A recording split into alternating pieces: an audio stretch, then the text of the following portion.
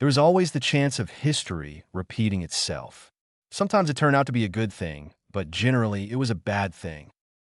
Hashira Masenju becoming friends with Madara Uchiha as one of those pivotal moments in time, even though neither of the two kids at the time knew what was going on. With Naruto Uzumaki meeting up with Sasuke Uchiha at the pier, it was just like old times where neither of the two knew what would become of one such meeting. Two kids were both going through a lot at the time, and their friendship might have never formed if it wasn't for the blonde-haired one out of the two to initiate the conversation. "Hey, you want to spar?" Naruto called out to Sasuke. Sasuke turned around. Recently, his elder brother had murdered the entire clan, and he had been having these feelings inside of him, just waiting to come out. The sound of a spar actually sounded quite good to the raven-haired boy as he thought about it. "All right," was all Sasuke said as he turned around and got into what he thought was the Uchiha clan taijutsu style. He hadn't actually even been taught it yet, so he was just going off of his memory from seeing his father do it once. Naruto, on the other hand, didn't know what to do. He didn't know a stance, but he knew just standing with his hands by his side wasn't going to be good enough. In the end, the blonde-haired boy decided that he was going to simply copy Sasuke and try his best from there. Naruto didn't have as much patience as the Uchiha, and thus it was he who charged first. As he was running, Naruto pulled back his left hand and planned on punching the living daylights out of Sasuke Uchiha. This was something that Sasuke didn't want to happen, as he knew that getting punched in the face would hurt a lot. As he watched the punch closely, Sasuke waited, and then right when he thought it was the right time, he moved to the side. Naruto's punch only barely managed to skim the t-shirt that Sasuke was wearing. This wasn't good enough in his opinion, though, as he followed it up by turning his body around and attempted to punch Sasuke with his other hand. Sasuke had a similar idea in that punching now would be the right course of action. The timing was so perfect that Naruto and Sasuke's respective fists collided with their intended target at the same time. The duo of aspiring ninja fell down onto the ground after getting hit for the first time. The pain was immense for the two 7-year-olds, but as they slowly got up to their haunches, they shared one look and the fight was back on like Donkey Kong. Naruto surprised Sasuke by charging from a crouch position and managed to tackle him back down to the ground. The scuffle ended with Naruto kneeling on top of Sasuke's stomach. Grinning as he thought he was going to win given the position that he was in, Naruto threw a right punch. What he didn't expect was for Sasuke to catch his wrist and prevent his knuckles connecting with his face. "Oh well, guess I'll try the left hand then," Naruto thought to himself before launching his left hand right Sasuke's face. Sasuke, however, had correctly guessed what Naruto was going to do, and in a feat of perception, managed to grab the left wrist of Naruto before it hit him. Now the duo of wannabe shinobi were locked in a stalemate. After a while of the stalemate, Sasuke figured out a way to break it. Using his knee, Sasuke raised it as powerfully as he could and managed to hit the back of Naruto. Naruto grunted at the pain when he felt something collide into his back. It wasn't enough to stop him, though, as he was determined to win the fight. Willing his muscles with all of his might, Naruto's hands slowly closed the distance to Sasuke's face and managed to hit him. It wasn't that hard, but it still hurt the 7-year-old Sasuke, as he hadn't ever taken a punch before today. As he didn't like the pain that he was feeling, Sasuke retaliated just like before and kneed Naruto in the back. Naruto realized that he was taking more damage than he was dishing out. Although he hadn't been at the academy long enough to learn strategy, he knew that this wasn't a good thing if he wanted to win the fight. As he leant back, Naruto rested on Sasuke's legs, so he didn't have any room to generate force when kneeing him. Sasuke, meanwhile, started panicking. He didn't know what to do as Naruto had just taken his only offense out of the game. Thankfully for him, though, he saw Naruto wobble in the slightest of movements trying to keep his balance. When he saw this, Sasuke grinned as he saw his chance to turn the tides on the fight. Rolling his hips and using his abdominal muscles whilst also attempting to throw Naruto to the side, Sasuke managed to flip Naruto off of his body. This was done so that both of them kids fighting were on the ground. Realizing what could happen if the other got into the position Naruto was in just a while ago, they both got up as quickly as possible. Sasuke was the first to get up, and he kicked out at Naruto. He didn't have good balance just yet, so he couldn't get the height on the kick that he would have liked, but Sasuke's kick managed to connect with Naruto's thigh. Ah! Naruto cried out in pain, but it seemed as if the look on his face turned to one of determination when this happened instead of agony. Naruto, in retaliation, gave his own kick, which connected with Sasuke's thigh. Not wanting to seem weak at the fact that he couldn't take what his opponent, Sasuke applied a determined look to his face before he gave another kick, this time with his other leg. When Naruto tried to return the dick measuring contest, Sasuke managed to break sweet and jump out of the way just in time. Naruto didn't like this one bit because as soon as his foot landed on the ground, he charged after Sasuke, wanting to punch him right in the kisser. This time around, Naruto connected with his haymaker, and it sent Sasuke a few steps back before he managed to correct his feet as he planted his foot down on the ground. Sasuke used the momentum he had and gave a punch back. He too managed to hit the desired target of Naruto's face. It seemed like whatever one did, the other wanted to copy them as Naruto stumbled back a few steps. Seeing this as a good opportunity to do some damage, Sasuke started running towards Naruto. The next punch hit, and unfortunately for the blonde-haired boy, Naruto didn't have the balance to stay on his feet. As he fell on his arse, Naruto had the presence of mind to focus on the fight instead of the pain he was feeling. Sasuke, meanwhile, was in the process of stomping Naruto, but the blonde managed to kick the back of Sasuke's only knee, which was on the ground. This maneuver caused Sasuke to fall to the ground, and he jolted his elbows when he used them as the first point of contact with the ground. As he got up, Naruto got up and stomped right on the lower back of Sasuke. Ah! He cried out as the pain from this was worse than any previously inflicted. Seeing that he had elicited a response from Sasuke, Naruto thought that he was on the verge of victory. Jumping in the air, Naruto used his hamstrings, so the first point of contact with whatever was beneath would be his kneecaps. At the last second, Sasuke barely managed to move out of the way, and this caused Naruto to take the full brunt of the shockwaves right at his kneecaps. Ow! Naruto complained as he got up off of the ground and rubbed his knees. When he looked up, he saw Sasuke there panting for breath. "I'm really glad that you agreed to spar with me, Sasuke," Naruto said with a big grin on his face. For the first time since the massacre, there was a smile on the face of Sasuke. Admittedly, he didn't think that this would be that fun. The surprise, though, was the fact that Naruto was, as far as he could tell, just as skilled as himself, and that made for a very interesting fight. "Yeah, so am I," Sasuke said as he responded to Naruto's statement. "How about we step it up a notch?" Naruto questioned, to which Sasuke had a look of shock on his face. He thought that they were going at top notch. He didn't think that there was another notch to go to. That being said, if there was another notch to go to, then he would do it. Because after all, how could he kill Itachi if he couldn't even beat Naruto? What Sasuke didn't know was that Naruto was bluffing. He was almost on his last legs, but he wanted to prove that he was capable of hanging with the class best up and coming ninja. After all, how could he become the best if he couldn't beat the best? Just like the start of the fight, Naruto charged head first at Sasuke, with his little legs carrying him just that little bit faster thanks to the adrenaline running through his body. Seeing what Naruto was trying to do, Sasuke planned on doing the same thing. He didn't know it, but he didn't think it would be this easy seeing what moves people were doing. Having dodged the attack of Naruto, Sasuke attempted to retaliate, but Naruto had seen this coming. It was all part of his plan, and he quickly followed up with a kick at Sasuke. When that didn't land, he continued on with an elbow and then a knee. Each attack was becoming progressively faster and faster. Dodge and block was what Sasuke had been doing, but there didn't seem to be an end to it as Naruto kept up the relentless pressure.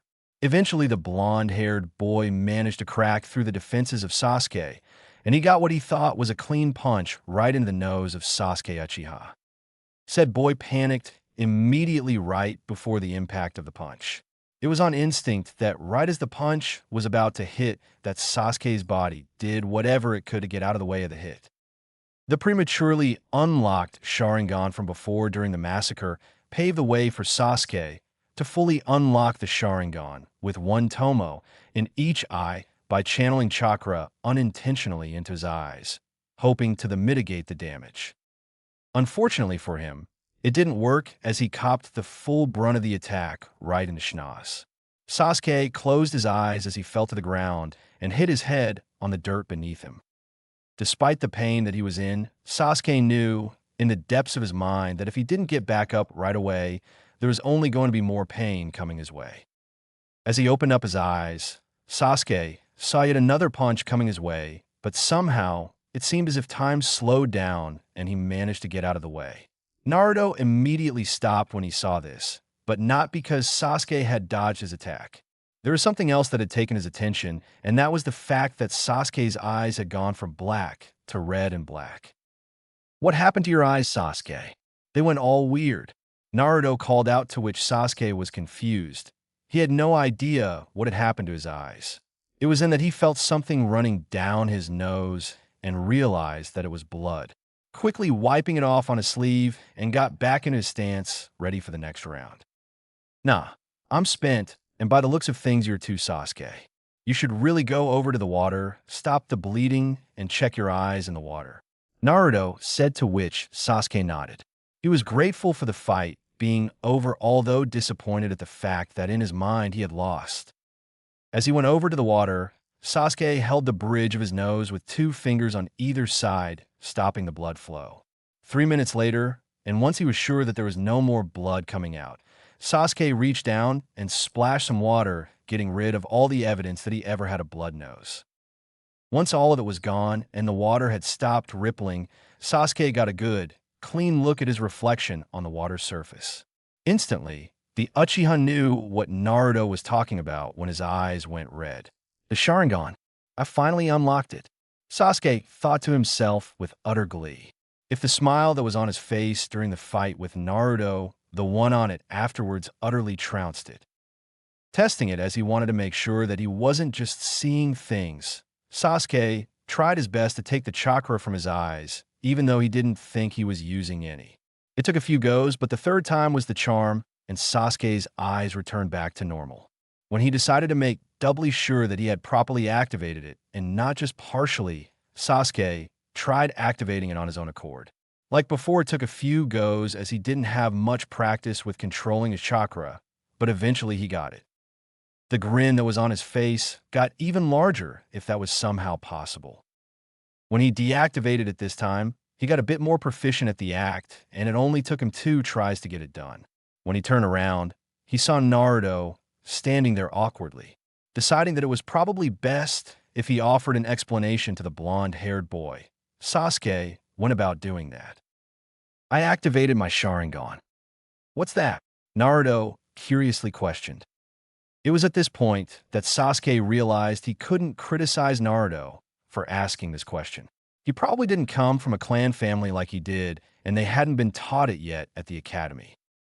Certain clans have special abilities passed down from mother to son. Our one is called the Sharingan, and it makes our eyes look like this. As Sasuke said this, he attempted to activate his Sharingan.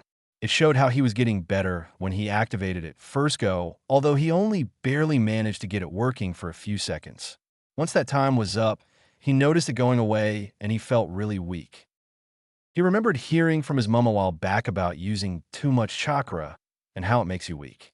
This is that then, Sasuke thought to himself. "Oh man, I wish I had some super cool thing like that. I'd be so awesome if I did." Sasuke didn't know how to respond when Naruto said this. Instead, there formed an awkward silence for a few minutes before Sasuke spoke up. And this time Sasuke had been thinking about how Naruto had managed to activate his Sharingan. He was under no illusions that if he hadn't accepted this fight, then it wouldn't have happened anytime soon. That was something he was very thankful for and wanted to properly thank the blonde-haired boy for. He also got benefits since he would get a training partner who would be at his level and also provide someone to help keep him motivated. If there was no one he could compare himself to, then he knew that eventually he would become less intense when it came to training.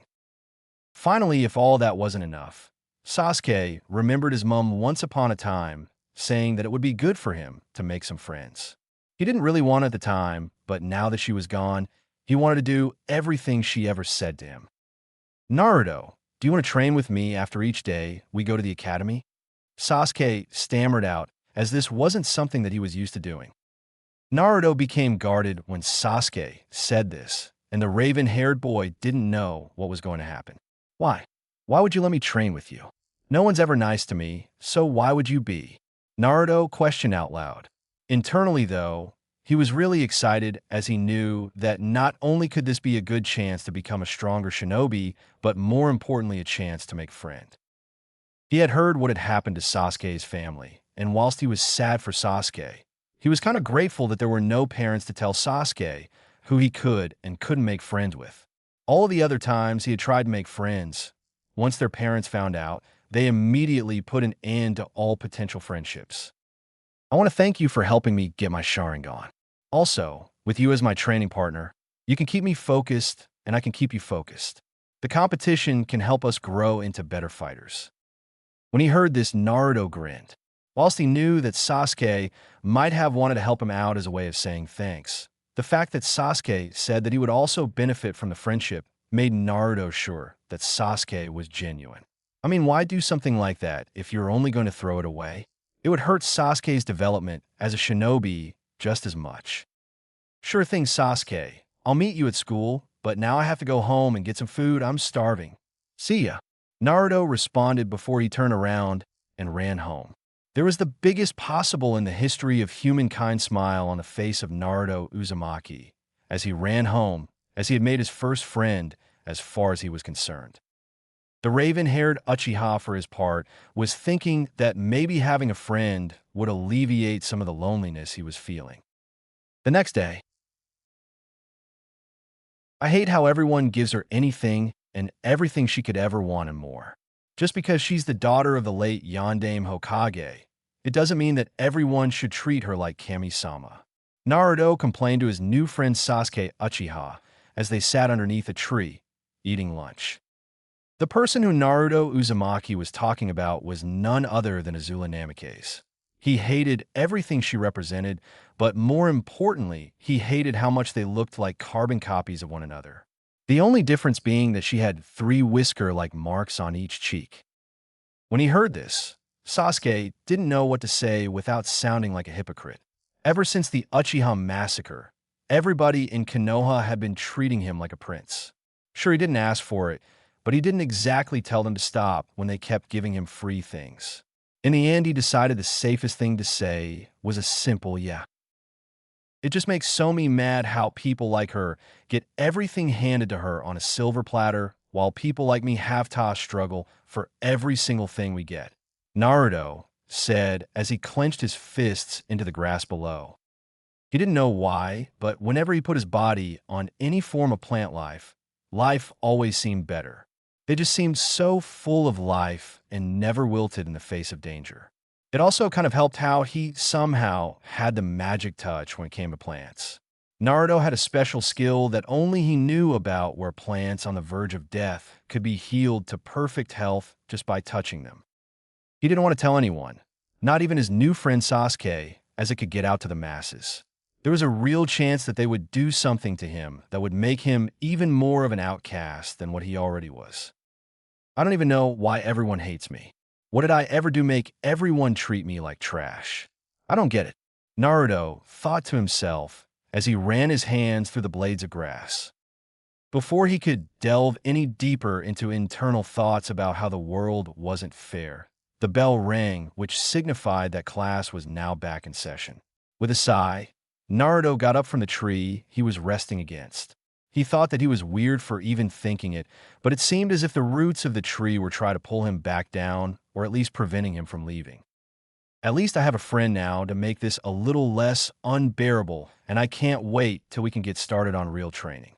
What Naruto and Sasuke didn't know was that the other was thinking the same thing at the same time. It was the start of a friendship between two people that would once again change the shape of the world that they lived in. The only difference between now and then, when it came to Sasuke Uchiha and Naruto Uzumaki, was the fact that last time, they were fighting on normal ground. This time around, they were fighting on top of the lake surface. They had only just recently managed to get the hang of water walking 2 weeks ago, but this newfound test for the two of them was something that Naruto and Sasuke were determined to master. There were a few occasions where there was the occasional slip up and loss of chakra control on the water surface, and this was a time where the other capitalized. They were both as good as each other, though, so in the end it worked out even. That was the thing. Throughout all of their spars with one another, Sasuke, Uchiha, and Naruto never had a clear-cut winner. Each of them ended with a stalemate where neither could go on. Even when more things got added onto the table like increased speed, power, and even weapons such as training swords, blunt shuriken, and kunai, they were still equals. It was something that pissed both of them off, but they knew that the other wasn't going to become worse, so that meant that they themselves had to become that much better. When Sasuke said having a training partner would push them, he didn't know how right he was. Admittedly, Sasuke knew that he wouldn't have been water walking at the age of 8 years old had it not been for Naruto. He would have learnt leaf floating just like the academy told him to do, and when he completed it first, which he would rest on his laurels thinking he was the best. I think it's time that we go to the next level of our training, Naruto. Sasuke commented once they reached the pier. Sure, but what's that? Naruto responded with a confused expression on his face. Well, I want to learn more Uchiha clan techniques. We were the strongest clan in history, so I want to become as strong as that. Sasuke said. Naruto didn't see anything wrong with that apart from the fact that it was unfair that he didn't have a clan to be like. It was then that he got an idea. All right, but only if I get to go through all your stuff on the Senju clan, Naruto said, and even though he knew he had no authority on this, he hoped that the Uchiha would allow him to anyway. Okay, why though? Sasuke questioned. There was a curious expression on his face. Well, the Uchiha clan had only one other clan which could rival them, and that was the Senju clan. If I want to be really strong, then I have to learn from the best. Sasuke took the comment that the Senju as an insult. Why not just learn from the Uchiha scrolls? Realizing that he could have possibly insulted his friend, Naruto followed up rectifying the situation. I can't learn much from the Uchiha clan since most of your stuff is based on the Sharingan, and I don't have it. The Senju clan, however, didn't have as many bloodlines, so all of their stuff is something that a person like me can use. Once Naruto explained his reasoning, Sasuke didn't see a problem with things. Oh, all right then, you can go through our library and you can use anything you find as long as you put it back once you're done with it. Sasuke said in an offhand manner.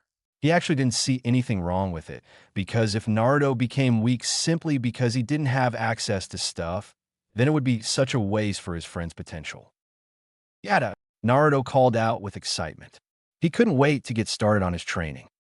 The next day, he was pretty spent from all of the training that he had done earlier in the morning, but Naruto was confident that he could make it throughout the day without any hassle. As he walked into the academy, he saw his friend sitting down next to the window seat. As he took his seat next to Sasuke, he heard a resigned sigh from two girls. Good. They remembered that they can't take my spot just because of some little crush they have on my friend. He remembered the time that they tried to boss him out of his seat. That didn't end well with Sasuke coming to his defense, even though he could have handled the situation himself as far as he was concerned. All right, class, today we're going to begin with some sparring practice. I would like for you to get out of your seats and follow me to the oval. Some of the girls and one guy named Shikamaru complained at this, but they all did what they were told and headed out to the field. Okay, class, the first fight will be between Kiba Inuzuka and Akashi Aikido. It wasn't a fair fight. Kiba completely outclassed the girl in every facet of the fight, and it was only half a minute into it that the instructor had to call an end to the fight. The next fight will be between Sasuke Uchiha and Choji Akimichi. Although Choji had training thanks to the fact that he came from clan, the gulf in class between Sasuke Uchiha and himself was just as big as the previous fight. In the previous fight, Kiba took the initiative to start the fight. Sasuke chose not to do that and had decided that the onus was up to his opponent to start the fight. Unfortunately, the rather plump child had issues with injuring people. He had hang-ups on hurting his comrades. Eventually, it took a bit of encouragement from his best friend Shikamaru for Choji to eventually get in the right mood for the fight. In a rather timid fashion, threw a punch aimed at Sasuke's face. This was the first time that Sasuke had sparred someone other than Naruto. To say the least, he was disappointed. The gulf in class between himself and Choji didn't matter all that much in his opinion. What he hated, though, was that his opponent didn't want to be there. Angry that his opponent wasn't taking this seriously, Sasuke dodged the punch at the last second, got inside the guard of Choji, and launched a jab to stomach. The raven-haired Uchiha followed this up with an uppercut to the exact same spot before finishing off the combination move by dropping his elbow on the bent over Choji's neck. He didn't move from the ground. When the teacher saw how just damage Sasuke had just done, he immediately rushed over to see if his student was okay. He was bleeding from the nose, but apart from that, the teacher couldn't see any more damage done.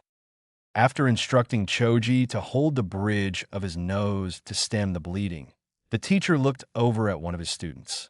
"Ino, I want you to take Choji to the nurse's office to make sure that there is nothing else wrong." "Okay, sensei," the girl said without question. Said girl was in a state of two minds, though. On one hand, she was sad to see her family friend hurt, but on the other, she had just witnessed her favorite Sasuke-kun doing something really cool. As all of this was happening, Sasuke walked over and stood next to his friend. "That was really boring. I bet that this is only going to be interesting when we fight each other. Even then, I don't see why we can't do it after school, where we can go all out instead of holding back." It was a testament to the friendship between the two, where Sasuke said more than 3 words a sentence. Naruto wholeheartedly agreed with him, though. Yeah, I mean, what's the point of going all out when it only takes a little bit of effort to be the best, in terms of the academy, that is? As far as he was concerned, the training that he did with Sasuke was much harder than what they did at school. This was the same place that was supposed to be preparing for the real world.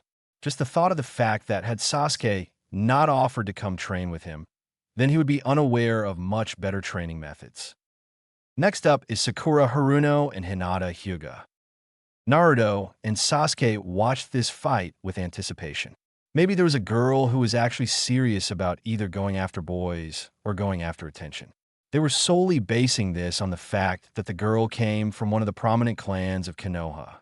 Unfortunately for them, their hopes were dashed when they saw just how timid and unwilling to fight the girl was. As it turned out, the last fight of the day was Naruto's. When he found out who he would be up against, he grinned. His opponent was none other than Konoha's spoiled princess, Azula Namikaze. Well, that was he referred to her as. Everyone else, barring his best friend, referred to her as Konoha's princess. With the two of them staring one another down, Azula took this as the chance to make a statement. "I'm going to become the first female Hokage Databayo." Naruto, on the other hand, wondered what the hell that this had to do with him. Instead, he just stared at the girl in front of him with a dumbfounded expression on his face. "Begin the fight." The second that the teacher said this, Naruto sprinted off from where he once stood right at Azula. The blonde-haired girl wasn't prepared for this, as she didn't think anyone would have the gall to hit her, since she was the princess. Naruto didn't have any hang-ups when it came to that, though, and he punched her right in the face. Bumbling back a few steps, Azula tried her best to mitigate the damage and get back into the stance that Ebisu-sensei had taught her. Azula raised her fists up to her head and blocked the next punch with her forearms. Seeing the defense she had, Naruto swept her legs out from underneath her, forcing the girl to land on her back. Thanks to experience fighting Sasuke constantly, he knew a position that was really hard to get out of. Jumping down, Naruto dropped his knee right into the abdomen of his opponent. Said opponent gasped for her breath as the hit winded her. Naruto switched his position, so he mounted Azula with one knee on either side of her hips. Not letting up, Naruto gave a quick jab, which went through the defenses of Azula and connected right with her jaw. The second punch with his stronger right arm was a hook, and thus delivered more power as he incorporated his back and chest muscles into the punch. Azula's arms hit the floor, her eyes rolled up into her head, and her legs went limp. It was obvious to the teacher that Azula Much to his surprise, had gone unconscious without even offering a single punch in defense. As he realized what was happening, and Naruto didn't seem like he intended to stop punching the unconscious form of Azula Namikaze, the Chunin Proctor quickly ran over, pushed Naruto off of the girl, and called the fight over. I have to go and deliver Azula to the infirmary. I'm ordering you to go back to your seats and wait for me to arrive, the teacher authoritatively stated to his students. Most of the students nodded at this and headed back to their seats inside the classroom. That was until 6 boys who had seen the damage that Naruto had done to their beloved princess all nodded at one another. Getting up in a group, they all stared directly at Naruto, who was looking the other way. Out of the corner of his eye, Sasuke saw the group of 6 heading towards his friends with looks that he didn't like. Naruto turned around. Hearing the voice of his best friend and that it was serious, Naruto instantly turned around. In all honesty, he wasn't that surprised with what he saw. Walk away, Sasuke. This doesn't concern you, the apparent leader of the group said in an attempt to take control over the situation. Despite the fact that he and Sasuke had been friends for just over a year, Naruto still had insecurities about the fact that friends would leave him. No, you're more than welcome to try and hurt my friend, but the second you attempt to fight him, I will join in and we will hurt you 1,000,000 times more than you could ever hurt us. Sasuke boldly claimed, to which Naruto smiled. Previously, he didn't know what it felt like to have someone watching your back, but he did now, and it was the greatest feeling in the world. The bully was a little put off by this speech, but looked around and saw that he still had his 5 friends beside him. Oh yeah, well we still have the numbers advantage, so we can beat them, he called out. It was then that there was a chant of fight, fight, fight, which one of the kids nearby started. Soon enough, everyone in the class surrounded the 8 ninjas in training in a circle, leaving them to fight in the pit. Sharing a look with his friends, all 6 of them charged at Naruto and Sasuke. Sasuke was tempted to use his Sharingan, but then he decided not to. If Naruto was going through this and he didn't have a Sharingan to use, then he wasn't going to be a cop-out and use his. Sasuke Uchiha jumped out of the way of the first attacker. Naruto, on the other hand, merely moved to the side and countered with a punch of his own. Said punch sent him stumbling back a few steps.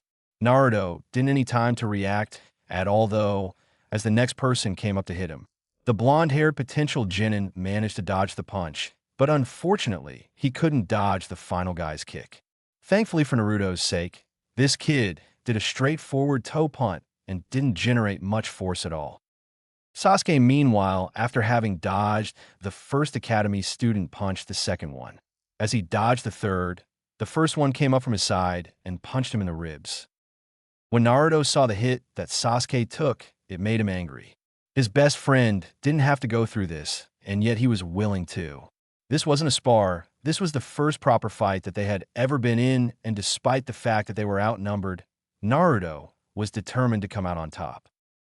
Remembering what he had just been reading up on using chakra to enhance your taijutsu, Naruto started channeling it into his limbs. As far as he was concerned, they felt really strong, almost like a rock, and yet they were really flexible and fluid. The feeling that he was getting wasn't something that he was going to complain about, and Naruto gave his own kickback to the person who kicked him. The difference, though, was that Naruto also used his hamstrings, glutes, and hip flexor muscles to generate a whole lot more force. The speed in which his whole entire body moved was also faster thanks to the chakra running through his muscles. This meant that when the ankle connected with the hip bone of his enemy, a substantial amount of damage had been done, so much so that he dropped to the ground, clutching at his stomach. Sasuke noticed what Naruto did and how that helped him. In a split second, he decided to do the same. The feeling going throughout his body was euphoric in the sense that he felt as if he was a lot faster, stronger, and even had much better reflexes. As he saw the second attack coming straight for his ribs, Sasuke dodged it and headed for one of the other ninjas in training who wasn't paying 100% attention. This was all Sasuke needed as he gave a powerful punch right into the kid's jaw, which sent him straight to the ground. When one of the other bullies saw the damage that had been done to his friend, he got nervous. That being said, though, what would happen if he backed out now would be far worse than taking a punch or two right now. With that in mind, the ninja to be went to punch Naruto. Unfortunately, Naruto, with his muscles incredibly limber like bamboo, and dodged the attack. Springing on his foot, Naruto did a back flip over the one of the bullies. As he stood right behind his enemy, Naruto cracked the guy in the back of the head. He fell flat on his face. One down, five to go, Naruto said with a look of the utmost of confidence on his face. Sasuke wasn't happy when he heard this. It meant that Naruto had succeeded him in terms of the time it took to beat his opponents. Seeing this as a competition from now on, Sasuke sped off to his next target and kicked him high up on the arm. The raven-haired Uchiha quickly followed this up with a punch to the face, powerful enough to knock him down to the ground. Two down, four to go, Sasuke said in a bland tone of voice. It was almost as if this was as simple as a run in the park. As this was happening, Naruto had maneuvered himself to a point where he gave one of his opponents an uppercut right into the stomach. With the child bent over his fist, Naruto gave a rather brutal jumping knee kick to his face. There was enough power in the attack that when it connected with the jaw of the enemy, there was a cracking sound and also flung him powerfully to land the back of his head first into the ground. Three down, three to go. It was at this point that the leader of the group of bullies realized just what he had gotten himself into. It was clear to him that if they could win when they had 3 times the people, they wouldn't win now that half of their numbers had been reduced. Thankfully for the bully, it was at this time that the teacher arrived from having sending Azula to the infirmary. Much to his shock, when he went into his classroom, none of them were there. Wondering what could have possibly happened, the teacher went back to where he last remembered seeing his students. When he got outside, he found all of them circulating around something. This better not be a fight when I wasn't here to supervise it. They'll have my head for this. What is going on here? The teacher questioned loud enough so that he stopped everything that was going on. When he got a good look at things, he saw that there had indeed been a fight going on. When he saw that it was the pariah of the village, he knew that Naruto had done something wrong. This fight is over. Yoshida, you and your friends, take the injured to the infirmary. I will deal with you 6 later. Once the teacher made sure that this happened, he turned to his other students. Now I will escort all of you back to our classroom. Do not try to start something, or there will be very severe punishments. Do I make myself clear? When the response that he got wasn't the one that he wanted, the teacher made sure to repeat himself until he got the right one. Yes, sensei. Once all of the students were sitting in the classroom, the teacher went to the front of the desk. Naruto and Sasuke, you will be coming with me to the principal's office to sort this out. As he said this, the teacher created a shadow clone to watch over his class whilst he handled the 2 troublemakers. They took their time, but eventually Naruto and Sasuke made their way to the front of the class. As they followed their teacher, they shared a look and knew that despite what would happen, they didn't regret for a second doing what they did. Having seen it in TV shows that he got to watch when passing a store, Naruto offered his hand out in a closed fist. Sasuke didn't know what to make of it until he too remembered something that he had seen a few shinobi in his clan do before their passing. It was at this moment that the fist bump between Naruto Uzumaki and Sasuke Uchiha started. With the principal. It's been an honor finalizing the academy curriculum for the next 4 years with you, Hokage-sama, the principal said whilst bowing to the revered old man. Oh, it's not that big of a deal, Kori-senha. The academy isn't changing, so it didn't take that long at all to go through everything, the Hokage said in a jovial fashion. Before the principal could continue on any further, there was a knock on the door. Grumbling as he didn't want to be interrupted with the meeting, the principal looked over to the Hokage. When he saw a nod, the man asked who it was. Sir, it is me, Higurashi. I have 2 students who started a fight with 6 other pupils. I'd like to bring them here for questioning with you, so that we could decide on an appropriate punishment, Higurashi said, to which the principal held his head in his hand. Actually, I'd like to see this if you don't mind me, Hiruzen Sarutobi stated to his subordinate. Admittedly, he didn't want to sort this out but because the Hokage was here and wanted it to be done, his hands were tied. Okay, then Higurashi, send them in and return to your class. Once everything is sorted out here, I will send these troublesome students back to your class personally. Thank you, Korisama. Right away, Korisama. Higurashi said as he opened the door and sent the two children into the principal's office. When the two kids walked into the room, Hiruzen Sarutobi almost choked on his own spit. Right there in front of him was replica of a young Minato Namikaze. Quickly schooling his features, Sarutobi turned to the principal. It's been great talking to you, Kori-sen. I've just realized other important matters to attend to. Hiruzen called out and disappeared in a shunshin before the principal of the academy could even say goodbye. What none of the people in the room didn't know was that Hiruzen Sarutobi had chosen to remain nearby, although under a jutsu, which none of the people in the room would be able to detect him using. When he was sure that his jutsu was activated, Hiruzen started reminiscing over past decisions that he had made. A lot of them he was not proud to have made, but he thought that in all honesty, every one of them were made with the majority of Konoha's best interests at heart. The same could be said for Azula Namikaze and Naruto Uzumaki. The first time he found out that Kushina Uzumaki was carrying twins was when she gave birth during the Kyuubi attack. He had no idea that she was carrying two children inside of her until he saw her dying right before her eyes. What was interesting, though, was that when he found out that Minato had split the chakra of the Kyuubi into two halves, he expected each baby to have one of those halves. He didn't expect for Minato to take one to the grave with him and leave the yang chakra for his daughter. This caused a lot of potential headaches, and Hiruzen knew that things would be much easier if Naruto had one half and Azula had the other. It created a whole host of problems. Would Konoha as a whole vindicate the Jinchuriki child, causing her to hate the village and leave? That simply wasn't an option. Would it cause everyone to treat Naruto like shit, causing the son of the Yondaime Hokage to go to a different village and recreate the clan in another village's name? Add to that the possibility of Azula siding with her brother and leaving the village. Hiruzen was a very realistic person. Of course, he wanted for Naruto and Azula to be together with everything being fine and dandy. That, though, was a pipe dream, and he would be an absolute fool for planning for something to go wrong, which always seemed to happen.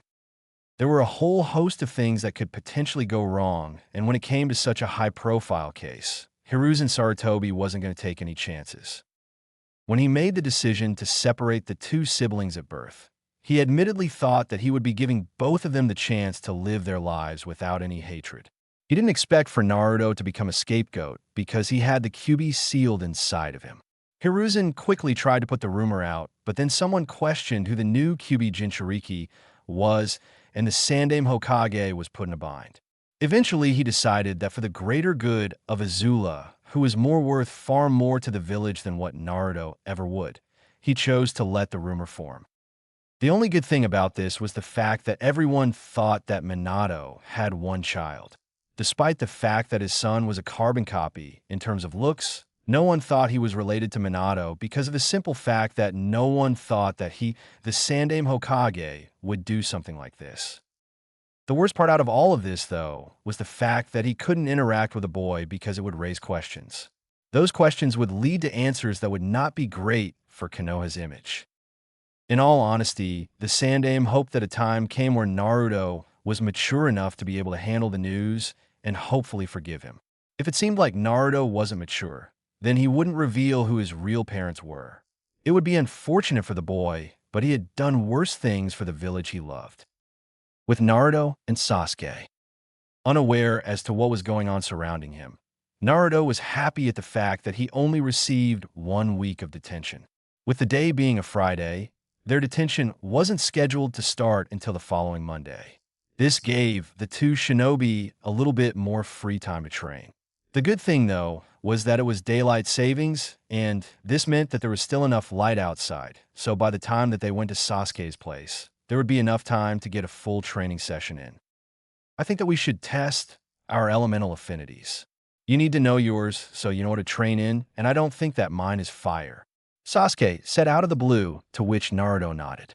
He wasn't not complaining for a second, as this would open up a whole new range of things that he could train to become a better shinobi at. When they got to Sasuke's house, the duo of aspiring shinobi made their way to the library. Inside the place they found where the chakra paper was located. All right, here goes nothing, Sasuke said out loud as he channeled chakra into the paper. It turned out that he was both incorrect and correct at the same time. When he thought that fire wasn't his affinity, Sasuke was partially right. As it turned out, the Uchiha clan heir had a disposition to lightning-based techniques, but what surprised him was that his paper started to catch fire after a few seconds. So, I have a dual affinity. I guess that's a good thing, Sasuke said, and immediately Naruto felt hard done by. It seemed like Sasuke got everything as far as he was concerned. He had the special bloodline, and now he had 2 chakra affinities, which was unheard of for someone so young. Is it too much to ask for something? Naruto questioned internally. He knew that it would take double the effort that to beat Sasuke if he had nothing, and Sasuke had a few shortcuts, and Naruto knew that he wouldn't be able to double his work ethic in comparison to his best friend. Channeling chakra into the paper, Naruto and Sasuke, who was watching with avid interest, were incredibly confused.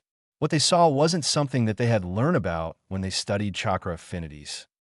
I take it you're just as confused as me, Naruto questioned, and he got a nod in response. In his hand was nothing like the diagrams in the books he had read. In his hand was a similar substance to powder, but he knew that it wasn't that. It was too coarse to be a powder, and generally most powders were white. This one was an orangey brown. Well, this is just great, Naruto lamented in frustration. Eventually, when something good came his way, it seemed like he had to take 2 steps back before making 3 forward. How the hell am I supposed to use this information? As it turned out, that powdery-like substance was not in fact powder like Naruto had first thought. With the substance in his hand, Naruto went over to the nearest person and asked what it was. Luckily for Naruto, he got an answer on his first go.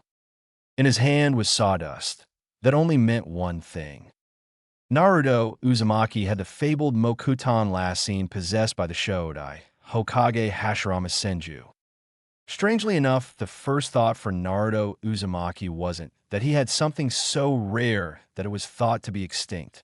The first thought inside the mind of the blonde-haired boy was that he wasn't Naruto Uzumaki. He was Naruto Senju. If he had the Mokuton bloodline limit, then that meant that he was related to Senju clan. He didn't know how. He didn't particularly care at the moment, because he was happy at the fact that he finally had a family with proof.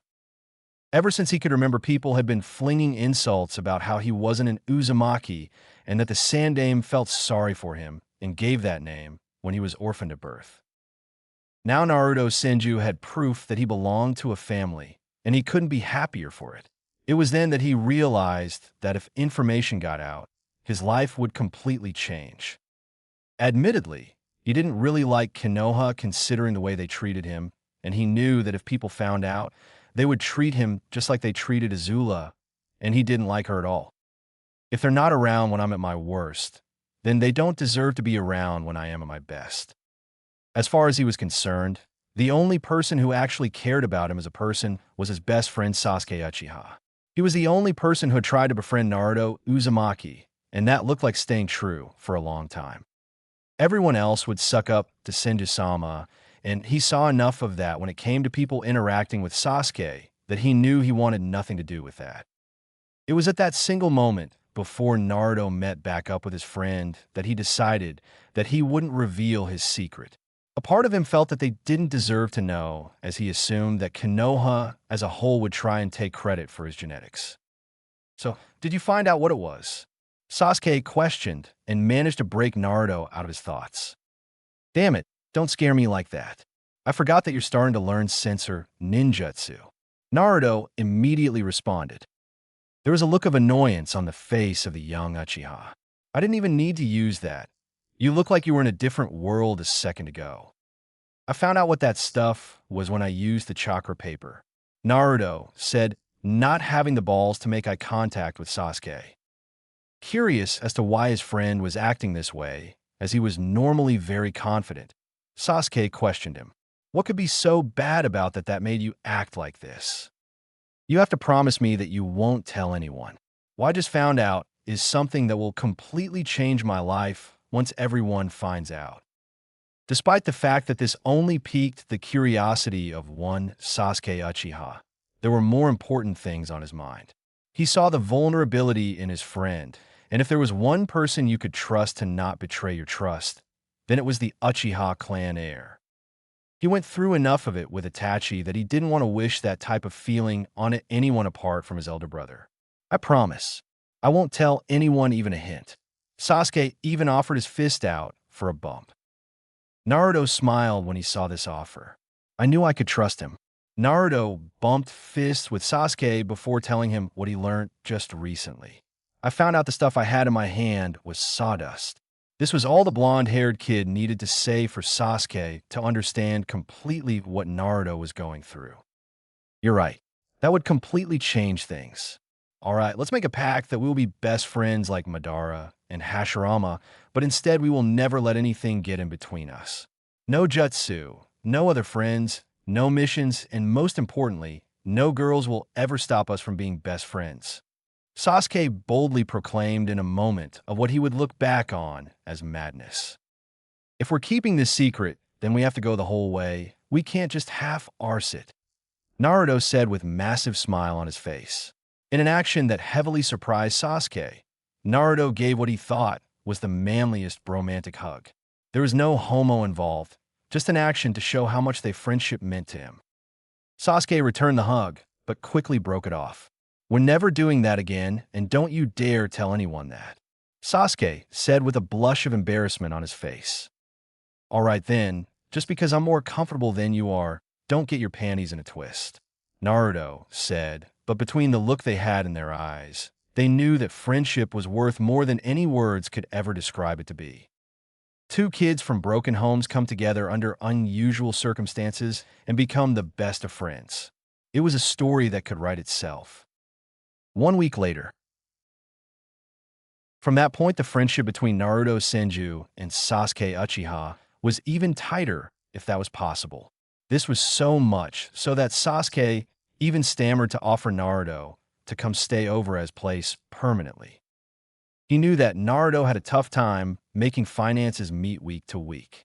He also knew that if the two of them lived together, then it would allow for much easier living when they shared responsibilities. The fact that it would give Naruto an extra 150 Ryo a week on spending money was a godsend for Naruto. He would now be able to buy proper food instead of the cheapest stuff he could find. All right, time to train, Naruto said as he and Sasuke got home from school. The raven-haired Uchiha nodded. I will be reading up on right-on manipulation and attempting that. Which element have you chosen to try first? Well, since your two elements are offensive, I've decided that I'm going to start learning a defensive one first to balance each other out. Naruto replied. Sasuke nodded. He could see how much this would benefit them when it came to fighting. So, you're going to learn Doton, huh? Sasuke questioned, to which Naruto nodded. Yeah, hopefully I can learn it quick enough to get on a water ninjutsu, because being able to use it like the night aim would be really cool. 6 months later. With 6 months having passed since Naruto found out that he had the Mokuton bloodline limit, things couldn't be better. Ever since he had moved in with Sasuke, Naruto had been loving life. Most of his free time outside of training was learning about anything and everything that revolved around his newfound family.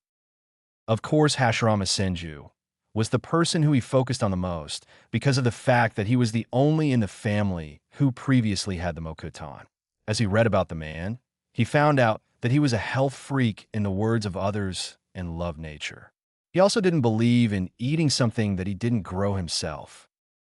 That was another benefit that Naruto found out reading about his ancestor, was that he had the ability to perfectly grow any type of flower, weed, vegetable, or fruit as long as he had the seeds necessary for it.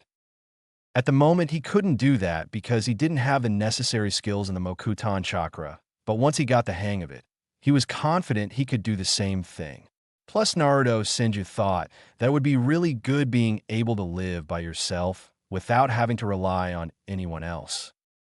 This newfound interest in produce and nature made Naruto interest in cooking past the point of ingesting stuff to stop the hunger pains. He wanted to use the freshest ingredients as, according to Hashirama, they were the best for you and the best tasting ones.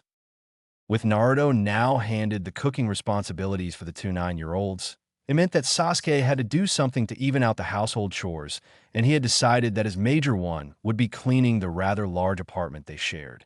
It also happened to help, considering the fact that Naruto quickly found out that Sasuke Uchiha was the biggest neat freak that the world had ever seen. Anything that was even slightly out of place for a second would be put back into its rightful place. The slightest speck of dust would be seen thanks to his Sharingan, and thus gotten rid of. XXX. Class had just finished for the week, and it was now time for Naruto to do the weekly shop.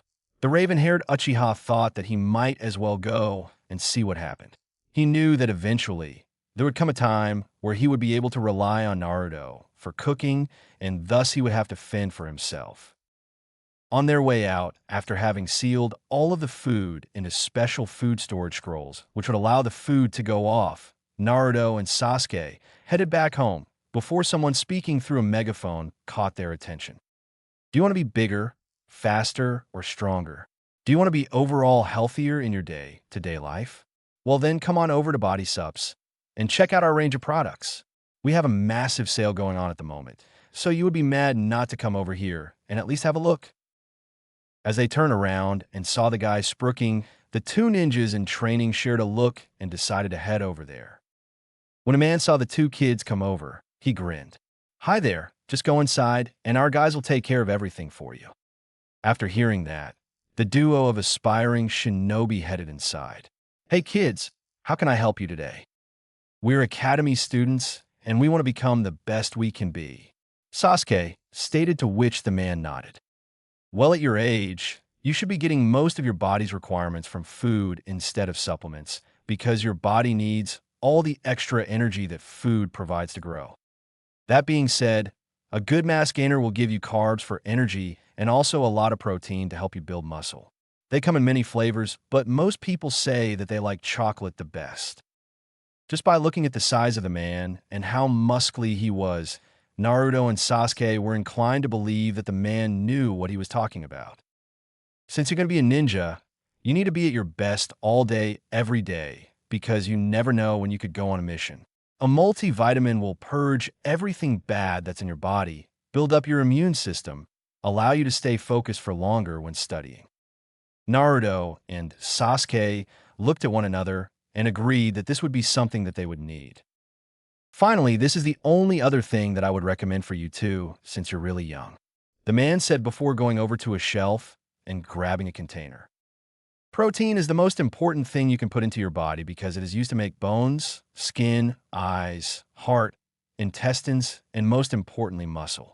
That is why you need these branched-chain amino acids. Once he saw that he had a nod showing that they understood what he was talking about, the guy continued on. What this does is that breaks down the protein to everything your body needs it for much better. This means that you build muscle faster and you also recover from workouts quicker, allowing you to train more often. I get a flavorless one of these, so you can put this and protein in the same drink to make it easier for yourselves. The second that they heard the second last part about being able to train, more sold Naruto and Sasuke. "All right, we'll take the largest sizes you have of all three," Sasuke stated, and he saw the man's eyes light up. "Sure thing, kids. If there's any problems with them, feel free to come back, and we can swap them for something else," the massively muscled man stated, to which Sasuke nodded. If these things do what he said, they would then, the only time I will be coming back will be to get more of them. The next morning, Naruto didn't really feel all that different after having taken the stuff that they bought the day before when he woke up. After rubbing the sleep out of his eyes, Naruto headed for the toilet. After pulling his pants down his waist a little bit and getting all set, Naruto started peeing into the toilet. He was still half asleep, so it took him a while to realize what was going on.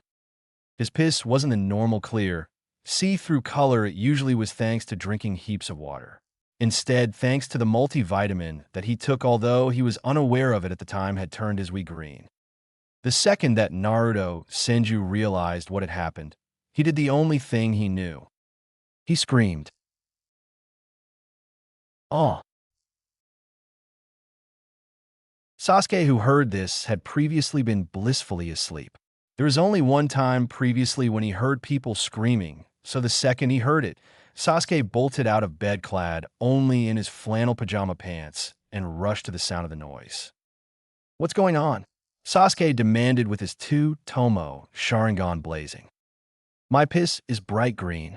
Naruto, still in hysterics, shouted, not even realizing how nervous Sasuke had been. It took a few seconds for Sasuke to process this information, but once he did, there was only one viable option. He fell on the floor and started laughing hysterically.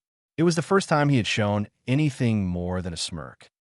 Once Naruto realized that his friend didn't care one bit about the situation he was in, he had a sour expression on his face. "Glad to know I can become a court jester if being a shinobi doesn't work out," Naruto muttered loud enough for Sasuke to hear. This only sent the raven-haired boy off in another fit of laughter.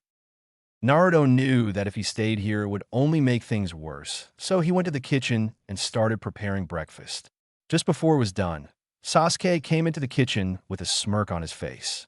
"Don't you dare say anything," Naruto threatened with a scowl on his face. This only seemed to make the smirk become even bigger if it was at all possible. At the academy. Unfortunately for Naruto, the expression on the face of Sasuke did not go away. This was despite the fact that it was already lunchtime and Sasuke had no plans on letting him live it down. Fast forward to sitting down at their spot, Naruto decided that he might as well try something that had been on his mind. He had a tomato seed in his hand. He was trying solely because his best friend's favorite dishes were anything tomato-based. If he managed to have a tomato plant at the academy, then Sasuke would be happy, and if Naruto could make those around him happy, then he would be. As he planted it in the ground and covered it up with the nearby dirt, Naruto poured some water out of his drink bottle onto the ground. After making sure that no one was looking, Naruto started channeling chakra into the ground. Immediately, Naruto noticed the chance as grass started growing round the dirt at a rapid rate. More importantly, though, as far as Naruto was concerned, a stalk started appearing out from the grass. When leaves started to appear, Naruto grinned. Nudging Sasuke with his elbow, Naruto turned his attention back to the ground in front of him. Turning around when his blonde hair nudged him, Sasuke watched how the leaves started off creating buds which developed into flowers and finally finished with a bright red, delicious-looking fruit. All of this happened right in front of his very eyes, and he was amazed by it. There were 2 fruits on the tree, and once he was done, Naruto picked one for each of them. "Cheers," Naruto offered. With time, he would realize that this was something that is only done with drinks, but right now, he couldn't care less. "These are really good," Sasuke commented after having his first bite. "You could easily sell these. I would buy them in a heartbeat," the Uchiha clan member said, licking the jutsus off his lips. "Yes, I definitely made the right decision in getting you to live with me," Sasuke said to himself, and as he said this, he didn't realize that there was a massive grin on the face of Naruto. "Really, you think so? I should probably try other fruits first before doing that." "Why? Cost would be next to nothing, and you could charge a premium price since the quality is so good, meaning that you would be raking it in. And there are certain fruits that are seasonal where you can just grow them whenever you want." "You're right, this could be the start of something great. I just have to finish learning the wood clone jutsu, so that the clone can be doing that, and I can be training or at the academy," Naruto replied, and Sasuke nodded at that. "Can I hang out with you guys?" a bubbly voice questioned to the 2 ninjas in training. When the duo looked up, they noticed that it was none other than Azula Namikaze. "No," Naruto replied in an instant. Shocked when she heard this answer, as she hadn't ever heard someone say no to her, Azula stomped the ground. "What? Why not?" "Well, I thought that you could use some friends. I mean, you only hang out with each other, and only having one friend is pretty bad." The words that came out of Azula's mouth were the first ones that entered her mind. Sasuke looked up at the girl. She honestly thought that she was doing them a favor by allowing them to be her friends? Go back to your so-called friends who don't like you and only pretend to so that they can get close to the Yondaime Hokage's daughter. If she's going to be a bitch to me, then I've got no problem being an absolute meanbag. This was the first time that anyone had ever said anything bad to the princess of Konoha. What did she do? She ran away with tears forming in her eyes, hoping that no one would see her. Neither Sasuke or Naruto felt that what they had done was wrong. As far as they were concerned, they knocked the giant ego of Azula down a peg or two. I needed the toilet, sensei. Naruto called out in the middle of the class. Very well, Naruto. Just make sure you're back in time to get these notes down, as there will be no more copies of them later on. Irika, the new teacher, told his student, who nodded. As he made his way down the hall and took the first right, he saw the door to the principal's office open. Wondering what was going on since the door was slightly open, Naruto decided to see if there was anything interesting going on. What are we going to do about team selections for the upcoming graduation, Korisama? One of the teachers questioned his boss. Just do what we always do. Pair up the Rookie of the Year with Kunoichi of the Year and the worst performing student. Rookie of the Year is guaranteed to pass the final exam. From what I've read of this class, there aren't going to be many ready-made graduates, so pair the clan kids in one team, and that will be the quota of at least 3 teams for the year. The rest who graduate will get sent back for remedial classes, and if that fails, then they can go and join the conscripts or pay for their tuition and become a civilian. Having heard enough of what he needed to, Naruto quickly went to the toilet and then headed back to his class. With the academy over for yet another day, Naruto and Sasuke were greeted with the presence of Konoha's princess. Hey, I'm Naruto and Sasuke. I'd just like to say sorry for what I said before, Azula said, her eyes still a little bit red from the earlier waterworks. Okay, Naruto said before turning back around with the plans of what he was going to be doing later on. Assuming that the conversation was over, Sasuke turned around as well and started heading home. Wait, Azula screamed. I really want you to be my friends. My dream is to become the first female Hokage, and you guys are really strong, Azula said, and once again the 2 boys didn't like what she had said. We're not just some toy that you can use, and once you get the enjoyment, ditch us and go on to the next person you find. Unlike you, we actually value our friendships, Naruto said to the girl before turning around, leaving the girl standing there in shock. This was the first time that there was someone out there who treated her like an actual person instead of the daughter of the Yondaime Hokage. Now she really wanted to be their friend, and she was being completely honest. The only problem was that she thought that she had screwed it up, lost her chance for some real friends. Hey there, how can I help you today? A would clone of Naruto, Senju questioned to the next in line. Yes, can I just get these, thanks? A middle-aged woman said, to which Naruto nodded. Sure thing. So how's your day been today? Naruto questioned, pretending to care about his customer's life under the pretense of giving good customer service. Oh, really busy, and I love whatever it is you do for your apples. If I went to a hospital, they would probably diagnose me with a chronic addiction for any fruit that you sell, the woman said with a massive smile on her face. Ha ha, thank you for that. It's really nice to know people love the food and aren't just getting it out of necessity, Naruto replied with a beaming smile across his face. The dedication that you have at such an age is amazing. I know you're going to go places, young man. Thank you for your kind words and have a nice day, Naruto said when he was finished counting the prices for the fruit and vegetables that the lady had purchased. You wouldn't be saying that if I wasn't under this hinge, though, would you? Naruto thought to himself. Once word got out around the village that he had beaten up the princess of Konoha during a spar, things only seemed to get worse for the blonde-haired boy. What started off as dislike quickly turned into utter hatred for one Naruto Uzumaki. Anything bad that happened to Azula was a cardinal sin in the eyes of the village hidden in the leaves. They didn't even bother to hide it when he was with his friend, the clan heir of the Uchiha clan. It opened up the eyes of Sasuke to what his friend really went through. It made the Uchiha sick to his stomach, and he hated how justified people felt for abusing his friend. The opinion of Konoha had gone down a lot in his eyes. When he compared the treatment they gave to someone they could get something out of like himself, and Azula compared to Naruto, who offered them nothing. After a while, his opinion fell to the same level which Naruto held his of Konoha, not that high at all. As far as Naruto was concerned, there were only two reasons why he was still in the village.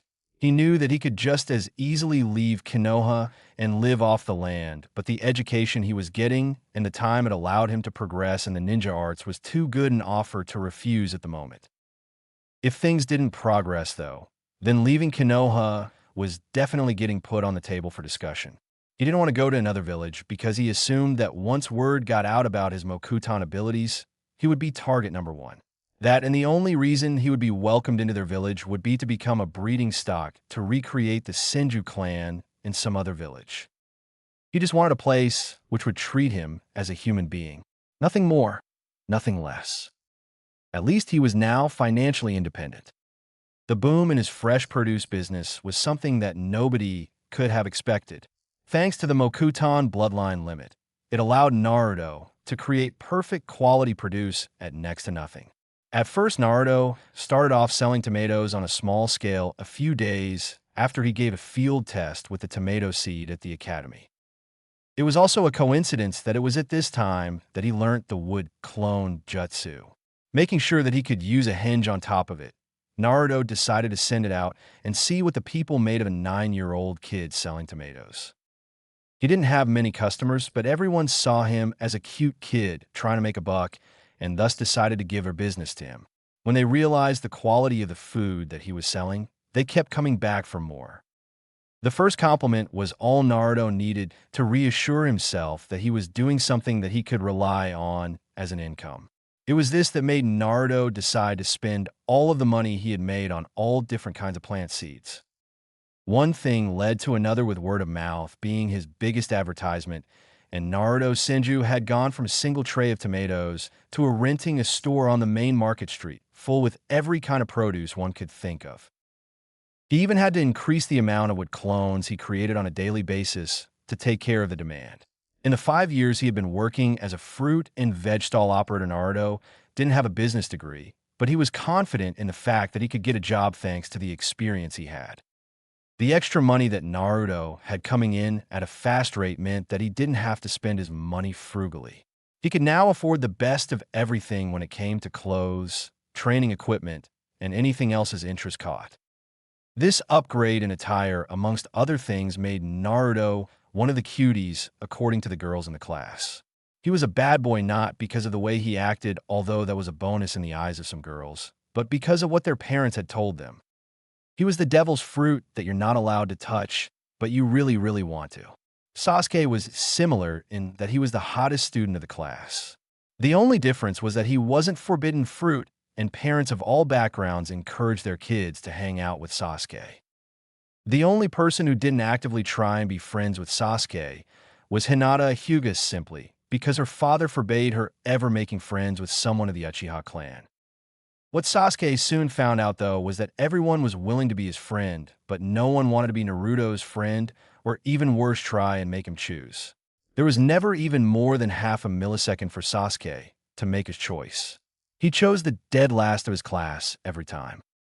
There was actually a heated discussion between the two. When Naruto had dropped the news on how teams were formed, Sasuke immediately offered to be the person to tank his scores.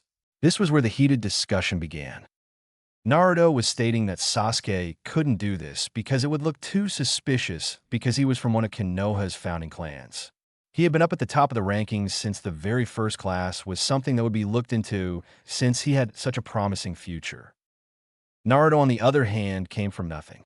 He was a kid who by all reports got lucky, scored well on his first test, and had a few good resulting tests. There were many cases where promising kids from broken homes lost the motivation or got caught up in the commotion surrounding their own hype and fell off the radar. There was a very real possibility for Naruto to do just that. He even had a ready-made excuse in how all of the verbal, psychological, and emotional abuse caused him to not try as hard, because he knew that no one would ever change their opinion on him.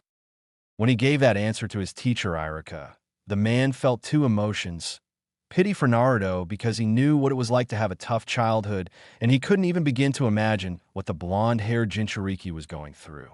The other was pure, unadulterated rage at Konoha for the fact that due to their prejudice, which he admittedly had joined in before he met the kid, but that was beside the point. It wasn't as if he associated with Naruto outside of the classroom, but once he got to know the boy due to teaching him, he knew that the kid wasn't the QB reincarnated, as some like to say. He was just a quiet boy who kept to himself and only had fun when he was with his best friend Sasuke Uchiha. He didn't deserve the stigma that he had been given. Maybe if people got to see the real him, then they would change their opinions of him. Well, that was one lowly nondescript Chunin Irika Yumino thought of the situation anyway. XXX. No, I don't like either of them. How many times do I have to say to get you to stop saying it? Azula replied, with an embarrassing look on her face. No matter how many times her friend Ino Yamanaka had asked this question, her answer would always be the same. How could you not like Sasuke-kun? I mean, I can kind of get why you don't like Naruto, since he looks so much like your dad and isn't all that strong, but Sasuke is none of that. The pale blonde-haired girl said with an unashamed fangirl stare at her crush. She knew that Naruto looked like an almost carbon copy, and it was a surprise that not as many people commented on it in her opinion. Well, then why do you stare at them so much? Ino questioned in an inquisitive tone of voice. Because there's something about them that's unique. They're not like everybody else who sucks up and tries to kiss my ass. I want to know why that is, and once I find out, then I'll stop being curious about them. Azula said, getting on the defensive about the situation. Uh-huh, so you admit that you're interested in both of them, the Yamanaka girl said with a triumphant grin on her face. That was the closest she was going to get as a confirmation for her best friend. Yes, Azula stated emphatically. It was then that she realized what she had said and how it could be interpreted, but not like that. Azula quickly amended her statement, but she could not stop the giggling coming from Ino. Ino-san, Azula-san, could you please stop your kerfuffling and get serious? This is an important day for everyone in the classroom, as today is the day where you will begin your final test to become a genin and enter the Konoha Defense Force. Once they heard these words, Ino, Azula, and everyone else in the room stopped what they were doing and paid attention to the teacher. The first exercise we will be doing for today will be the written exam. Now I know a lot of you don't want to do this, but it is mandatory. Would you rather do it now and get it out of the way, or do it at the end once you have used all of your energy on everything else? Irika questioned to the kids, and not a single one of them spoke up in favor for the latter. Good. Now here you go. Here are your test papers, and there will be a 45-minute time limit on them. You will not be allowed to talk, there will be no cheating, and if you are caught, you will be immediately disqualified. After having given his ultimatum and seeing the expressions on the students' faces, Mr. Yumino went about handing out the papers and pencils to his students. 45 minutes later. Okay, kids, put down the pencils and finish what you're writing down. If there is anything left out, that is your problem for not completing it on time. He hated being strict with his students, but it was a part of the job. He would much rather be strict to them now than have to attend their funeral a few months later. Leave all of the papers on the desk and head out to the kunai and shuriken ranges where we will be testing still and moving targets. I will be out shortly after having picked up your tests. Irika said, and the students did what they were told. Once they were outside, Irika got his clipboard and called the students one by one out for testing purposes. When it came up to Naruto's turn to try, Irika couldn't help but feel disappointed in the kid. Even though he had no attachment to him outside of being his teacher, he thought that the kid had the potential to go on and be so much greater than what he was showing now. He had the potential to be really great as far as Irika was concerned.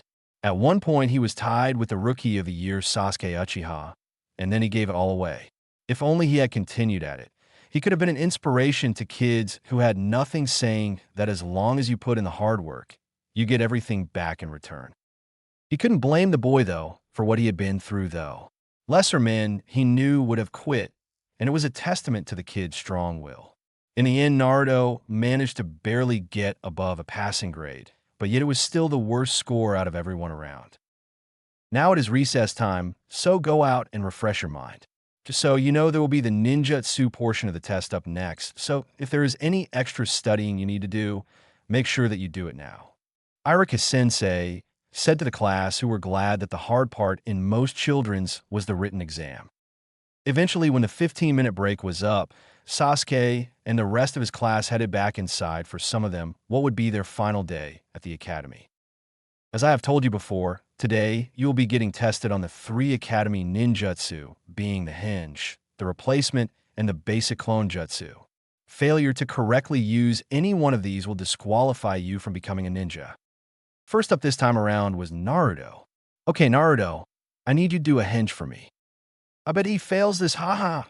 The same kid that Naruto had fought several years ago had shouted out much to the class amusement. Naruto, for his part, ignored the personal attack and got down to business. It was pretty damn hard doing something barely right when he was so used to doing it perfectly. For his choice, Naruto had gone the easy route and selected his sensei Irika for the hinge. The ponytail was a bit too long and the scar across the bridge of his nose was a bit small, but apart from that, it was passable. All right, Naruto, you have completed the hinge test. Get to the back of the line so the next person can perform. Naruto offered a smile to show thanks and did what he was told. When it came to Sasuke's time, he applied a small amount of killing intent so that everything in the room went quiet. Wow, Sasuke is going to become something special, I'm sure of it. Irika thought to himself because as far as he was concerned, he was the only one who noticed what the Uchiha had just done. When he used his hinge and transformed into one of the founders of Konoha. Every minute detail was inch perfect, even to the 3 Tomo Sharingan in the eye sockets of Madara Uchiha. Irika could easily see why this was arguably the most feared man in all of history, just from looking at a hinge of him. He hated to think as to what it would be like to meet the real deal. Very well done, Sasuke-san. Please, if you wouldn't mind, can you please get rid of the jutsu and head back to the end of the line? In a cloud of smoke, Madara was gone, and in his place was young Sasuke. Every girl thought that what he had done was really cool. The look on his face. Naruto muttered under his breath with a smirk on his face once Sasuke got behind him. Eventually, it came their turn to do the clone jutsu. Since Naruto was the first to do the hinge, he was also first for the bunshin. It was pretty shoddy, but it was done with enough skill to be passable. Of course, he would have loved to have shown off and done the jutsu perfectly, but that was out of the question. After all the effort he had put into tanking his academic records over the past 4 years, Naruto had gone too far to throw it all away with one display of skill. He could do that once he graduated, but not now. Still, it pissed him off all of the attention Sasuke got when he was just as good. The only jutsu that he did good as far as Irika was concerned was the replacement. It also happened to be widely considered the easiest of the 3, but the man didn't hesitate to compliment Naruto for a job well done. With all of the ninjutsu testing out of the way, it was now time for the taijutsu sparring. Considering the way he had done in his previous tests, he allowed himself some leeway in that he could win his taijutsu spar and still be considered the worst shinobi to graduate. Now, class, it's lunchtime, so you have a 45-minute break before we will begin the final test, which is the taijutsu sparring. Once that is completed, you will have another break where you will be still required to stay within the academy grounds.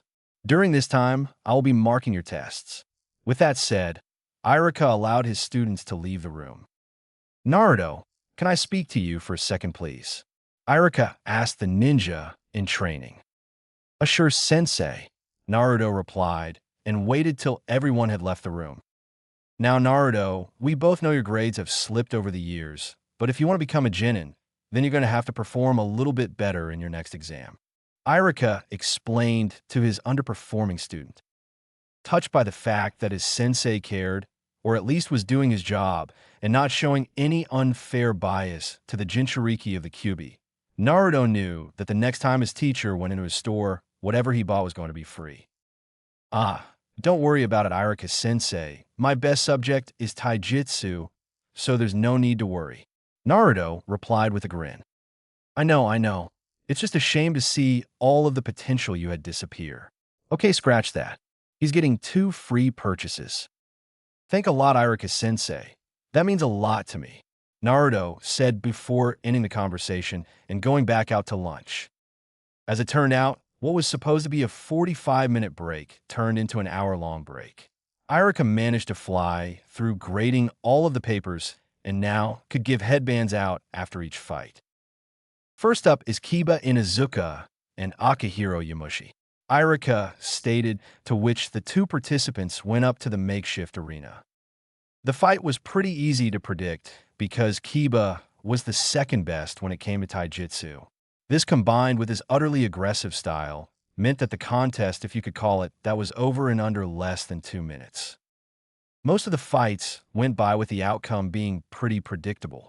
There were a few upsets, but there was nothing that was so great of an upset where the person who was favored to win failed because he didn't show well enough in their test.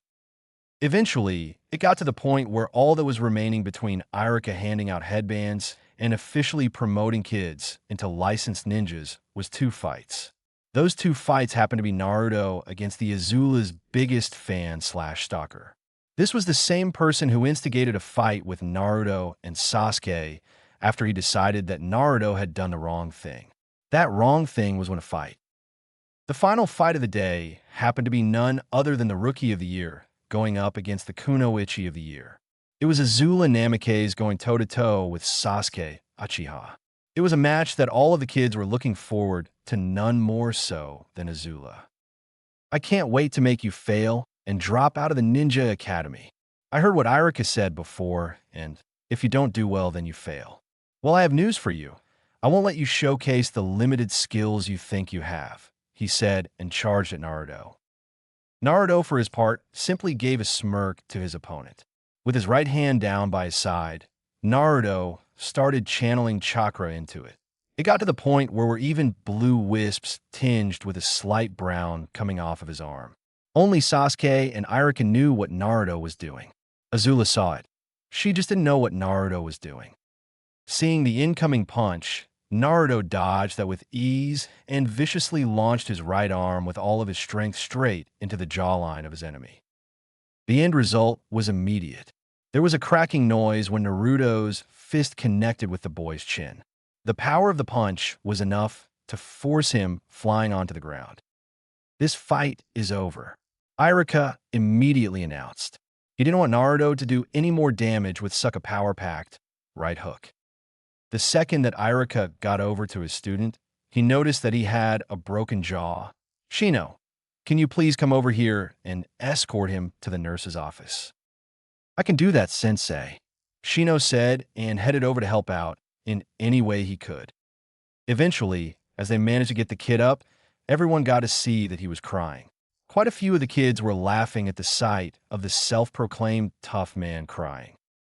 Naruto, I am proud to announce that due to your performance just then, I have no qualms whatsoever in promoting you to the rank of Genin.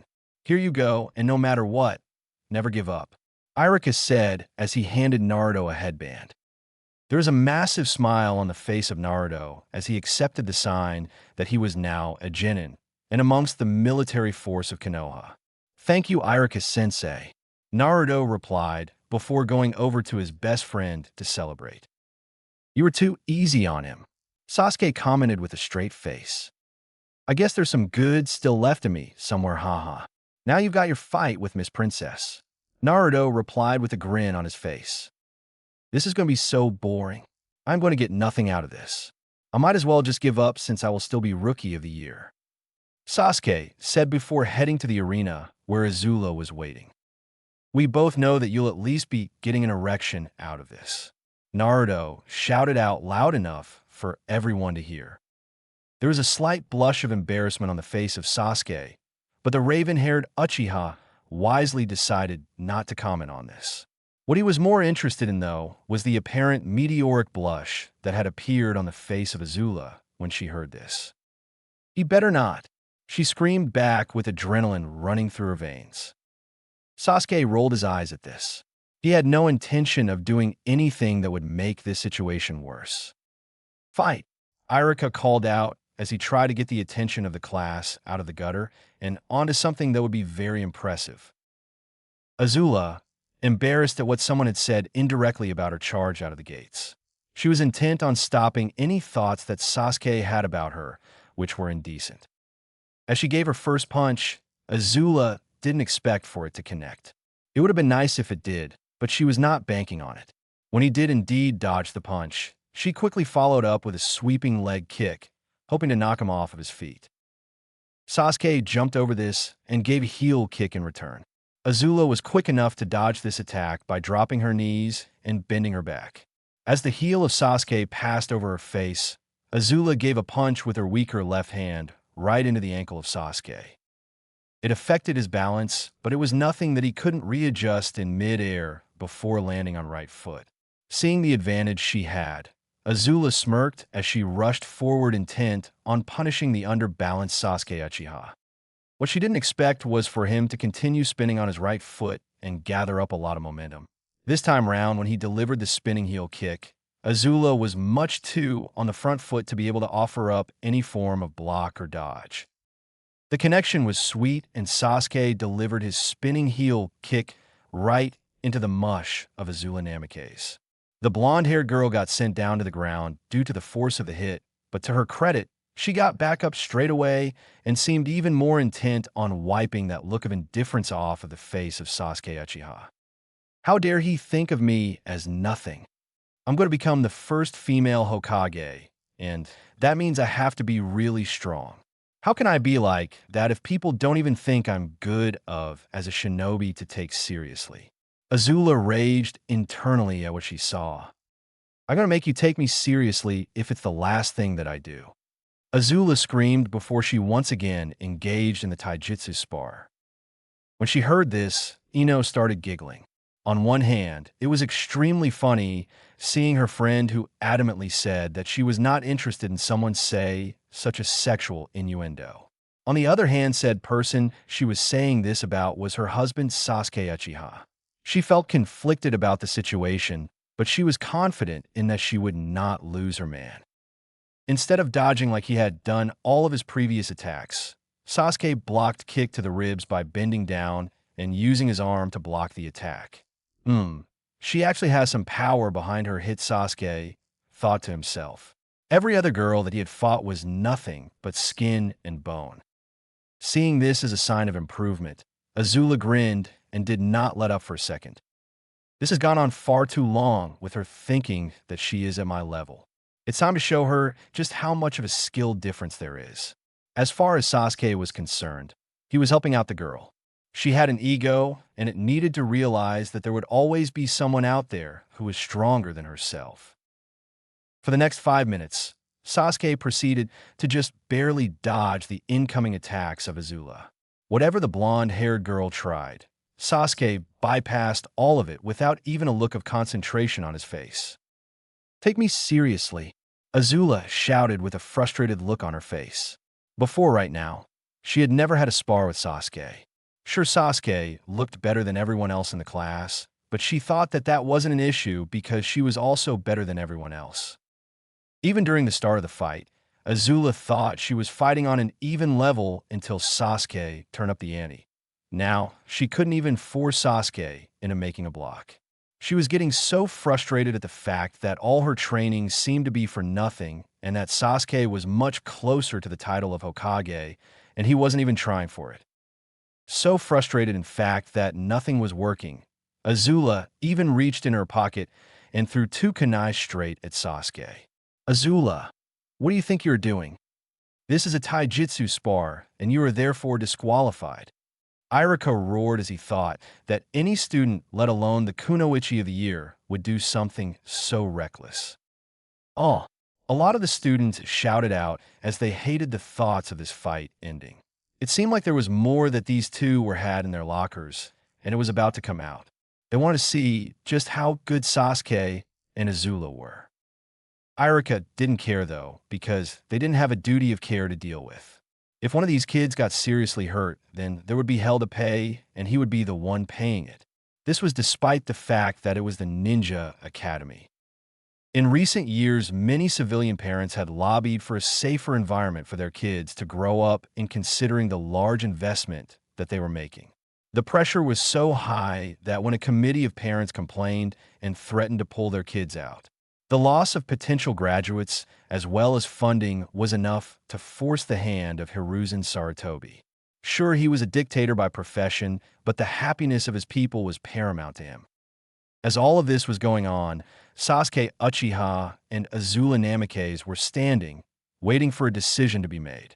It's not as if it's going to make any difference anyway, Iruka-sensei. Azula is too weak for anything she does to affect me, let alone hurt me. While she agreed with the fact that the fight should continue, Azula did not like one bit the way he tried to get his point across. She was not weak, and she couldn't wait for a proper fight so that she could wipe that smug look off of his face. Hey, Iruka-sensei, how about you say that they declare that if anything happens that you are not at fault and they can't do anything to you? Naruto piped up in the hopes of letting this fight continue on. He couldn't wait to see the look on the face of Azula once she realized how completely inferior she was compared to a proper shinobi. When Naruto said this, even the students who hated him completely supported his idea with voracious outbursts to their sensei. They really wanted to see the fight recommence. All right, fine. If you two agree that the academy, myself, and none of the students are responsible for any injuries that might occur, then I will let this battle continue. I will, however, step if I feel the need to, and that will be the end of the fight. Iruka stated to the two genin, who both nodded. As far as Iruka was concerned, they both had made genin due to their performances. Okay, you are now free to use any form of jutsu you know along with weapons, Iruka said, and immediately, Azula, who had regained her breath, went on the offensive. Azula threw 4 kunai and 2 shuriken right at Sasuke. What she followed up next with was something that surprised even Sasuke. Futon de Tapa, wind release, great breakthrough, Azula called out, and she unleashed a huge gust of wind, which greatly increased the potency of the flying instruments of death. Surprised at the well-constructed attack, Sasuke barely dodged the attack with all of his speed. As he sped to the right to evade the incoming attacks, one hand of his started going through hand seals whilst the other one went into his pocket to pick out a kunai. Right on, Denki, sure no jutsu, lightning release, electric death, Sasuke called out loudly. Sasuke purposefully threw the kunai at a slow speed. As it was moving through the air, Azula was confident in that she could do what Sasuke had been doing the whole fight.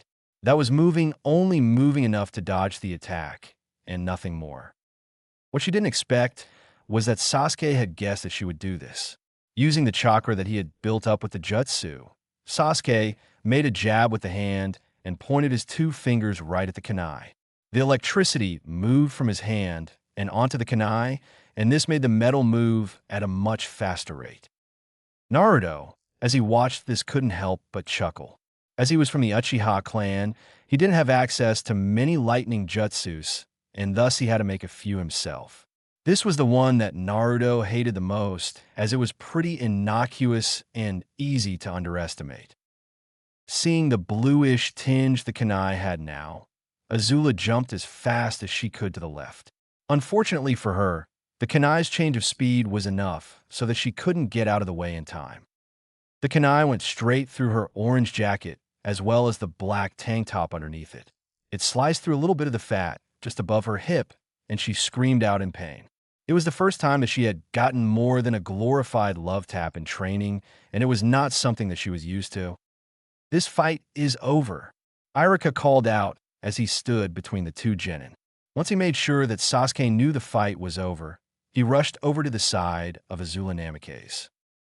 Before Iruka-sensei could get over to her, Azula had rubbed her eyes and got onto her haunches. Courageously, Azula got up right when Iruka went over to her. "Are you all right, Azula?"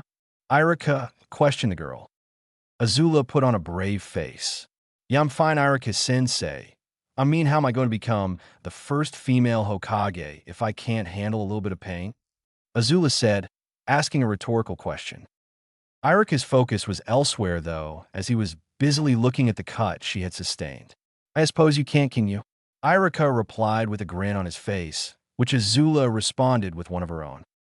Now here you go. Here's your headband, Azula. Iroha stated as he pulled one out of his pocket. When he gave it to the girl, he saw the smile grow to almost comical proportions. Thanks, Iroha-sensei. Don't worry about it, the teacher said with a small smile on his face. It was moments like these where he knew he loved his job. Of course, there were times where he hated it, but times like this more than made up for it. As he got up from his kneeling position, Iroha walked over to Sasuke Uchiha, who was talking to Naruto. Congratulations, Sasuke, for graduating to the rank of Genin, and as the Rookie of the Year, no less. Here is your headband, Iroha stated formally as he handed the proof of hard work over. Thank you was all that Sasuke said before tying the headband around his head. Later on, as soon as the fight was over and done with, Iroha had given the all-clear to all of those who graduated the all-clear to leave. As the duo of Naruto and Sasuke were spotted walking out, a multitude of parents started commenting about how they hated the fact that the Omen of Destruction was allowed to graduate. They assumed that he would simply bring bad luck to their kids and get them killed. As he walked through this, the blonde-haired boy had a pretty good poker face going on, but even he couldn't let all of the insults pass by over his head. Bearing witness to this firsthand made Sasuke incredibly angry.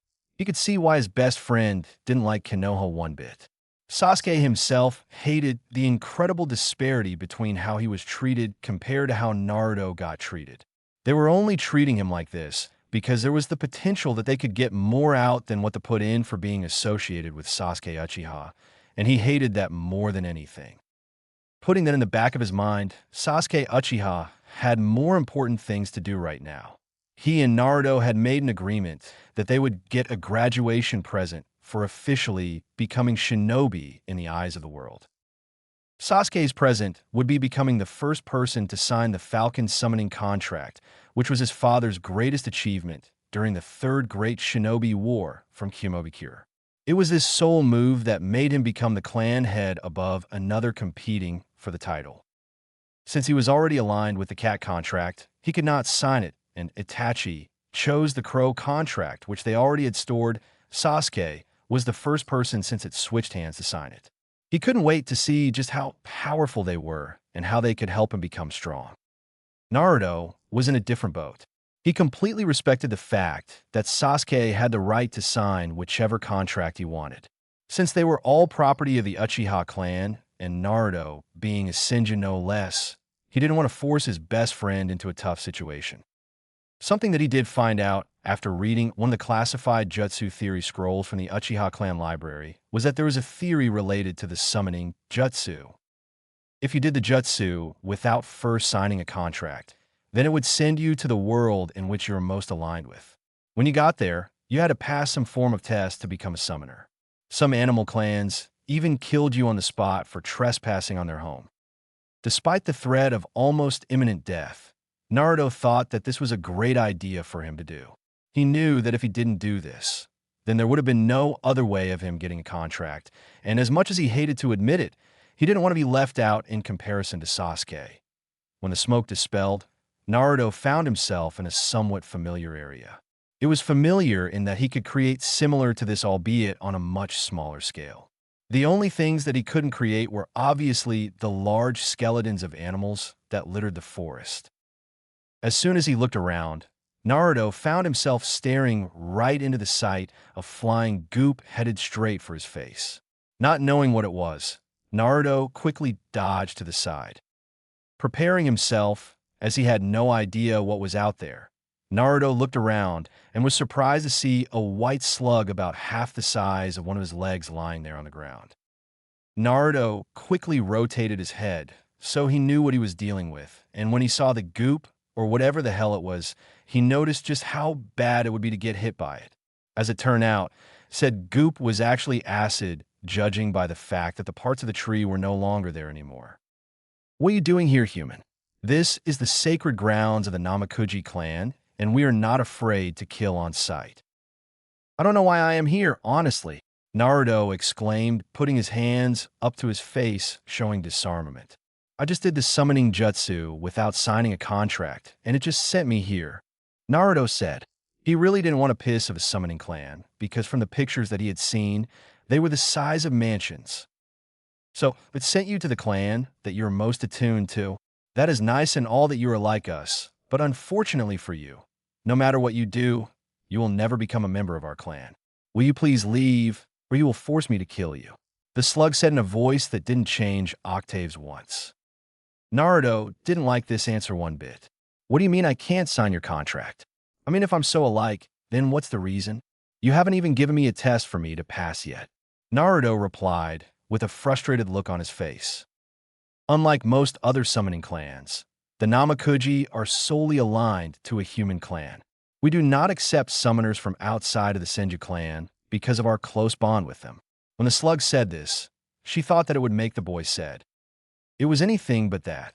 In fact, Naruto gained a smirk on his face. I'm glad you said that as I have Senju blood in me. Naruto replied, full of confidence. I don't believe you. For all I know, you could be just saying this. What proof do you have to say that you are a part of the Senju clan? Instead of replying, Naruto simply walked over to the tree in which the slug had hit with her acid previously. Channeling chakra into his hand, Naruto repaired the damage which the acid had done to the tree. It was a calculated risk, but Naruto was confident that it would pay off in the end. He was confident that if he asked nicely, they would be happy to not let out as to what his bloodline was. If the Slug family were so aligned with the Senju clan, then having the last Mokuton user must be extremely important to them as far as he was concerned, and they would do a lot to have it amongst their clan. I'm sorry for the way I treated you before. Many times we have people coming here trying to claim that they are a member of the Senju clan to steal our secrets. Would you please follow me so we can meet the clan head? The Slug said to Naruto in an immediate turnaround considering the previous hostility. He didn't like how the Slug was someone who would change their opinion of him as soon as they found out that he had the Mokuton, but he knew that there was no other way for him to be able to join the clan. After all, they were his only connection to the last remaining family member he had, and he wanted to meet her if it was the last thing that he did. Nodding to the Slug, Naruto followed it through the forest to an underground cave. Naruto spotted a few slugs staring at him with curiosity. It got to a point where the slug that was directing Naruto stopped. Katsuyu-sama, I urgently request your presence, please. When she said this, Naruto thought that this meant that he was going to see the boss summon. If he was honest with himself, he was feeling a few nerves about the situation, but he was confident that in the end, everything would work out. Yes, what can I do for you? A slug said, coming out of one of the smaller caves. To Naruto's great surprise, though, this slug was even smaller than the one he first met. He was mightily confused at the moment.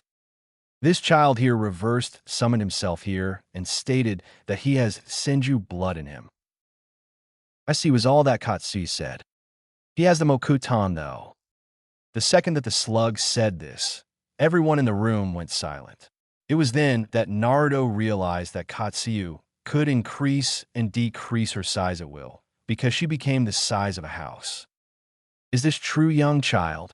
Katsuyu questioned in a calm tone of voice. Knowing that nothing good would happen with backing out now, Naruto knew he had to go all the way. He did this by placing his hands down on the ground, channeling some chakra, and watched as a tree formed out of the ground. That is very impressive, young child. How would you like to sign our contract? Katsuyu immediately offered. I would love to on one condition, Naruto said, and he waited a while to see what the response to this was. Naruto quickly realized that it was impossible to read the facial expressions of slugs when you considered the fact that they had none. No one in the world knows that I can use the Mokuton. I wanted to stay that way until I am strong enough to not be forced into doing anything I don't want to because of the Mokuton bloodline. Naruto stated with what he thought was authority. It wasn't. That is something that we can work with, young child. We will not inform anyone about your abilities as you wish. Naruto gave a smile when he heard this. However, I will inform Tsunade Senju as a friend and not as the clan head that she does have some family remaining in the world. Sure, I don't have a problem with that, Naruto said with a smile on his face. He was actually hoping that they would do something so that he could meet her for the first time. For the last 4 years, he had been constantly thinking about what it would be like to meet up with her. She was the only family he had, and for a child orphaned at birth, he was determined to have her in his life. It was then that another slug came out from the same cave, which Katsuyu came from with a scroll on her back. Through the use of chakra, the slug, which looked like a carbon copy of Katsuyu, as far as Naruto was concerned, pulled the scroll off of her back and placed it on the ground. Knowing what was expected of him, Naruto signed his name on the contract with the Senju surname. It was a clear move to show of what he intended to do when he was older. XXX. If one paid attention to the attire of one Naruto Uzumaki, they would notice that there was not any form of Konoha headband on his personage. Sure, he had one, but he honestly didn't feel as if he was a part of the village like everyone else. Instead, he had a pair of black shinobi sandals, white medical gauze tape, which held the hems of his black pants up so that they didn't drag along the floor. For the top half of his body, Naruto had a forest green, long-sleeved kimono top, which had silver linings on the edges. It was also held in place by a silver obi. With Hashirama as his idol, Naruto had even gone to the trouble of growing his vibrant blonde hair out. It looked pretty average at the moment since it was only at the base of his neck, but he knew it would look cool once he waited a couple of years to get it to a full length. Sasuke had the exact same idea when it came to his hair. Long hair was a sign of vitality and power, two traits which he possessed. With Naruto having taken Hashirama as his role model, Sasuke thought that it was only fair and that he could use Madara as his role model. As they were sitting down in the academy for what they thought would be the final time, Naruto, Uzumaki, and Sasuke Uchiha waited with bated breath to see what the team assignments would be. They were confident that all of their hard work would pay off in manipulating the teams to give them what they wanted. After the speech of Iruka Sensei about what it meant to be a Konoha shinobi, the man got down to business in announcing what the teams were going to be. Team 7 is Azula Namikaze, Naruto Uzumaki, and Sasuke Uchiha. Your Jonin Sensei will be Kakashi Hitaki. Yay, Kakashi Nizen! Azula called out in utter jubilation. She couldn't wait to be taught by her favorite chronically late ninja. Sasuke didn't mind this when he heard it. Kakashi was the only man with a Sharingan, so he would be able to help him get that final 5% out of his abilities. Naruto, on the other hand, decided that he would wait. As far as this Kakashi was concerned, he was the dead last of the class. For all he knew, this Kakashi person could be nice to Sasuke and Azula whilst being a proper cunt to Naruto. The 3 hours in which it took for their Jonin Sensei to arrive wasn't something that improved the opinion in which Naruto had for Kakashi. The second he walked into the room, he saw that Naruto and Sasuke were talking between one another. Meanwhile, as this was happening, Azula was sitting in her seat, her head rested on the table. The second that she saw that Kakashi was finally here, after what was like forever as far as she was concerned, Azula jumped out of her seat and rushed down to her new sensei. Hey Kakashi Nizen, so you're going to be our sensei, huh? Well, it seems likely. Kakashi replied with a disarming smile on his face as he ruffled the pig-tailed hair of Azula Namikaze. It was then that Kakashi Hitaki turned and looked at his 2 other students. Had it not been for the fact that 95% of his face's real estate was covered up by cloth, Kakashi would have been visibly stunned when he looked at his final student Naruto Uzumaki.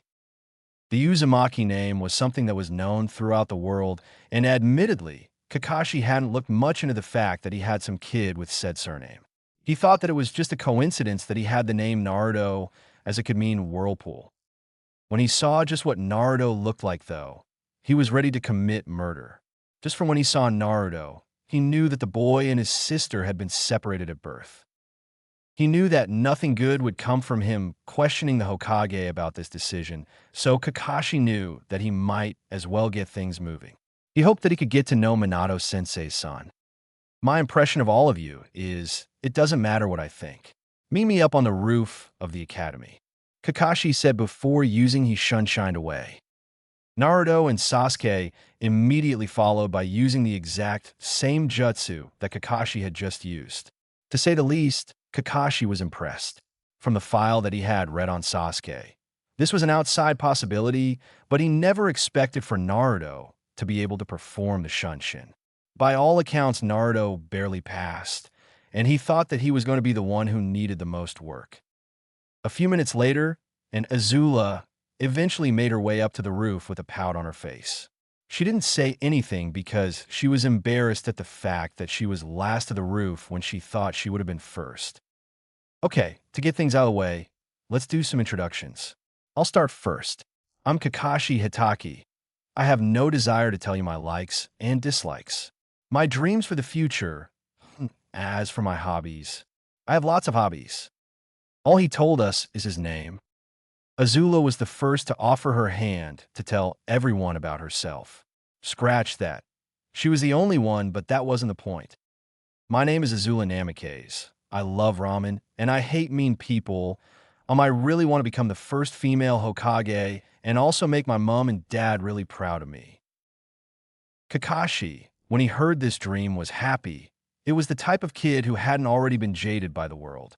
He hoped that Azula still retained that exuberance once she found out just what the world was really like. It was then that Kakashi turned his attention to Sasuke Uchiha, expecting him to pick up Azula left off. Sighing as he wasn't normally a person of many words, Sasuke did the deed. My name is Sasuke Uchiha. There are a lot of things that I don't like, and not many things I do like. My dream, no purpose, is to kill a certain man, and yes, I do have hobbies. The only reason as to why he was comfortable in saying this was because everything he said was things that most of Konoha already knew about him. And if Kakashi got away with saying essentially nothing, he would do it too. I suppose I can't expect anything more from him considering his childhood. Kakashi thought to himself, though he did hope that Sasuke didn't get consumed by the anger and rage. Nothing good would come from it. Eventually, the sensei of Team 7 turned to face Naruto. There was a bit of silence before the blonde-haired boy spoke up. My name is Naruto Uzumaki, and no. After that, the genin promptly didn't say anything more. Hey, that's unfair, Kakashi Nizan. Naruto didn't do his introduction properly. He's supposed to tell us his likes/dislikes, hobbies, and dreams for the future. Azula was really bummed by this, because she actually did want to know more about her teammates. She hoped that they could be the first proper friends she ever had. Everyone else apart from Ino, she was confident wanted to only be her friend because of her name. She was still not 100% sure about the blonde-haired girl either. If Kakashi gave him a bullshit answer, then so can I. Naruto unapologetically replied back to the girl. Let it be Azula-chan, Kakashi said quickly. He hoped to defuse the situation before it began. Now, I hate to break it to all of you kids, considering you tried so hard to become Genin, but you're not officially Genin yet until you pass the test that the Jonin Sensei has for you. Just as Kakashi expected, at least one of his students was incensed enough by this to audibly protest. That student was none other than Azula Namikaze. What? I thought you were going to be our sensei, Kakashi Nizan.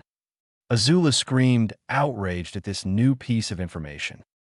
From the reactions that the two boys gave, Kakashi was confident that they would pass simply because they themselves were confident they would pass.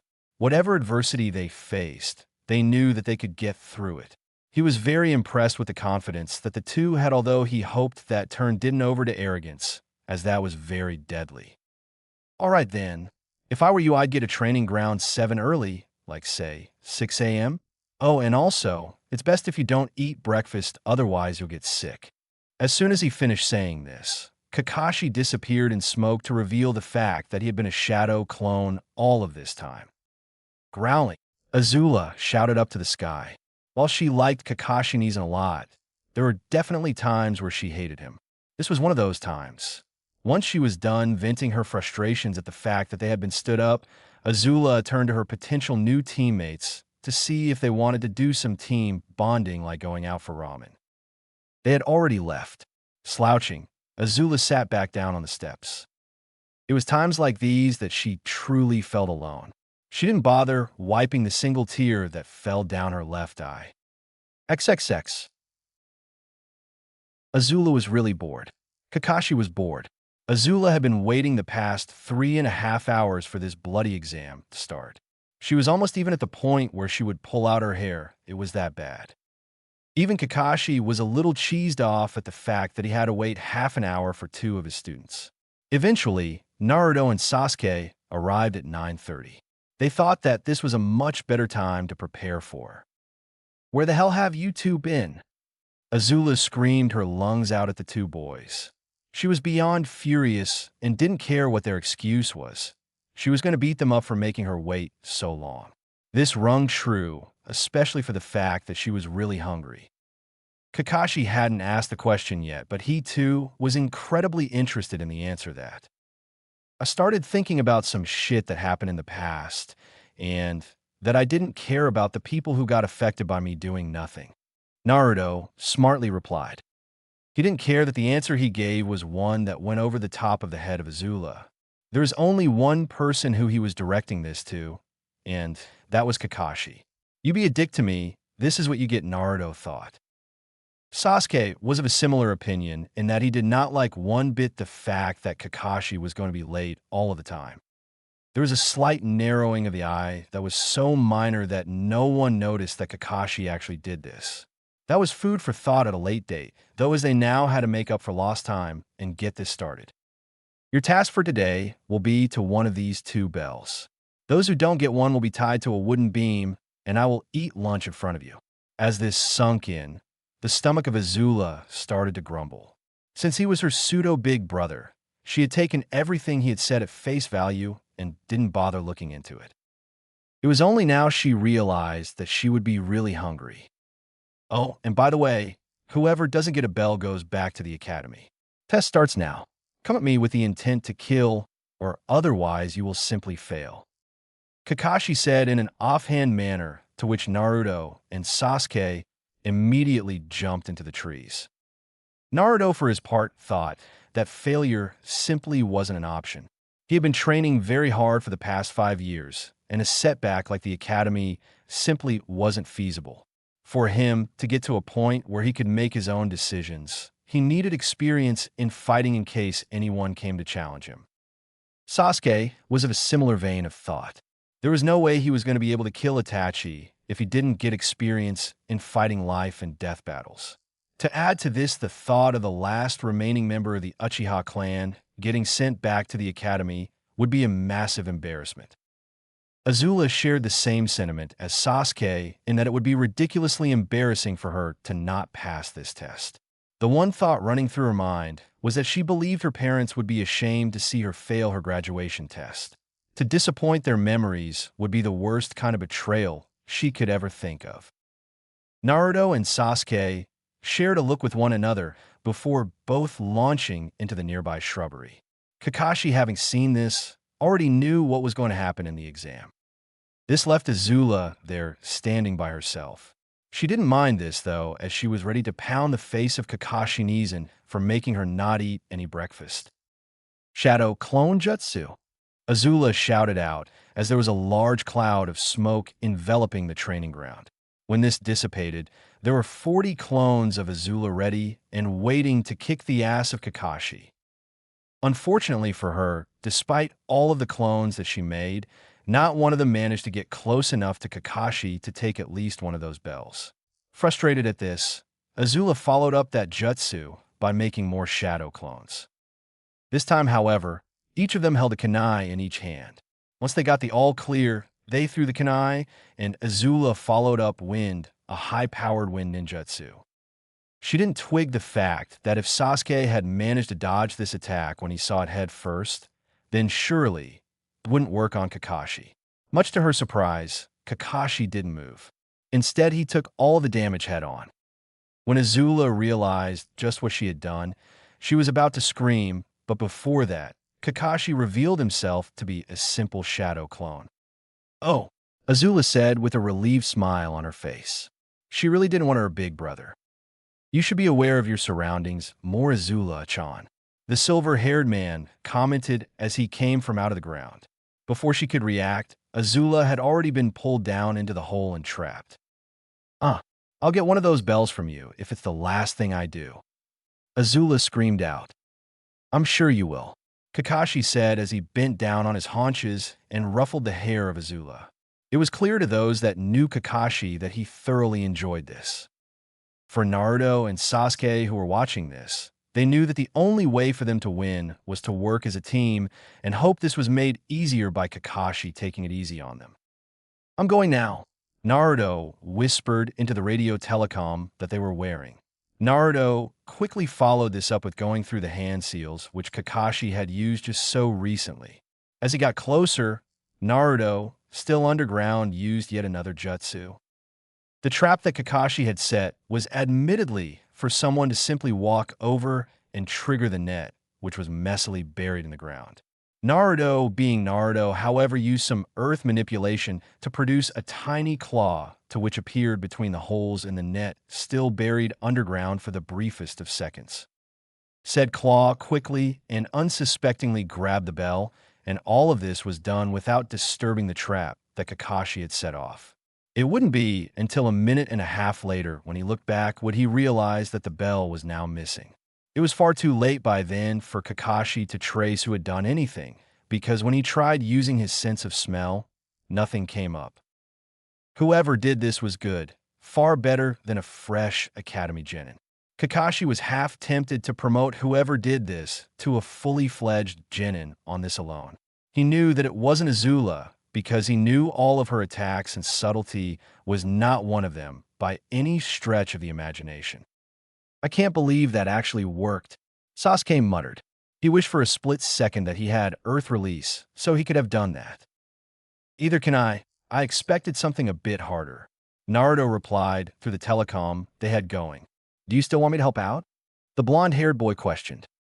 Not yet. Let me have a go at getting the final one before we team up, Sasuke said, to which Naruto didn't argue. He knew that it was only fair considering he got his bell all by himself. The raven-haired Uchiha saw Kakashi standing at the trap which hadn't been exposed yet, and he flung multiple kunai and shuriken with precise aim. They would have hit if it wasn't for the replacement jutsu being used by Kakashi.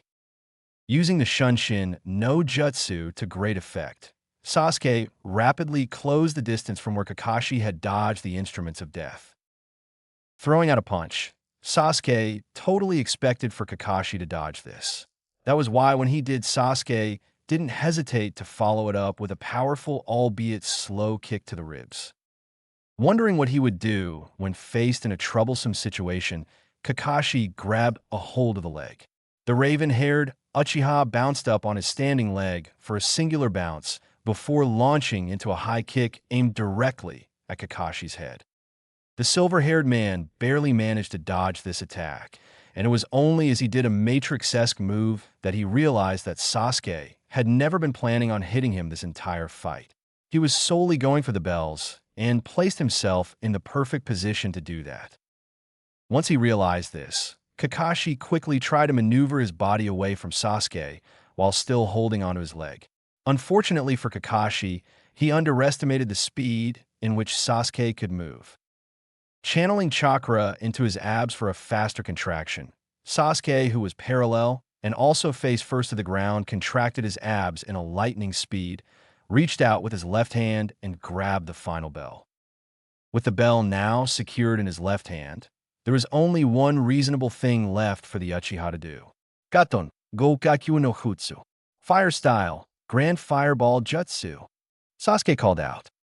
He had used his right hand to create the jutsu, sucked in a gulp of air, and given the fact that he was very close to Kakashi's private areas, there was very little time to react. He can use one-handed ninjutsu. Just what have they been feeding these kids? Kakashi thought to himself quickly before dropping Sasuke. He only barely managed to save his nuts from getting fried. The same couldn't be said for his pants, though, as there were some small fires that had started which he had to take care of. He didn't want anything indecent showing. The second he looked over where Sasuke was, Kakashi noticed the fact that he was long gone. It was a few minutes later than this when the bell that he had set for the alarm went off. XXX. It was no surprise that given the fact that because Naruto and Sasuke each had a bell, that Azula was the one out of the three who was tied to a post. Said blonde-haired girl didn't even bother looking up from the ground. The second that she saw that both Naruto and Sasuke had a bell, she felt like crying. The thought of going back to the academy was something that was far too embarrassing to even think about. Just when she thought that things couldn't get any worse for herself, they did. Her hunger made itself known again by delivering masses of pain. I'm actually surprised that you managed to gain the bell that I had, Naruto. How did you manage to do it? Kakashi questioned. Nothing that a bit of Doton manipulation can't fix. Naruto replied with a confident smirk on his face. How did Naruto manage to get a bell when I didn't? I mean, he's the dead last, and I am the Kunoichi of the year. Azula complained loudly. If she had access to her hands, she would be running them through her hair in frustration. Never the one to shy down from insulting the person who he hated, Naruto spoke up. The simple fact is that you were never better than me. I purposefully tanked my academy grades the second I found out that the Rookie of the Year is placed on the same team as the dead last. Oh, he's definitely passing, Kakashi thought, not hesitating to come to the decision when he heard what Naruto had done. If it was true, then sacrificing personal achievement and glory for the sake of the team was something that should be rewarded. What? Azula replied, struggling to come to terms with the bombshell that Naruto had just dropped on her. Her memory seemed to come back to her, and she only vaguely remembered Naruto being good when he first came to the academy. She couldn't imagine pretending to be so bad for so long. Is this true, Sasuke?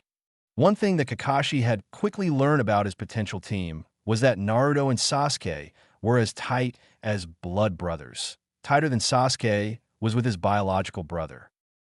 Sasuke didn't like being put on the spot, but he nonetheless spoke up.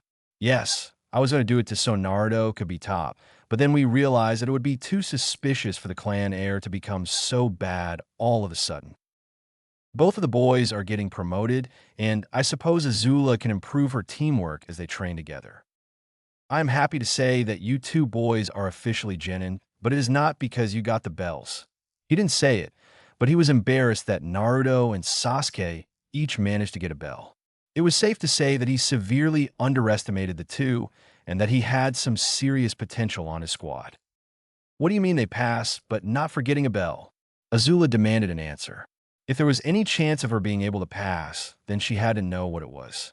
The shame of being the child of Minato Namikaze and not passing the graduation exam was too much to bear. They were both willing to sacrifice personal gain for the sake of the team. There was a famous saying by your father Azula-chan that illustrates this point to perfection. Kakashi stated, and when Naruto and Sasuke shared a fist bump, he smiled.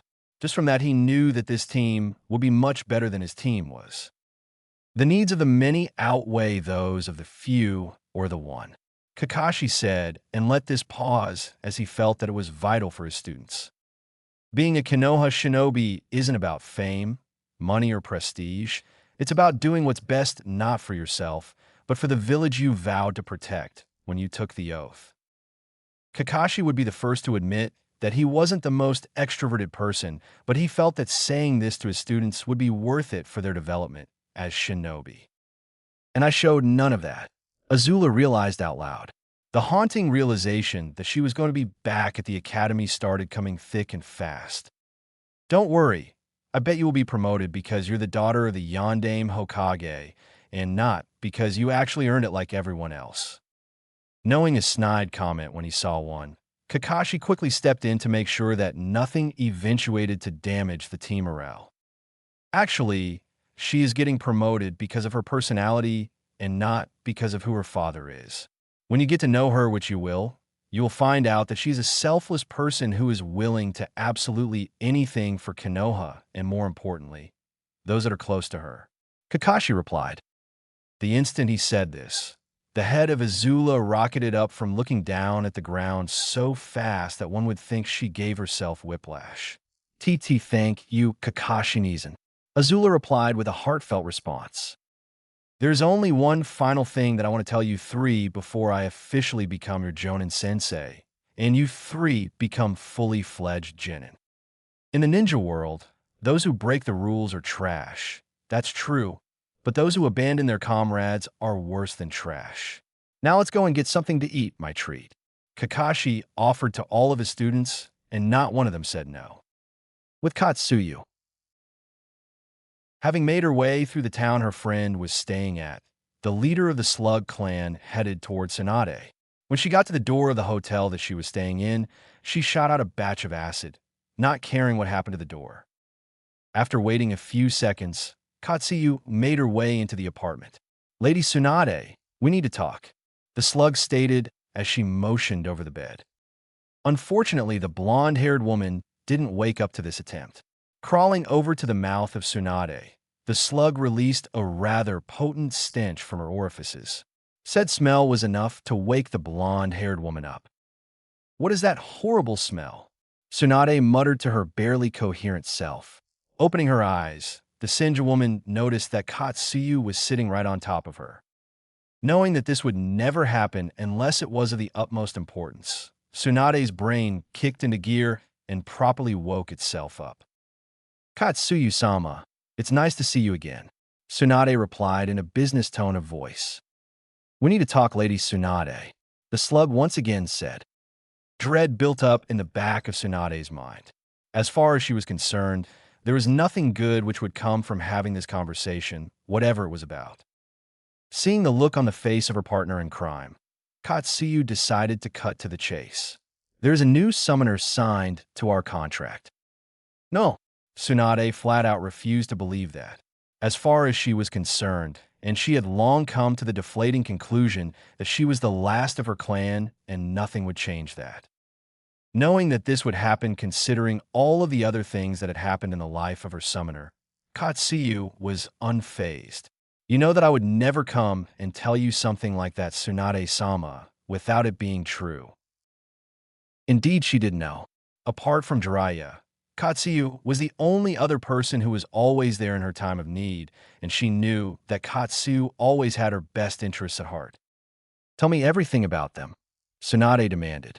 Despite the tone that it came across in, she didn't mean for it to sound as harsh as it did. Katsuyu didn't care, though. She was more happy at the fact that Tsunade had emotion on this topic. The thought of her being indifferent was something that greatly worried the Slug. It meant that she had truly and utterly given up.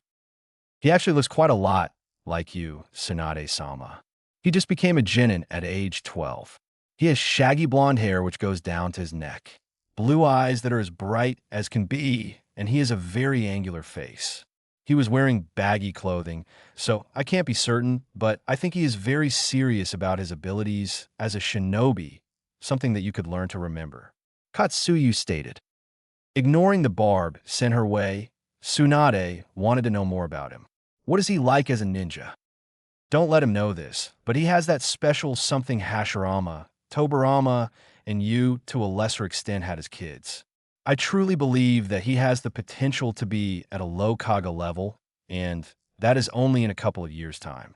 If he is given enough time, I can see him being on par with Hashirama, Katsuyu stated with her voice never changing. She was completely confident in this prediction. That a very big claim to make, but Katsuyu would never make that without believing it herself. So the kid's got a lot of talent. It's too bad that it will probably be cut down before he can ever reach that potential. Despite how much of a cunt she was being at the moment, Tsunade did not wish this on the kid at all. She was just speaking from personal experience. There's one final thing that I came to tell you, Tsunade. This child is an orphan kid with no one. He looks up to you a lot. It would be a shame if he met the person you have become compared to the person I know you are capable of being. After he was done taking his students out for lunch, Kakashi made his way over to the Hokage's tower. He had a mission report to give in front of a few of his peers. Finally, we can get this meeting started, one of the jonin in the room said when they saw that Kakashi had entered the room. He didn't particularly like having to wait for the famed copy ninja. When he became one of the youngest ANBU captains in history, as well as Konoha's best shinobi on active duty, then he could be as late as he wanted. Eventually, when it got to Kakashi's turn to speak up about his team, Irika became nervous. He more than anyone knew that Kakashi didn't like genin going by the rate in which they returned to the academy. He really hoped that Naruto would manage to graduate as he could see a lot of himself in the kid. Meanwhile, as this was happening, there were multiple people placing bets on the outcome of what happened to Kakashi's students. On one hand, there was the fact that at the past 7 teams he has had, he failed all of them. On the other hand, he never had his sensei's daughter and the last Uchiha on those teams. One person even put 100 Ryo on Kakashi, sending back yet another team. Kakashi idly assumed that he wouldn't be too happy if he found out that Kakashi had been ordered to pass this team, no matter what. Team 7 passed, and both bells were taken. For those in the audience who knew of the bell test, they were surprised at this. Hiruzen, for his part, hadn't even bothered to lift his head up until he heard this information. What they got the bells of Kakashi? It must have been Azula-sama and the Uchiha kid who did. Even still, there's no way that Kakashi was actually trying. No genin can be that skilled. Another man responded. Duis blind Kakashi. The Sandaime Hokage ordered. He was in no mood for games considering all of the work that he still had to do. Kakashi didn't feel like doing that, however. It amazes me how much friends are willing to do for one another. It was no surprise that when Kakashi said this, no one had a clue as to what he meant. Seeing that there was silence and all of the attention was on him, Kakashi continued on. It would seem that one of my students overheard the processes when it came to team selections and purposefully altered his exam scores so that he could be on a team with his friend. This time around, there was one person who managed to catch on to what Kakashi was saying. This was none other than Irika Yumino. The smile that formed on the man's face when he heard went from nothing to full-blown face splitting. Surely you can't be suggesting that the dead last was actually good? To be able to pull off something like that would be Chunin, borderline Jonin level infiltration skills in maintaining an act where none of the academy senseis noticed anything. When it was put like that, Irika did get a bit deflated at the fact that he didn't spot Naruto tanking, but he didn't exactly care. He was far too pleased at the fact that Naruto continued putting in the hard work to be a role model for all orphan kids. Kakashi smiled with his lone visible eye. Yeah, that's about right. Even the Sandaime Hokage, when he heard this, found it hard to believe. Naruto could easily have been the rookie of the year. He was just unlucky that Sasuke happened to be in that spot this year. Are you saying that he's better than the daughter of our late, great Yondaime-sama? One man questioned who found it hard to believe that some no-name orphan kid was a better shinobi than one born into royalty. When Kakashi didn't answer, they took the silence as that no, Naruto wasn't as good as his sister. What they didn't know was just how good Sasuke had been during his fight. Kakashi was absolutely confident in that if Sasuke was that good, then Naruto would be just as good or slightly worse since they trained together. When everything was done and Hiruzen dismissed all of his Jonin senseis, one stayed behind. Minato sensei would be rolling in his grave right now because of you. It's not as if he can come back and haunt me from the death god's stomach now, is it? Hearing the tone of voice and the lack of care made Kakashi absolutely furious. As much as he wanted to go over there and punch the Hokage in the face, Kakashi knew that even if he did manage to connect with the hit, nothing good would come from it, and he would also lose the chance to become close to Naruto. XXX. Shizen was literally distraught. For the first time in a long, long time, Lady Tsunade had not touched a shred of alcohol the whole entire day. For the past day and a half, she had been busily trying to work out what it was that had caused this change in attitude from her sensei. All of that had been for naught, though, as she had not come up with a single plausible explanation for all of this. If the lack of alcohol consumption was bad enough, the fact that Tsunade had barely said a word ever since she had woken up yesterday morning troubled Shizen to no end. "Tsunade-sama, is everything all right?" the concerned Meta questioned. Turning her head to face her student, the blonde-haired woman casually dismissed her. "I've just got a few things on my mind at the moment, Shizen," Tsunade replied. Being the persistent woman she was, Shizen didn't take this as the end of the conversation. "Is there anything I can help you with?" For the longest period of time, Tsunade didn't say anything. 5 minutes later, and she finally spoke up. I recently found out that there is a new summoner on the slug summoning contract. Shizen didn't know why this was such a big deal. Does this mean that they're trying to replace you? The black-haired student questioned. It was right now that Tsunade realized that she had never told Shizun about the specifics of the slug summoning contract. No, the slugs only ever allow someone from the Senju clan to sign the contract. But I thought they were all. That's great news, Tsunade-sama. Shizun said with a massive smile on her face. This means that you have family out there. Don't you think that I haven't thought about that already? The blonde-haired woman said in a rather harsh tone of voice. Due to the fact that Tsunade was going through a lot at the moment, Shizen let it slide under the carpet. Then what seems to be the issue, then, Tsunade-sama? The problem is that I don't know what to do. There was an audible sigh after Tsunade said this. Isn't it obvious, Lady Tsunade? You go and meet them. Show them that they have family out there. It was a bit presumptuous to think that the kid was an orphan, but given the nature of being a shinobi, it was a realistic thought path. He probably has this high opinion of me, and I don't want his opinion of me to be tossed into the gutter. Just don't show him that then. Become the person you once were. If you don't, then you're not only throwing your life away, but you're also harming his. Family is the most important thing in life, and if he has none, then you need to be there for him. If you have to, think of it as your duty as clan head and not because you're afraid of commitment. I am not afraid of commitment. Tsunade immediately responded on the defensive.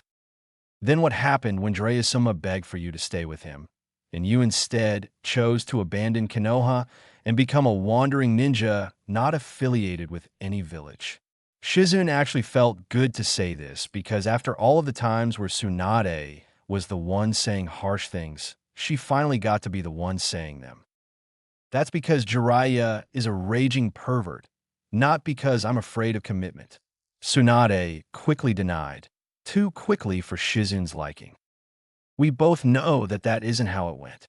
You didn't want him to get close to you after what happened to both Dan and Nawaki.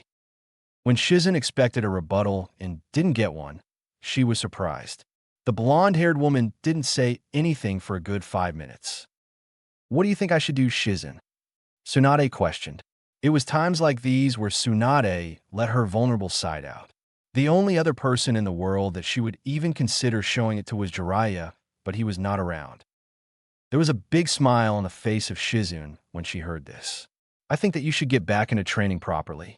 I can remember you saying that you had been really jealous watching Orochimaru and Jiraiya use their Sage Mode abilities when you couldn't get the hang of yours. Also, you haven't exactly been keeping up with your taijutsu training, have you, Tsunade-sama? When she heard that final comment, there was a look to the eyes of Tsunade. Shizun, what do you mean by that comment? Tsunade questioned, daring the girl to respond. In a bout of courage, Shizun did just that. You've put on a fair bit of weight, Tsunade-sama, since we did my evasion practice. All you do nowadays, if we get into a situation, is rely on your super strength. As she heard Tsunade say this, the Senju woman knew that this was true. Just from feeling her body, she knew just how far off her prime she was. That was more of a sign of aging than her henge jutsu ever was as far as Tsunade was concerned. You're right, Shizun. It's high time I get back to being the shinobi that made me essentially flee on sight during the war with Suna. Shizun was giddy when she had heard this. For the first time since they had left Konoha, the black-haired woman felt that she was getting her sensei back. XXX. For the first time since forever, Sasuke found himself sitting alone with Azula. Naruto had gone to have a look at his business firsthand, and Kakashi simply wasn't around. It left the two teammates to have the first proper conversation, if they so choose to. Azula, being Azula, wasn't going to turn down this chance. Sasuke, why do you hate me? I mean, I know why Naruto does, because he comes from a less privileged background, but why do you hate me? You come from just as good a background as I do. Azula quietly questioned. Whenever she had asked before, she got a frosty response. She hoped that asking nicer would help her out. What Sasuke responded with was something that surprised her. I don't hate you. There was a look of indifference on his face when he said this, though. Yes, you do. You're always calling me names. blocking all attempts when I try to become your friends, and you're always trying to make me feel like crap. Let not be said that Azula Namikaze was afraid of confrontation. If you actually paid attention, you would realize that all of those things were said by Naruto and not me. Throughout all of this, the book that Sasuke Uchiha was reading was more important than the conversation with Azula, as far as he was concerned. As she went back on memories, Azula realized that he was right. Apart from a comment once, Sasuke had never said anything bad to her. This only begged the question, though. So why are you so against being my friend then, Sasuke? Because Naruto doesn't like you, Sasuke said without raising his head from the fictional book he was reading. What's so just because Naruto doesn't like me means that I can't be your friend? When he heard this, Sasuke raised an eyebrow. She wanted to be his friend, not wanting him to be her friend. Sasuke realized that she was actually serious about this. Naruto is my best friend. I don't want to ruin a friendship that has been going for 5 years because of some other potential friendship that probably won't last long considering all of your other friends. It was only now that Azula realized what true friendship was. To see just how far Sasuke was willing to go for Naruto made her wish that she had someone she would do that for. Azula knew that she would trade all of them to be able to have a friend she could put all of her trust and faith in and not get it betrayed. The closest person she could think of to this was Ino, and she hoped that she could develop that level of friendship. The truth is I don't really care enough about you to be your friend or to hate you. You don't even come up on my radar. It was refreshing to hear this for Azula. She had heard lots of things in her rather short life, but this was something that she hadn't heard before. If anything, having this conversation with Sasuke made her want to become friends with the boy and find out even more about him. He was kind of cute also. XXX. Having barely passed our test, Sasuke, it is now time to begin your training as a shinobi with the Hayabusa clan. If there was one thing that Sasuke Uchiha didn't like hearing, it was that he barely passed something. He was the type of person who always excelled in what he did, whether it be shinobi related or even his hobbies outside of work. When he only barely passed the test, Sasuke got annoyed. He thought that having an elemental affinity to 2 elements, but apparently the Falcon clan only cared about how strong his affinity to the ration element was. They didn't care about how good his chakra control was if his natural chakra reserves weren't high enough. There were some things that you couldn't teach, and that was exactly what the Hayabusa clan were looking for. They didn't just want hard work. That was the standard. Anyone could give a good work ethic. They were looking for those once-in-a-generation shinobi who went on to become truly great. What the Uchiha didn't know was that they said this to every single shinobi who signed their summoning contract as a way of pushing them further. As far as they were concerned, he was the most complete shinobi that they had ever seen in terms of when they signed the contract. This wasn't even including the fact that he had a fully developed Sharingan. There was every hope that their clan could rise to power with the second coming of Madara Uchiha as their representative in the human realm. Ever since the betrayal of the Yatsuki clan, the Falcons have been looking for someone new to represent them, and they couldn't be happier at what they got in Sasuke. We will teach you a few jutsus, but the primary focus of this training will be to prepare your body for what our clan specializes in. Sasuke merely nodded at this. Doing this would be much better for the future of Sasuke as a shinobi, and he was more than willing to be able to learn the prized jutsus of the Falcon clan as soon as possible. Be prepared, as this will be the most brutal training that you have ever done and will ever do. The only response that Sasuke Uchiha gave was a smirk. He was confident that if he put in the hard yards, then he was going to get every bit and more in return. XXX. Unlike the testing procedures that Sasuke had to go through, Naruto didn't have to do any of that. Instead, he simply had to summon a slug, let it know that he wanted to be reverse summoned to their world for training, and that was that. He even got private lessons from the clan leader Katsu, whereas Sasuke had to learn the basics from one of the lower members of the clan. Good afternoon, Naruto-kun, Katsuyu stated to the blonde-haired boy. Good afternoon to you, to Katsu-san. Naruto replied with a slight bow. After hearing how demanding the Hayabusa clan was with Sasuke, Naruto realized that he had it slightly easier than his friend and wanted to show his gratitude for that. Naruto-kun, as you may be aware, summoning clans each have their own skill set which they pass down to their respective ninjas as a trademark. We are no different, and despite the fact that you have the Mokuton bloodline limit, we expect you to learn this new style of jutsu as a priority, Katsuyu stated to the blonde-haired genin. If he was honest with himself, Naruto was a little bummed when he heard this. He hoped that they could focus working on his Mokuton since he hadn't done much with it so far. All of the information he had on it was only what the Uchiha clan, and that made it damn hard for Naruto to recreate jutsus from scratch. Now Naruto, what do you know about medical ninjutsu? Katsuyu questioned. All I know about it is that it takes a lot of chakra control to learn, and you have to study a lot about the human body for it. Also, the benefit of being able to save someone's life rather than kill them, like so many other ninjutsus, is good.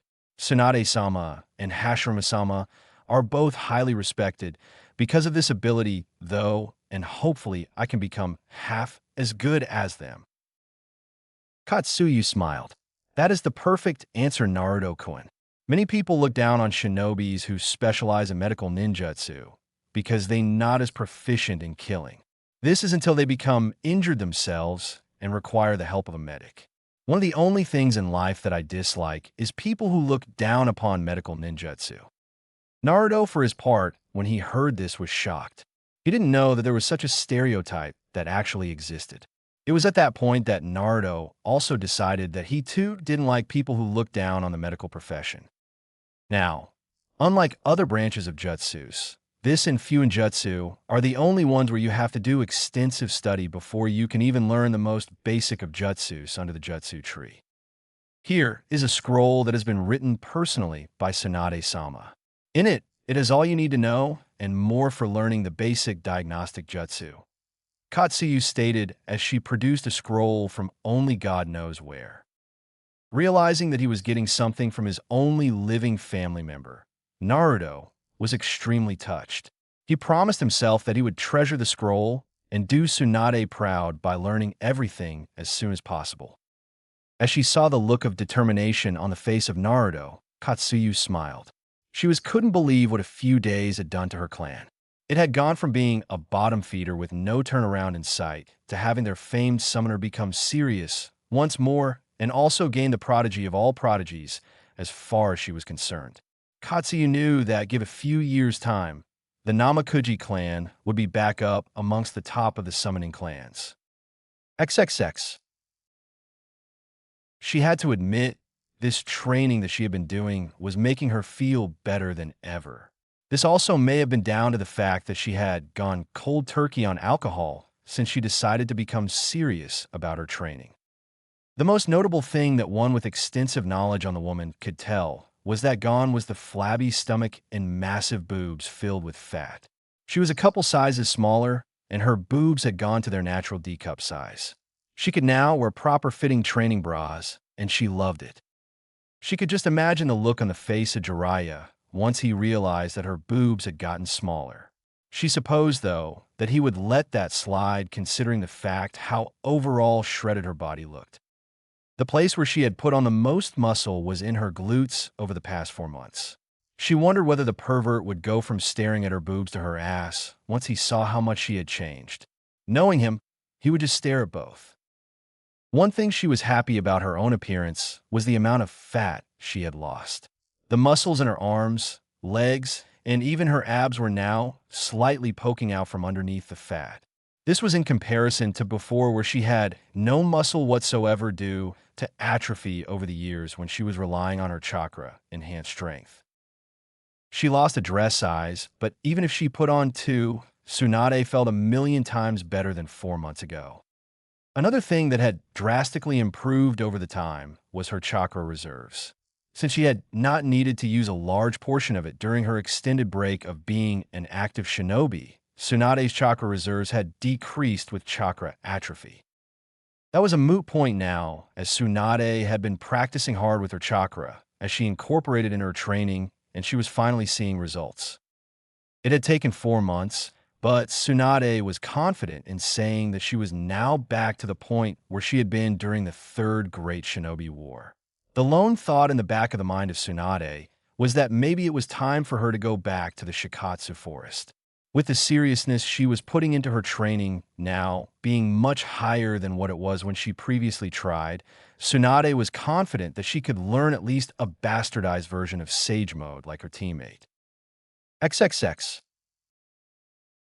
Kakashi, I have a mission for you, Hiruzen stated to the copy ninja. As he heard this, Kakashi knew that he didn't have a choice but to go said mission. So what's happening with my Genin? They will be taking deranked missions whilst you are away on your mission.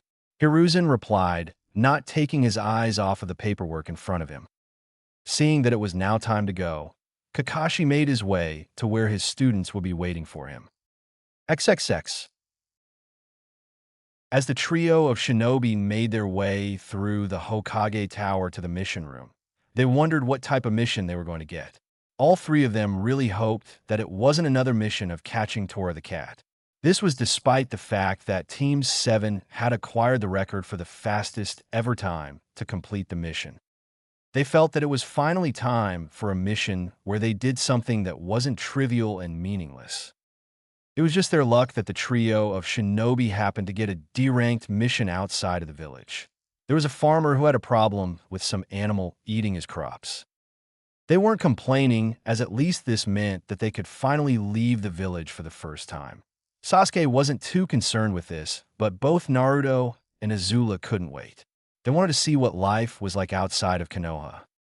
With a mission scroll in Sasuke's hand, the trio of Genin shinobi headed to their respective homes so that they could prepare for the mission. Both Sasuke and Naruto realized that they shouldn't be going on this type of mission without a Jonin sensei accompanying them. It was not the right thing to do. They didn't care, though. If everything went bad, they could blame it on the mission hall for assigning them the wrong mission. The two boys had been frustrated for a long time that they had never had a mission which was above babysitting, picking up rubbish, or chasing after a cat. They had decided that they wanted to go on this mission to prove that they were capable of bigger and better things. After all, if they didn't go on this, when would be the next time that they as Team 7 managed to get another chance to showcase their skills?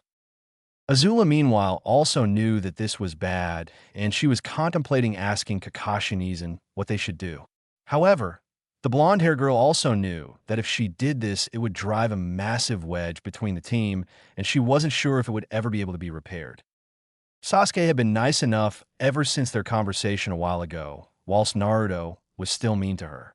If she did go and tell Kakashi, then the label of teacher's pet would be on her forever. The chance of becoming friends with them would also go up in smoke. For the sake of the team, Azula decided that she would go along with the mission. She just hoped that everything worked out in the end and nobody got seriously hurt. XXX. With everything packed and having made it past the gate guards of Konoha, the trio of shinobi set out for their first mission outside of the village. When the question of who was the mission leader was aired, it took a while, but in the end it was Sasuke who used his position as the Rookie of the Year to become the leader. Naruto didn't like this at all, but knew nothing would happen considering Azula supported Sasuke. The trio of Genin-level shinobi made their way to a remote towards the border that the Land of Fire shared with Kawa no Kuni. What they didn't know was that there were 3 shinobi who had started trailing them ever since they left the site of Konoha. Had these ninjas been wearing official ninja attire, then it would have been weird to see Konoha and BU trailing Konoha Genin. As Team 7 made their way through the countryside, Naruto and Sasuke were admittedly surprised at the fact that Azula had not said a word about the mission. Just from a look on the girl's face, they knew that she knew this was wrong, and yet she continued going on the mission. Seeing this, Sasuke privately thought that he and Naruto at least deserved to treat her as a teammate instead of the coworker they had been treating her as previously. When they got 5 kilometers away from the destination, the trio of Genin-ranked shinobi took a chance to have a break, drink some water, and have a ration bar or two. Sitting with his legs, which were in a diamond shape, Naruto quickly did a jutsu with his legs, covering anyone trying to see what he was doing unless they were head-on. As he placed his hands on the dirt below, Naruto's eyes widened for a split second. This was enough for Sasuke, with his keen eyesight, to spot. Staring at his friend, Sasuke saw Naruto motion down to his hands with his eyes. 3 ninjas, Chunin level, 400 meters directly behind me. Sasuke gave the faintest of signs that he acknowledged this newfound information. Just because the presence of 4 ninja was around, Sasuke knew that they couldn't back out of the mission. They were already taking a massive risk, even coming on this mission in the first place. Plus, if they quit now, then all of their training would be for nothing. No, Team 7 would continue on this mission and complete it. After all, they had a Senju with the Mo-Katan, an Uchiha with the Sharingan activated, and also the daughter of the Yondaime Hokage amongst their team. They were training to become more than Kages. They wanted to be one-man armies like their ancestors. If they couldn't survive this, then they didn't deserve to be shinobi as far as Naruto and Sasuke were concerned. With their energy supplies refueled and their minds refreshed, Team 7 headed to the client's location. As they passed through a fence, Sasuke knocked on the front door of a man's house. Eventually, half a minute had passed, and the door started to open. "You don't look like the ninjas that I hired. You're just a bunch of kids," the farmer exclaimed as she looked down at the trio in shock. "You're more than welcome to turn down our support if you want civilian sand. You will still have to pay the full mission price because we came all the way out here and you decided that you didn't need us anymore," Sasuke coolly replied. There was not a single change in the tone of voice, showing off that he had complete control over the situation at hand. "Yeah, I can see why Ino likes him so much. He is pretty cool." Just because she thought that Sasuke was cool, this meant in no way, shape, or form that she was interested in being more than his friend. The farmer spluttered as he tried to come to a response for the proposition that Sasuke. He didn't. "Fine. Well, you better be able to do what I'm paying you for, otherwise I will be demanding a refund. Just because we are young does not mean for a second that we are unskilled." And with that said, Sasuke turned around and started thinking of a way to take care of the man's problem. "Okay, Azula, I want you to make about 20 clones and have them search for the hideout of the wolf pack. According to the mission report, there are 3 wolves that are terrorizing our client's farm," Sasuke stated to his teammate. Azula gave a firm nod and instantly created the desired amount of clones before having them head in each and every direction. 5 minutes later, and Azula's head sprung up. "Okay, I know where they are. Follow me," the girl said, to which both Naruto and Sasuke followed her without question. When they got to the site of the crime, Naruto and Sasuke now saw what the clone of Azula saw. There was a medium-sized cave to which they all heard a growling noise coming from inside. As he created a jutsu with both hands, Sasuke watched as a makeshift torch appeared on the edge of his left hand. With his right, Sasuke got a kunai from his pouch and headed to the edge. Naruto and Azula each had a kunai in hand as they prepared for their first ever mission that wasn't menial in their eyes. 4 wolves came out from the cave. Each of them was baring their respective fangs at the Konoha trio. Sasuke was the first to act. Throwing the kunai as hard as he could, the metal sailed through the air, aimed directly at the pack leader's head. Said wolf didn't know what it was that had been thrown at him. It was far too late to be able to dodge once the realization that whatever it was, it wouldn't be good to allow that to hit him. The kunai that Sasuke threw pierced through flesh, cartilage, and bone to connect with the brain of the wolf. Death occurred on impact. Angered at the sight of one of their pack mates getting killed, the 3 remaining wolves charged at their enemy. They knew that they could only do damage close up, whereas Naruto, Sasuke, and Azula could do it from far away. Sasuke had no problem throwing another kunai with precise accuracy straight at one of the wolves. He had been baptized by what some of the most ruthless shinobi would call harsh. Seeing a little bit of blood was nothing new to him, and death was something that he became accustomed to a long time ago. Knowing that Sasuke had no trouble with this, Naruto knew that he had to be the same.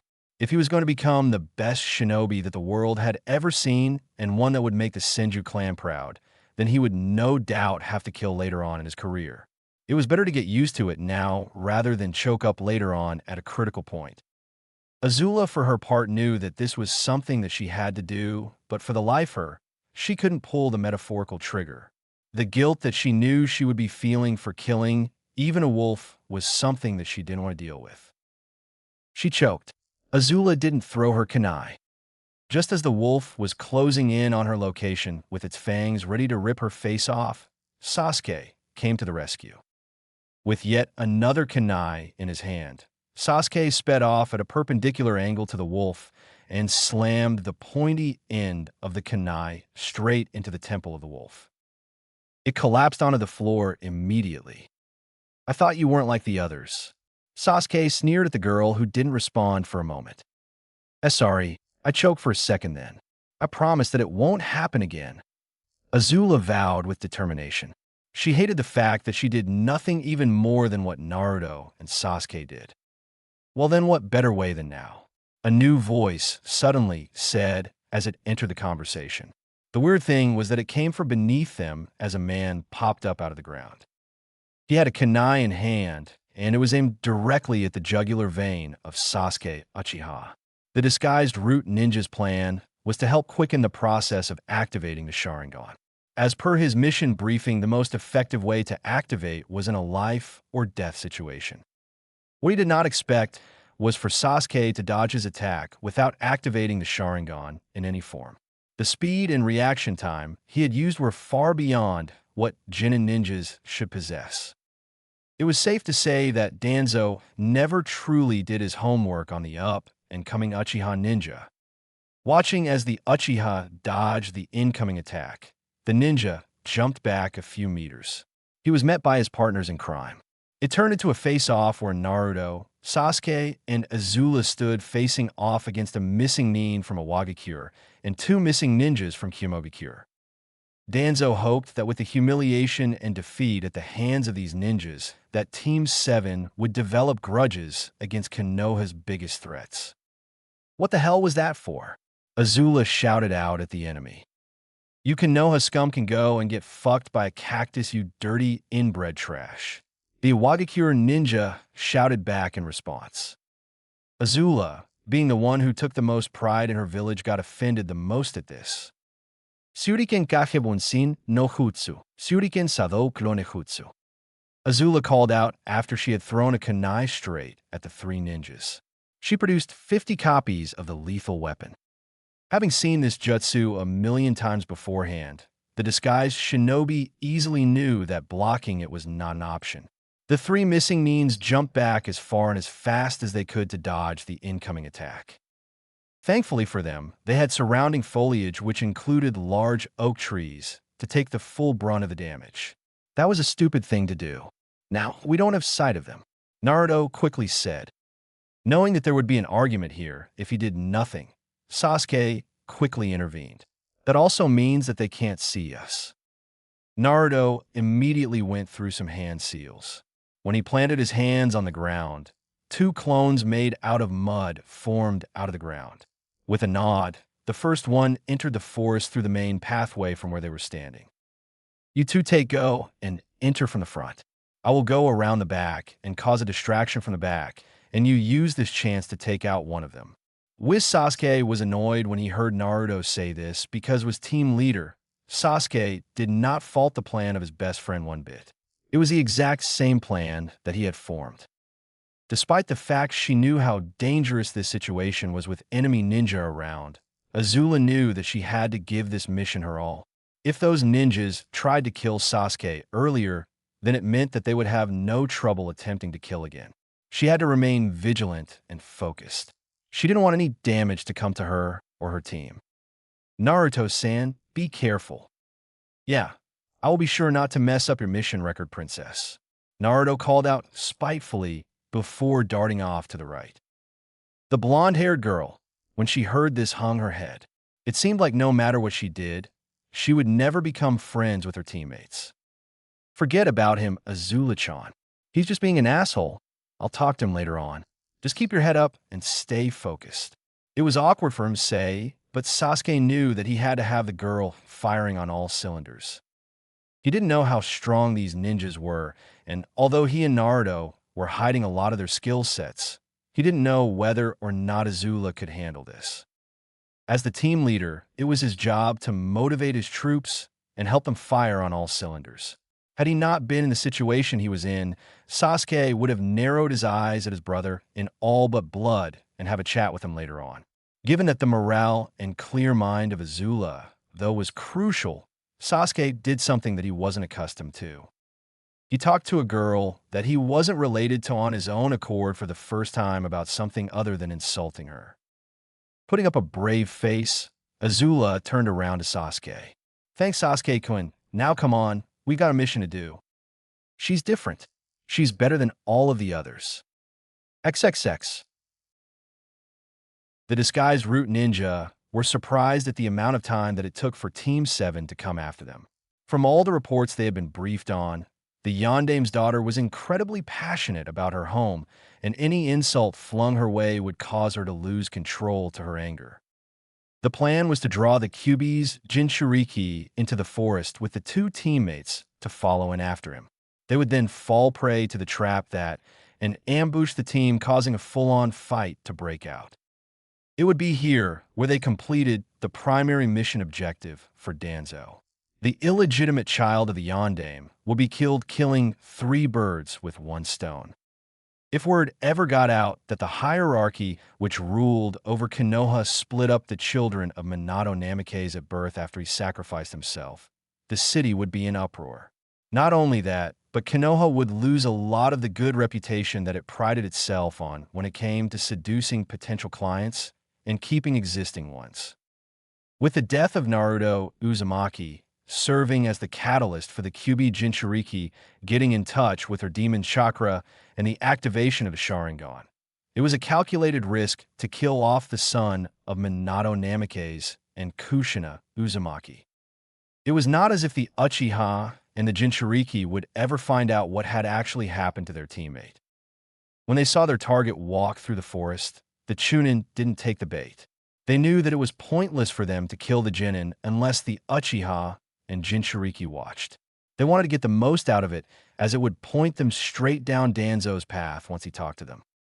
It was then that one of the Chunin noticed out of the corner of his eye that there was a Naruto coming at him with a kunai in his hand.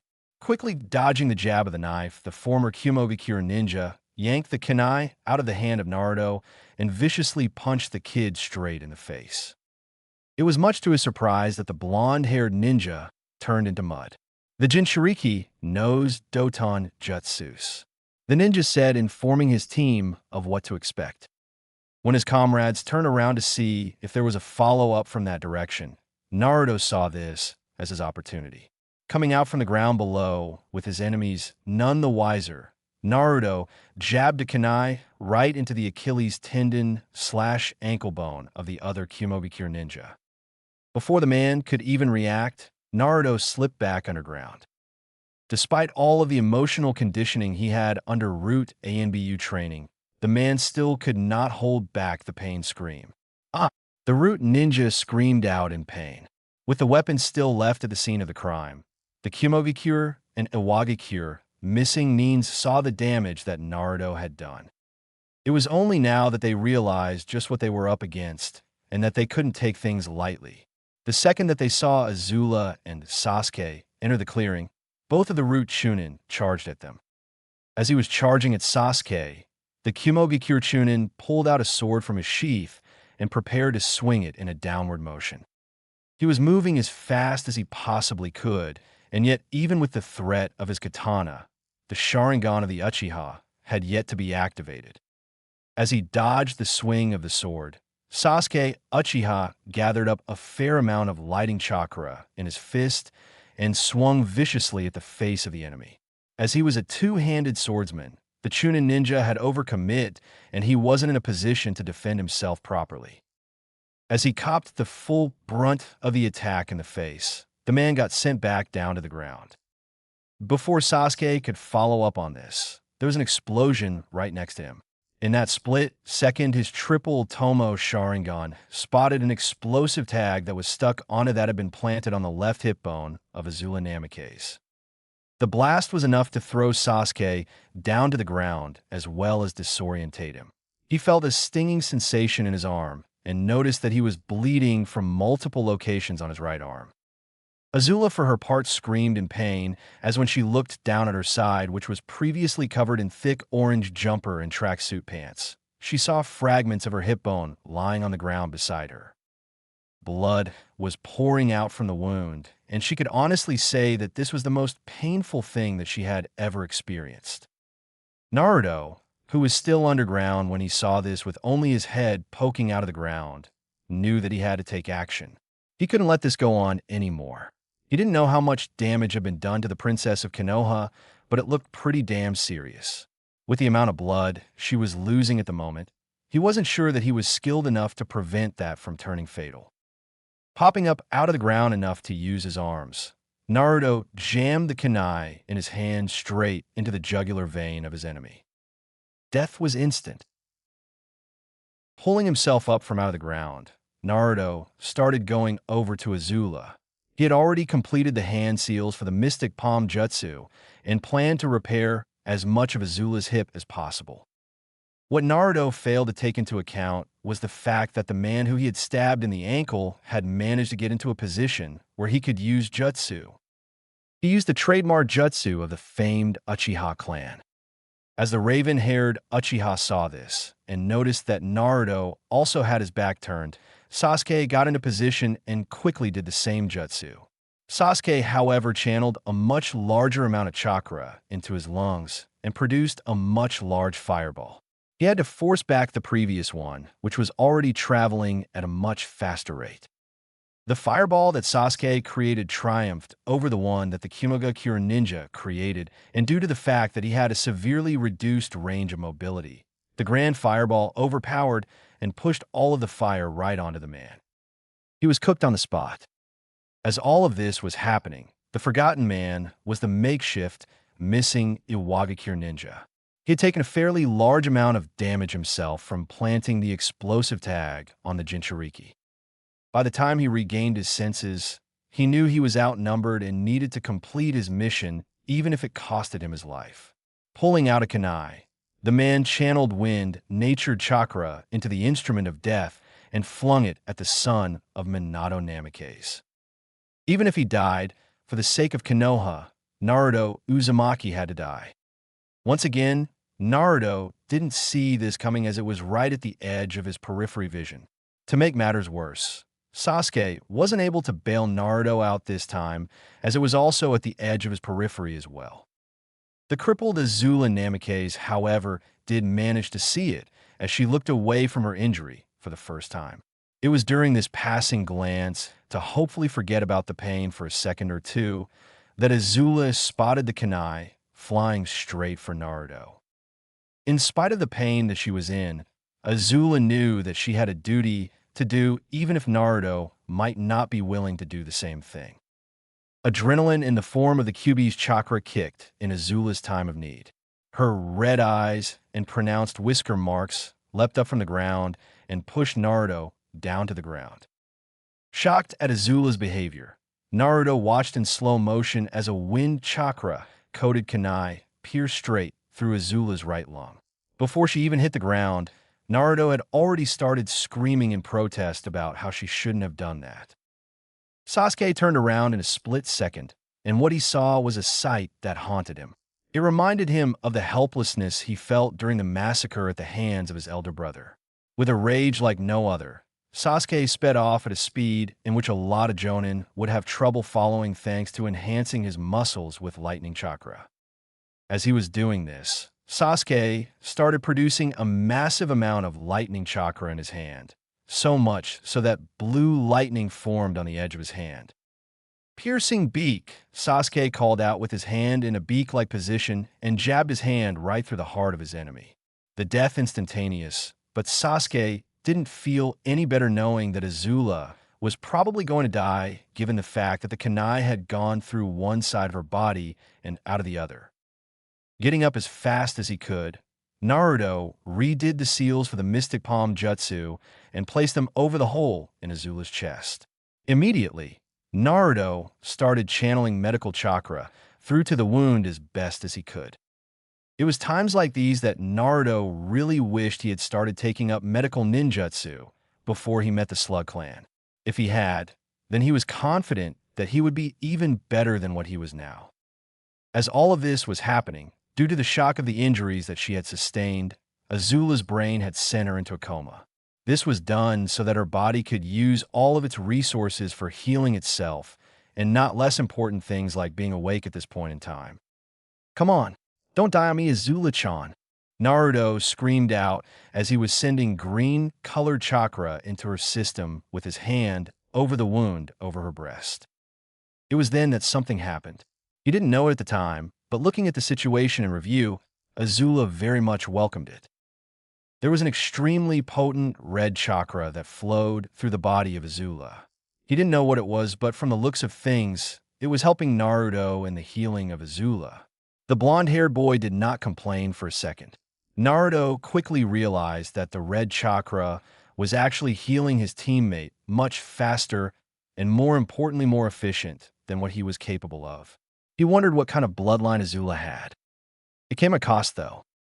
Whatever the red chakra was, Naruto started feeling a burning sensation when it came into contact with his hands. In spite of this, Naruto knew that if he stopped healing her, then she would die. The Uzumaki Genin persevered through the pain with gritted teeth and continued to repair the wound. Naruto even went so far as to hiss in pain. After 5 minutes of constant healing of the injury to her lung, Naruto was confident in that the red chakra was capable enough of fully repairing the rest of the damage. This didn't mean his job was done, though, as he immediately moved over to her hip.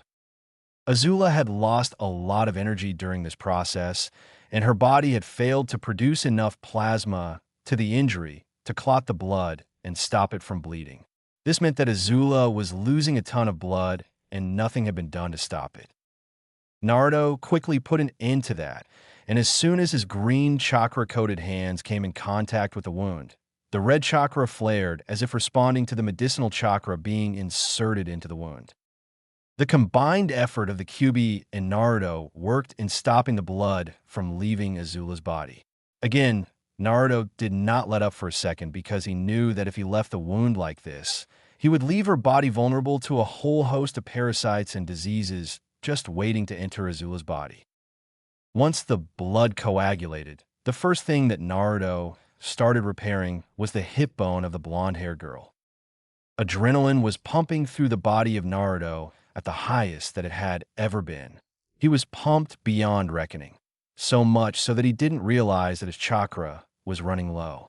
Naruto powered on and started recreating Azula's hip flexor muscle from scratch, which had been blown up. Finally, once Naruto had finished rebuilding the ligaments, tendons, and muscles that went into the hip, he started working on the skin of Azula. Sweat was pouring down from his body, and he was feeling pretty tired, but Naruto was determined to complete the healing process before quitting. He owed his life to Azula, and he would be damned if he didn't do everything he possibly could to repay her back tenfold. Naruto struggled to dredge up the absolute last slivers of chakra in his body as sweat poured down his body. Finally, when he got to the point where all there was on the side of Azula's hip was a 1-centimeter scab, he decided that he simply couldn't do any more and that what he had done was good enough. The second that he did this, the adrenaline that was pulsating through his body gave out, and Naruto immediately passed out on the spot due to chakra exhaustion. Due to the severity of just how much chakra Naruto had used, he didn't even have enough control over his body to choose where he landed. Naruto fell face forward with his face landing in a rather awkward position. It would be the secret of Sasuke Uchiha that Naruto landed face first onto Azula's lower lips. At least the remains of pants and underwear were still covering the modesty of a teenage girl. This little funny situation was not enough to change the mindset of Sasuke. Even though he had killed the majority of the enemies today, the raven-haired Uchiha still felt like absolute shit for not being able to come through in the clutch when it mattered. In his brain, which was going at the speed of light, Sasuke Uchiha had the place of mind to remember that the threat was still not over. There was still the threat of some unknown animal coming into the clearing and getting some trouble-free lunch. It was up to him to man the fort and take care of his incapacitated team. Sasuke was really second-guessing himself for choosing to go on this mission. Looking down at the passed-out Naruto, who was on top of the unconscious Azula, Sasuke got to work in ensuring the survival of his team. The first thing that he did was remove Naruto from being face first on Azula. The easier he could make his friends breathing, the better. It was when he did this that Sasuke Uchiha noticed the blood which was pouring from the hands of his best friend. He didn't realize it, but from halfway down his forearms, Naruto's arms were drenched in blood. There wasn't even a single speck of skin that could be seen as it was all covered in a red liquid. The raven-haired Uchiha really hoped that it was only Azula's blood on his best friend's hands. Unfortunately for him, it wasn't. Creating a shadow clone, Sasuke ordered it to carry Naruto with absolute care. As the clone did this, Sasuke himself got down and carefully picked up Azula. The opinion of the Uchiha was that Azula was the one who was more injured. He had just seen a hole created in her chest. You don't recover from that easily. What he didn't know was that Naruto was actually in a far more dangerous condition because of how dangerously low his chakra levels were. Naruto Uzumaki didn't have a source that could heal him even when he was doing nothing. He also didn't have a practically unlimited chakra supply to fuel said healing procedures. With both of his comrades taken care of, Sasuke took them to the cave in which the original mission took place. Just from the interaction Sasuke had had with the client, the raven-haired Uchiha knew that he wouldn't welcome the trio of ninjas into his home in their time of need. Now that they were in a safe location, Sasuke took out a scroll from his pocket and unsealed it. Inside the scroll was a medical kit. Despite the fact that Naruto was the team's unofficial medic, Sasuke had taken up learning the basics in case he was in a situation just like this. The first thing that Sasuke did was get out latex gloves. He didn't want to get a disease and also didn't want to infect Naruto with any dirt on his fingers. As best as he could, given the position that he was in and the rather limited source of resources, Sasuke tipped some water out of his bottle onto Naruto's hands to get rid of most of the blood and wash away any dirt. Once this was done, Sasuke used tissues to dry up the wound whilst not aggravating it to re-rupture the wounds and cause them to bleed once more. Once this was done, the raven-haired Uchiha, as best as he could, wrapped white medical gauze tape over the wounds to the point where they were completely covered. It was only from looking at the injuries that Naruto suffered from that Sasuke realized just how potent the red chakra coming off of Azula was. The only bright side out of all of this was that he didn't have to do anything for Azula. She seemed to be doing well on her own thanks to whatever it was that was helping her. It was a coincidence that right then, once everything was now taken care of, Sasuke realized that he was hungry. Grabbing a ration bar and a piece of fruit from his backpack, Sasuke sat down on guard, hoping that his team would recover without any permanent injuries. XXX. There were alarm bells ringing loudly in the head of Kakashi Hatake. He was the first person to arrive at his team's meeting spot. There had been occasions where Kakashi had arrived before Naruto and Sasuke, but he had never arrived before Azula. It was now half an hour after he normally arrived at his meet and greet location, and Kakashi had still seen absolutely no sign of the trio of Jin and Shinobi at all. Using the rather limited sensory abilities that he had, Kakashi tried to see if his students were even bothering to come to their training session. He wasn't really surprised when he couldn't sense them. Guess I have to go search for them. The first place that Kakashi tried was the two-story large house of Minato Namikaze and Kushina Uzumaki. He really hoped that it was only down to the fact that Azula had forgotten about the meeting or that she had simply slept in. When he got to the house and searched for the girl, his search came up empty. Next up was the pride and joy of Azula, the Ichiraku ramen bar. Once again, this part of the search came up empty. The alarm bells started ringing loudly inside the mind of Kakashi, and a sinking feeling started appearing in his stomach. Things weren't looking good. After coming to the conclusion that he couldn't Azula, he hoped that by going to the Uchiha complex, he would find Sasuke, and with that he would know where Naruto was. As he made his way to the southwest section of Konoha, Kakashi came to a large wall. Jumping over it, it was like traveling back to the past. He hadn't been here since the funeral of Obito, and yet the place looked the exact same from what he remembered. The only difference this time around, though, was that there was no one around. As he traversed through the ghost town, Kakashi was surprised when he came across a large field which had a massive amount of crops of multiple types of fruit and vegetables. It was far too big to be a food garden just for one person, so Kakashi decided that it couldn't hurt to take a fruit as a snack. When he got over there, he was surprised to see a rather vicious Venus fly trap plant surrounding the perimeter of the crops. He almost lost a chunk of flesh, but Kakashi successfully navigated the Venus fly traps and got an apple. As he bit into it, he could definitely see why whoever it was that managed these plants was so invested in them. It only begged the question of who managed the food garden because he was confident that Sasuke was not into it all. Getting rid of that train of thought, as there were much more important things for him to be doing right now, Kakashi went about finding his Uchiha student. He did not like it at all when his search came up empty. He had searched the entire complex, and there was no sign or even a nearby chakra signature even remotely familiar to the one that Sasuke had. This did not look good at all for the copy ninja. The next rationale, though, that the silver-haired Jonin had was that he would go and check Naruto, and hopefully whatever he was doing included his two teammates. Now, where does Naruto live? Kakashi questioned to himself as he couldn't remember. As more time went on, there was a look of horror on the face of Kakashi that not even his mask could cover up. Despite the fact that he had told himself that he would get to know the son of Minato Sensei more now that he found out about him, he didn't even know where the boy lived. What kind of sensei am I? I bet Minato Sensei would be ashamed in me. Kakashi wasn't even thinking about what he had done, or rather he hadn't done for Naruto. He was thinking solely about his abilities as a teacher to look after and nurture kids into responsible people, as well as train them into powerful shinobi.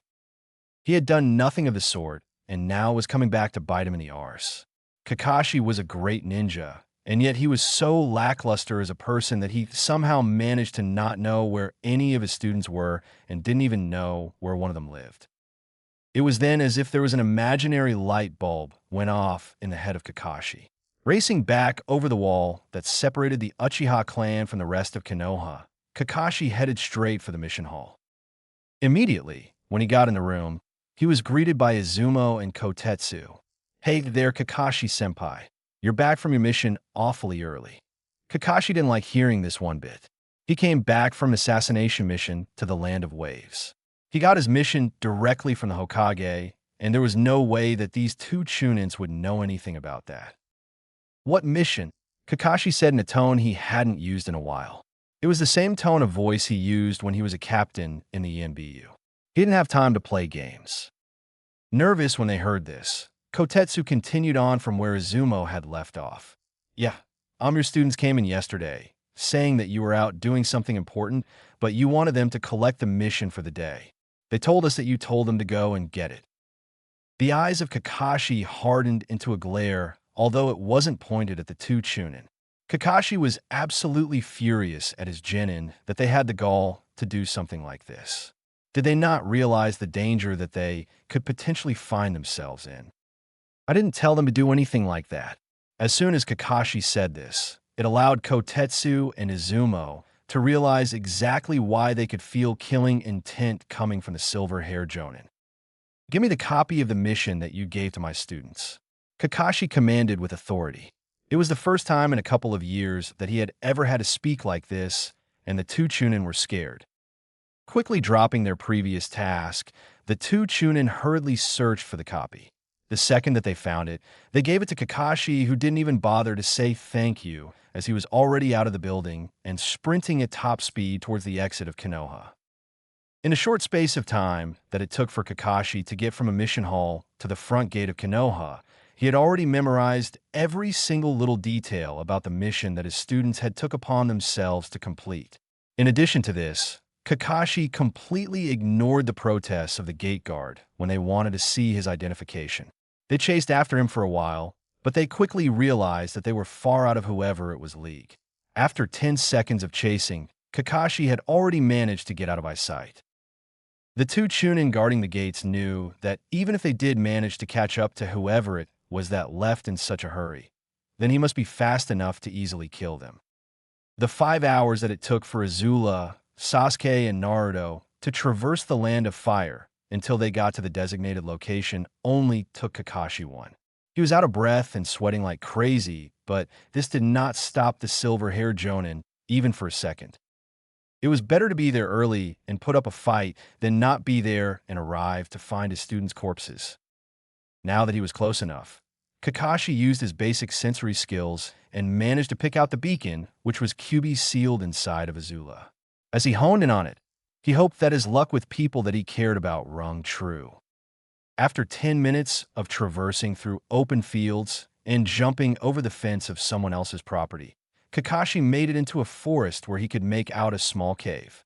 His senses were telling him this was where Azula was, and now that he was close enough, he could also sense Sasuke easily. The concern was, why couldn't he sense Naruto? For them to be this far out and not together meant something serious had to have happened. Throwing that to the back of his mind, Kakashi rushed towards the cave. The first sight that he was greeted with was Sasuke, who admittedly was barely able to function with how long he had been awake. Judging from his face, it looked as if he had been awake for 24 hours and was really struggling. The second that Sasuke noticed the approaching Kakashi, he smiled for the first time in a long time. Boy, was Sasuke glad to see Kakashi. He knew that whatever happened, they would be all right. Sasuke promptly fell down onto the ground. He had already fallen asleep before his head hit the ground. Cursing at the fact that Sasuke had fallen asleep before he could chew him out and also find out what was happening, Kakashi took it upon himself to go into the cave. As he walked past Sasuke, the first person that he saw was Azula. Judging from the fact that her budding breast was visible and that there was a clear hole over parts of her chest, he knew that something serious had happened and the QB had to bail the girl out in healing a grievous wound. It also didn't help that she was showing her hip and a little bit of her bum due to her clothes being ripped off from some kind of blast. He had seen the healing powers of the QB thanks to Kushina-sama. He knew that even the QB couldn't heal all of this in such a short space of time. This didn't even include the fact that there was no form of scabs or scars on her body whatsoever. It made Kakashi curious as to how Naruto healed so quickly. Thankfully, due to the fact that they were all out of it at the moment, it gave Kakashi time to look over at his final student. As he knelt down to Naruto, the Jonin sensei realized why he couldn't sense him before. Naruto was suffering from the worst case of chakra exhaustion that he had ever seen. He was kneeling right next to Naruto, and yet he could only just feel he boy's chakra signature. This also served to make Naruto's skin lack all form of color. Given that chakra was the life force of a human body, it meant that his immune system was down at the moment and he was susceptible to a whole host of things. Another detail that Kakashi noticed was the fact that from Naruto's forearms down, he was wearing red bandages. I guess I might as well get Azula dressed before she wakes up and panics at the fact that her private parts are visible. Kakashi muttered to himself. It was times like these in which Kakashi was very much grateful he had interacted with Azula when she was a lot younger, so that trusted him implicitly. If they had only known each other from since she became a genin, the Jonin knew that the blonde-haired girl would not be confident in this whatsoever. Pulling out a full set of clothes from Azula's backpack, Kakashi got to work on disrobing the girl and putting on some clothes that didn't leave the revealing parts on show. 15 minutes after Kakashi had successfully changed the girl's clothes, said girl started to stir. Ugh, Azula mumbled as she tried to take in her surroundings, wondering where she was. The last thing she remembered happening was taking a kunai in the chest for Naruto. Naruto! Sasuke! Azula called out in alarm as she sprung up from her position, lying down to an uprighted seating position. Turning her head around, the first thing that the girl noticed was, Kakashi-sensei, what are you doing here? Azula questioned, both relieved and nervous. That's something that I would very much like for you to answer for me, Azula. As she heard the way that Kakashi spoke to her, The girl knew she was in trouble, deep trouble. Sasuke and Naruto wanted to go do another mission because they felt like that they wouldn't ever get a chance to prove that they were ready for a higher grade mission. I mean, I felt the same way too, but didn't want to do anything without your permission, Kakashi-sensei. The sad thing about this was that after his mission to the Land of Wave, Kakashi was going to offer taking his team on a C-rank mission. He didn't like hearing that his students thought that they would never get a chance was disheartening, to say the least. And yet you still went on the mission, Azula, Kakashi said, still with a harsh tone in his voice. I remember someone special to me saying that those who break the rules are trash, but those who betray their comrades are worse than trash. Azula said with a forced grin on her face, hoping that this would ease the anger in her pseudo-big brother. It did because she saw the eye of Kakashi lighten up. I'm proud of you for that, Azula, but I need you to tell me absolutely everything that has happened on this mission, Kakashi stated to the girl, still using an uncompromising tone of voice. The mission was to go and take care of a bunch of wolves that were eating some guy's farm. I choked up when it came time to do the deed, but thankfully Sasuke bailed me out. That's all well and good, and it sounds like that you completed the mission, but it doesn't tell me how Naruto and you got so hurt. This was news to Azula, as she didn't know that something was wrong with Naruto. As she turned her head, she spotted Naruto, who was looking extremely pale at the moment. Concerned as she was for his health, she knew that she had to tell Kakashi Nezen what had happened. Yeah, we completed the mission fine, but then as soon as that happened, a ninja came out of the ground and tried to stab Sasuke. Sasuke dodged it, and then it turned out that there were 3 missing Nins standing next to us. They said that they hated Konoha ninjas and that they wanted to kill us. I got angry at this and used a jutsu, and then they jumped into the forest. Azula stated, to which Kakashi had multiple thoughts on the situation. On the one hand, they could run away from here, but the missing ninjas would catch up to them. The other choice was to take the fight head on and hope for the best. It was either fight now or fight later when they retire from running. We chose to surprise them by going towards them. As soon as Azula said this, Kakashi didn't like it at all. They were walking into a trap. They should have stayed where they were and waited for the enemy to come them. Naruto took it upon himself to go first and be the distraction thanks to that thing he can do where he goes underground. Kakashi nodded when he heard this. Out of everyone on Team 7, Naruto was the best when it came to stealth. Naruto managed to get a good hit on one of them, causing a distraction. Me and Sasuke were about to go in and do a combo jutsu, but the enemy came charging at us, so we didn't have time. Just by looking at the girl, Kakashi could see she was angry at this. Sasuke managed to deal with the guy who charged at him, but the one who came after me managed to plant an explosive seal on my side. It really hurt like a bitch when that went off. Yeah, even with having the QB, having a hole in your chest, and also having an explosive tag going off right next to her, Azula should be a lot worse than what she is right now. Sasuke knocked his guy down to the ground, but got hit almost as hard as me, and he was disorientated from the blast. The guy who Sasuke knocked down was about to get up and hit Sasuke, but Naruto came out of the ground and sliced the man's throat. Kakashi didn't know what Naruto was capable of, but hearing this made him correct in his assumptions that Naruto was just as good, if not as good as Sasuke. I was on the ground, but I remember seeing Naruto go through some hand seals and his hands started glowing green. He was walking to me, but I can't remember what he was going to do, Kakashi Nezen. That's all right, Azula-chan. Kakashi instantly dismissed her worry as his mind was going a mile a minute. To think that Naruto knew medical ninjutsu was insane at such a young age. Just from hearing that Kakashi was confident that Naruto was at least as good as Sasuke, and probably even better than him. I saw some kind of fireball come out of the corner of my eye, and Sasuke quickly jumped in front and made his own one, which burned the guy alive. As Naruto bent down to do something to me, I saw that the guy who planted the tag on me do something to a kunai and throw it directly at Naruto. It turned white or something, and since Naruto couldn't see it, despite the pain I was in, I got up and pushed him out of the way. The only other thing I remember was it hitting me in the chest. Everything else after that is blank sorry, Kakashi-sensei. It's all right, Azula-chan, Kakashi replied. The silver-haired Jonin had a fair idea of what had happened.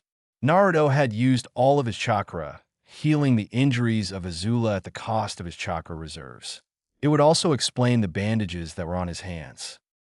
Speaking of which, Kakashi knew that they needed to be changed to prevent the stale environment attracting parasites and diseases. Pulling out a first aid kit scroll from his Jonin vest, Kakashi opened it up and prepared to fix Naruto's hands.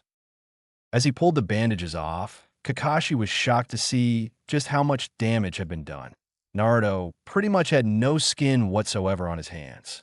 Having experienced the Kyuubi personally when it came to two of his students' mother, Kakashi knew that Naruto must have been healing Azula for a long time with his hands submerged in the demon's chakra.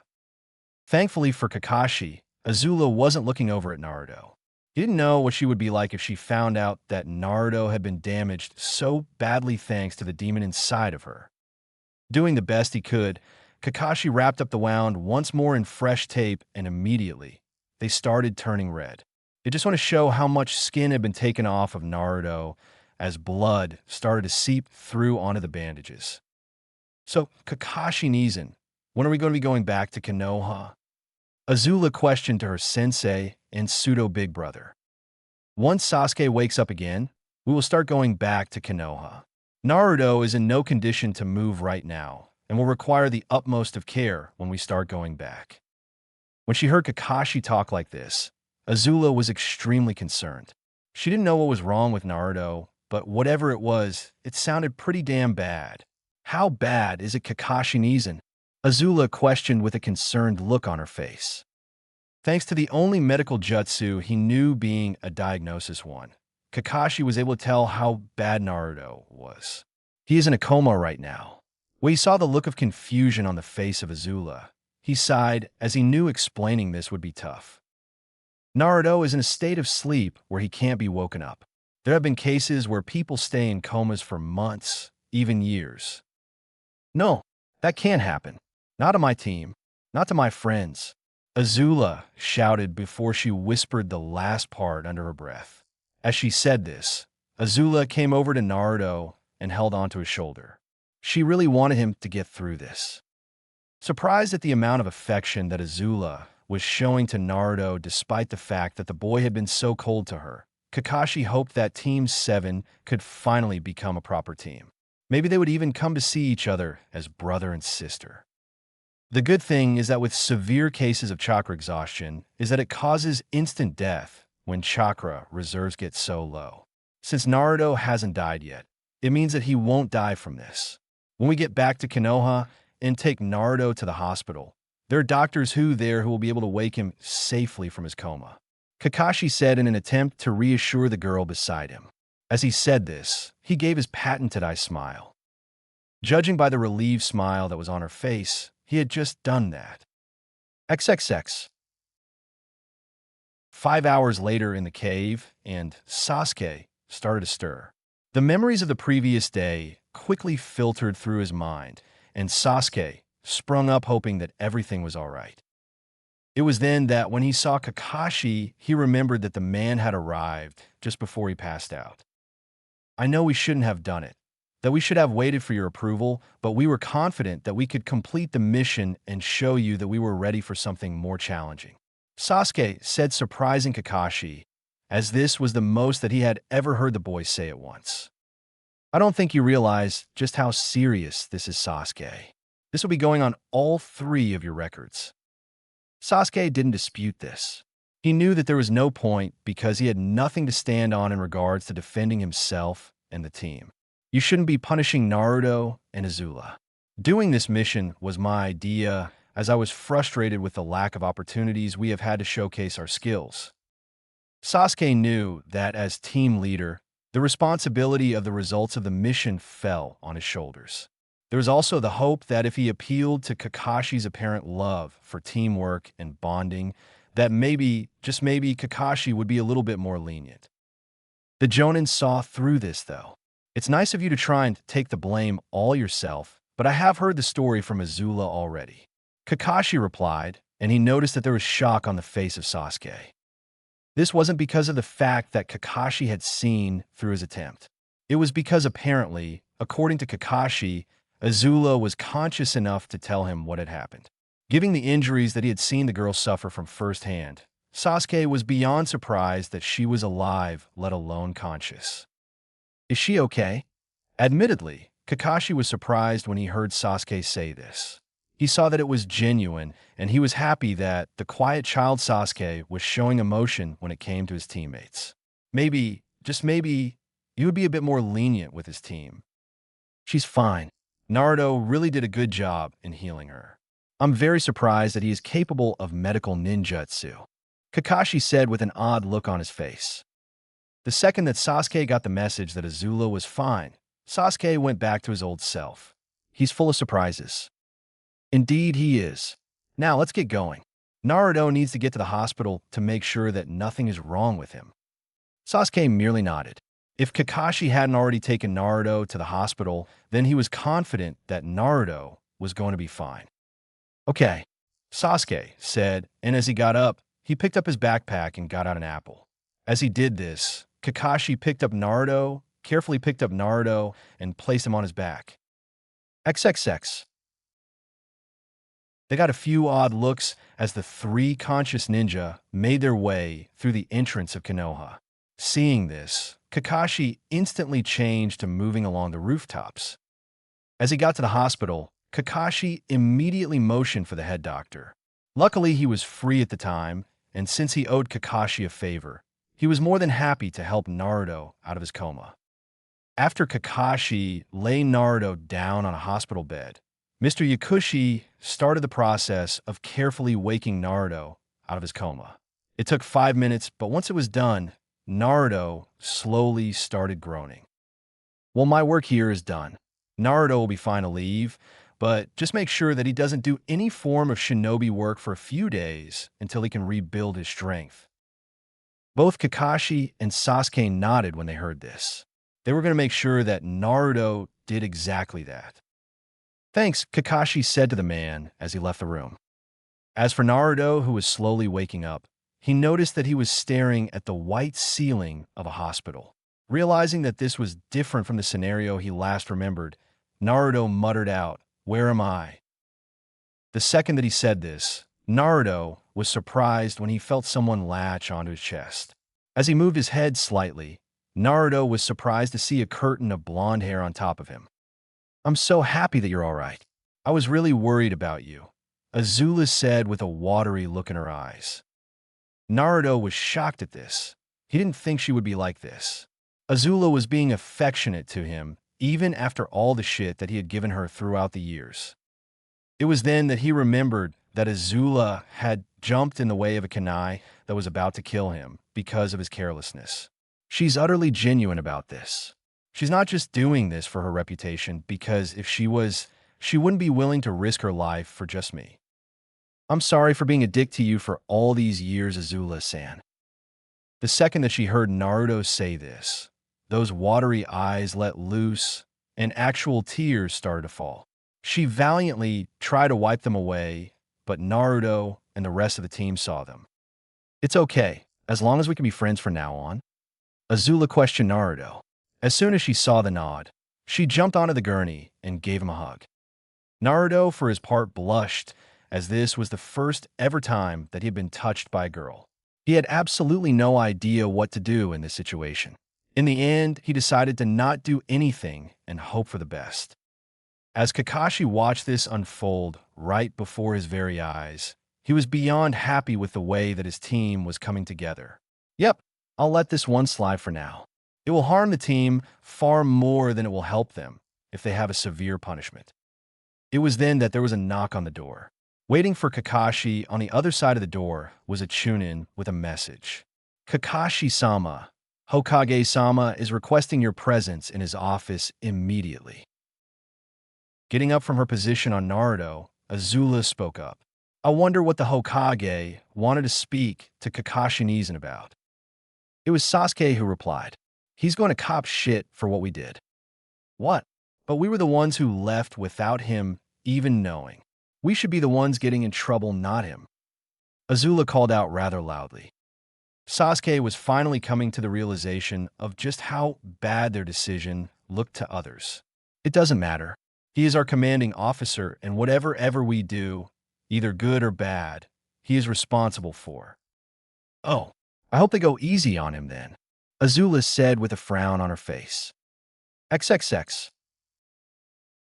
I heard about the little incident that you had with your students Kakashi, Hiruzen said with a look of detest on his face. That's really interesting.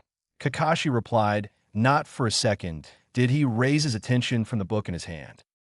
Heavily annoyed at the lack of respect that Kakashi was showing him, Hiruzen ordered the man to put the book away. Before the Sandaime Hokage said anything, though, Kakashi surprised the man by speaking up first. If you do anything, I will publicly announce that I didn't think my team was ready to compete in the upcoming Chunin exams. Hiruzen's look narrowed into a thin gaze. He knew how much this would affect Konoha and their reputation. When it got out that the Hokage was forcing students that a Jonin didn't think were capable of entering the exams, Konoha would lose part of their good image. This was especially telling when it came from someone as respected Kakashi Hatake. With that said, Kakashi simply shined out of the room.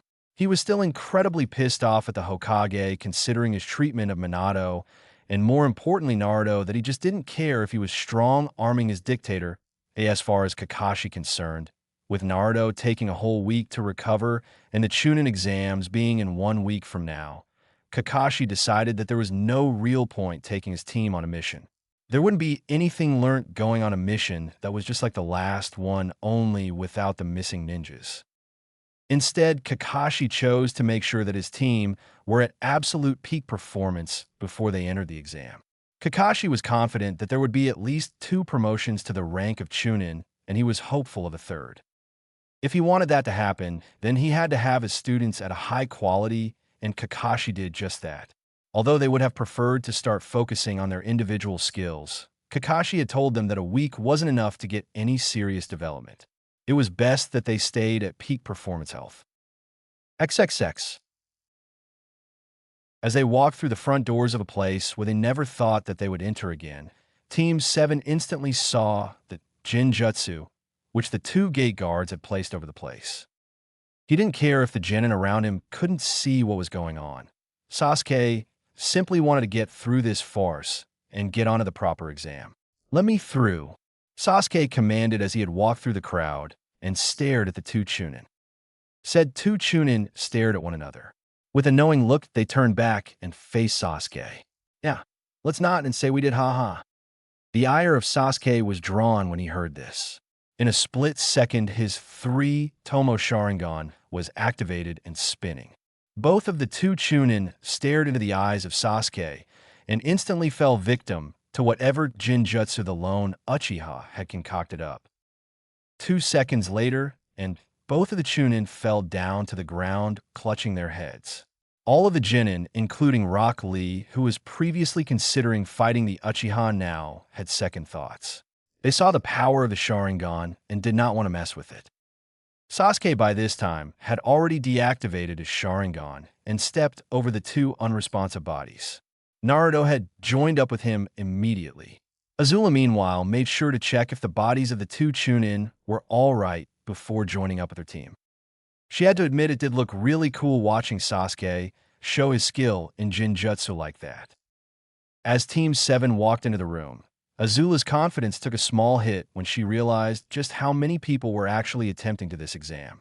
One look in the direction of Naruto and Sasuke was enough to reassure the young girl, because she had complete confidence in their abilities.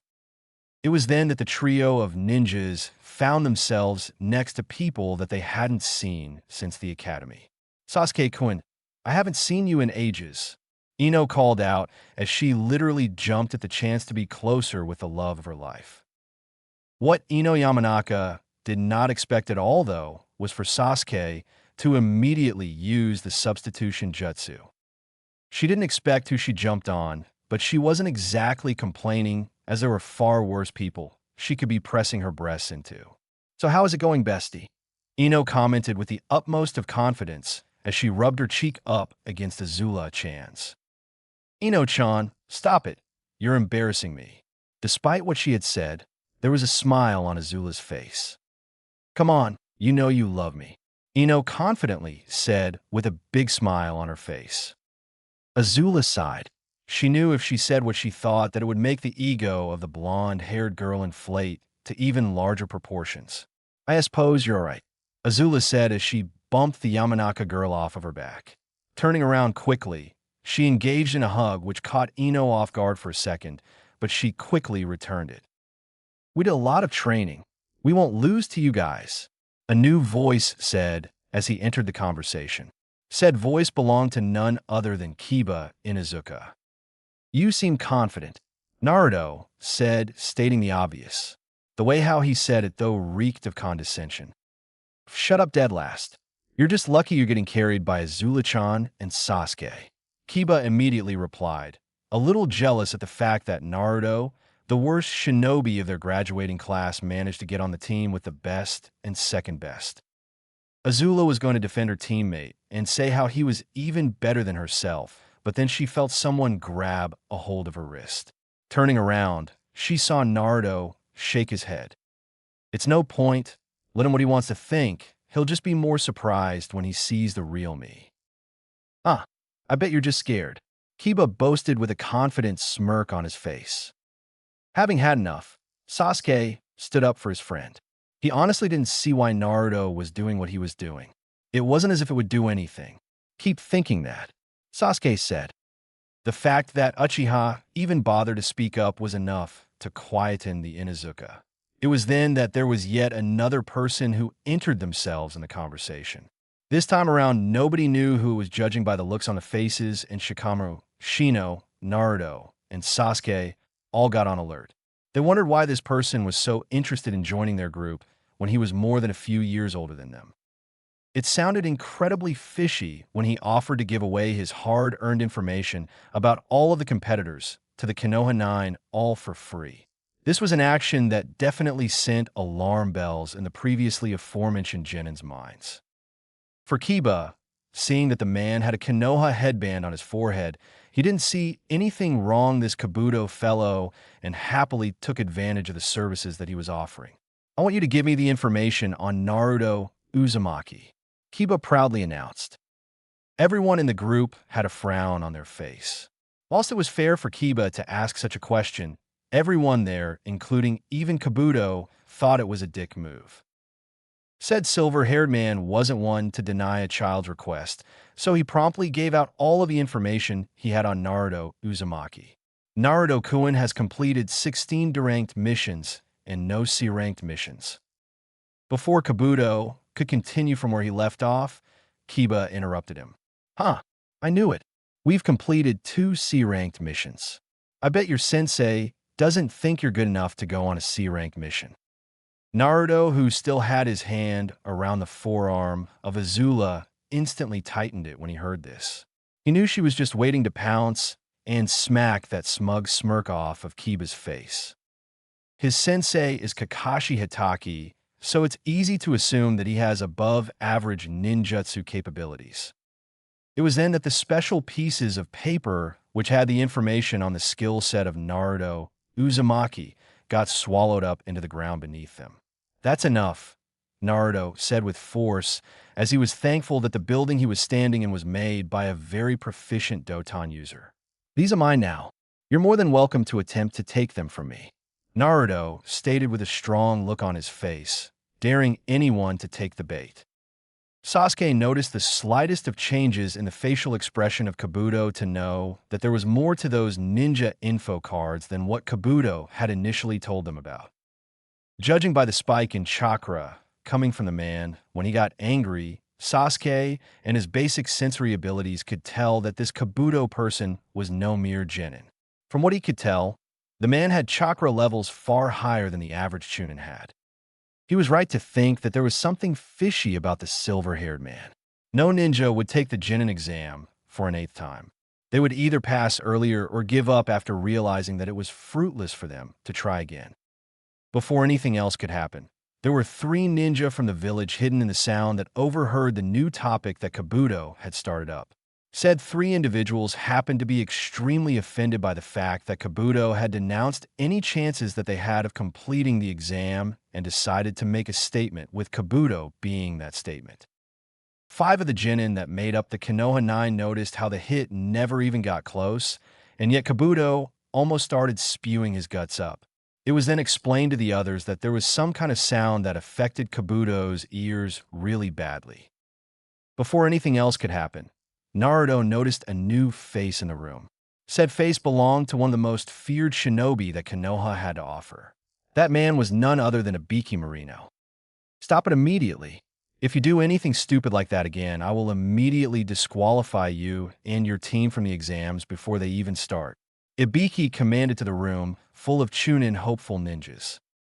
The second that this was said to all of the ninjas, they got into position in their seats and hoped that they wouldn't do anything that would get them in trouble. When they found out that they would be doing a written exam, many of the students, including Kiba, groaned at this. Naruto wasn't one of them, however.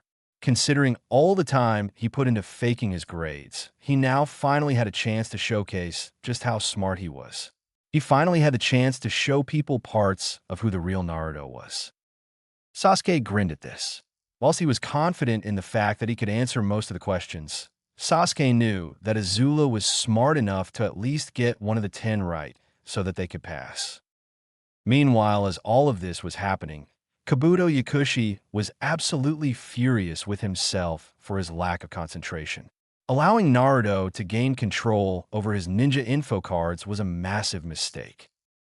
Whilst he had said that his ninja info cards were only able to be accessed by himself, it was that far of a stretch of the imagination for Kabuto to think that in the right hands, they could be decoded.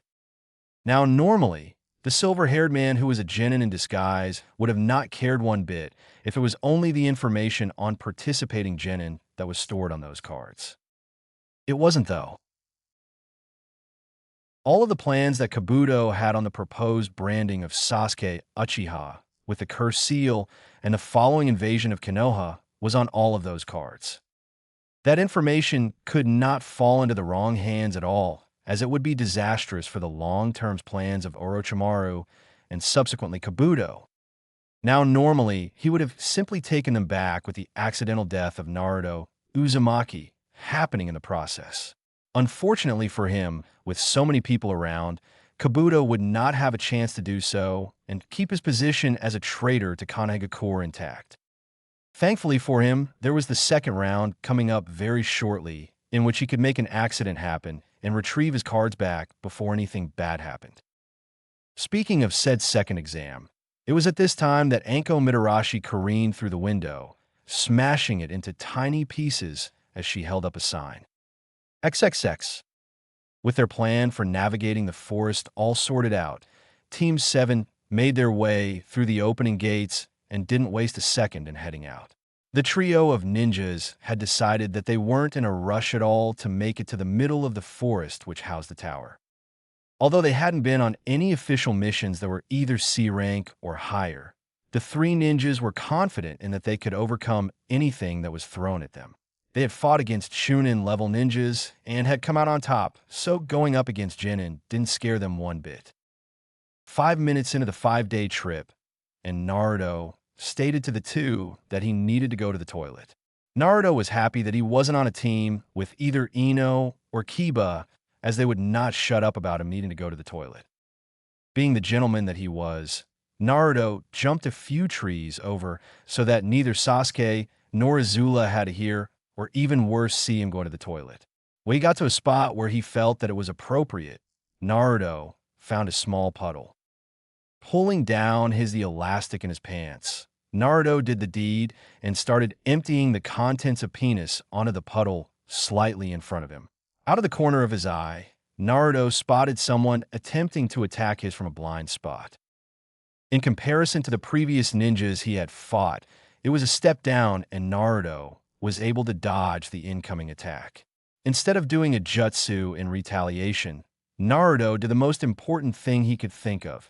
He put his willy back in his pants.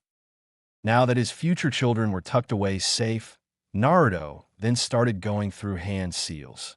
Before he could finish them, though, Naruto was again attacked by yet another ninja from the Land of Rain. The blonde-haired boy evaded the high leg kick as he jumped back at a fast rate to the first ninja who had attacked him. Had it not been for the fact that there wasn't as much of an abundance of water as compared to the ground in which his Doton jutsus were based on, Naruto had to go through the motion of hand seals with both hands. Suiton, Misurapa no Jutsu. Water release, water trumpet jutsu. Naruto called out, gathering the water from the puddle nearby. He was very glad that Sasuke's family had copied this jutsu in a skirmish against the royal family of Awagakure. It was an incredibly good jutsu for his skill level as far as Naruto was concerned. By the time that everything was all set in motion, Naruto had managed to get inside the guard of the first Amigakure ninja who attacked him and released the jutsu at point-blank range.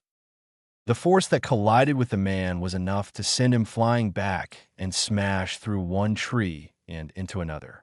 From the way his back hit the bark and his neck fell down, it was safe to say that the man was in a bad state. Seeing his friend take such damage made the second Amigakure ninja rage. If there was one thing that he didn't like seeing, it was the sight of his comrades in pain. He took it personal, as he wasn't strong enough to protect his friends. He charged. Seeing the man charge at him, Naruto grinned. This man simply wasn't as fast as him, and that meant a whole host of things in the shinobi world. As the shinobi was charging at him again, Naruto started going through yet another set of hand seals. Instead of something happening in the surrounding nature like before, Naruto's hands were coated in a bluish-green color of chakra. For what was a surprise for the Amigakure genin, Naruto started charging at him also. Whilst he saw the chakra coming off of Naruto's hands, the man was completely confident in his abilities to beat the kid in front of him.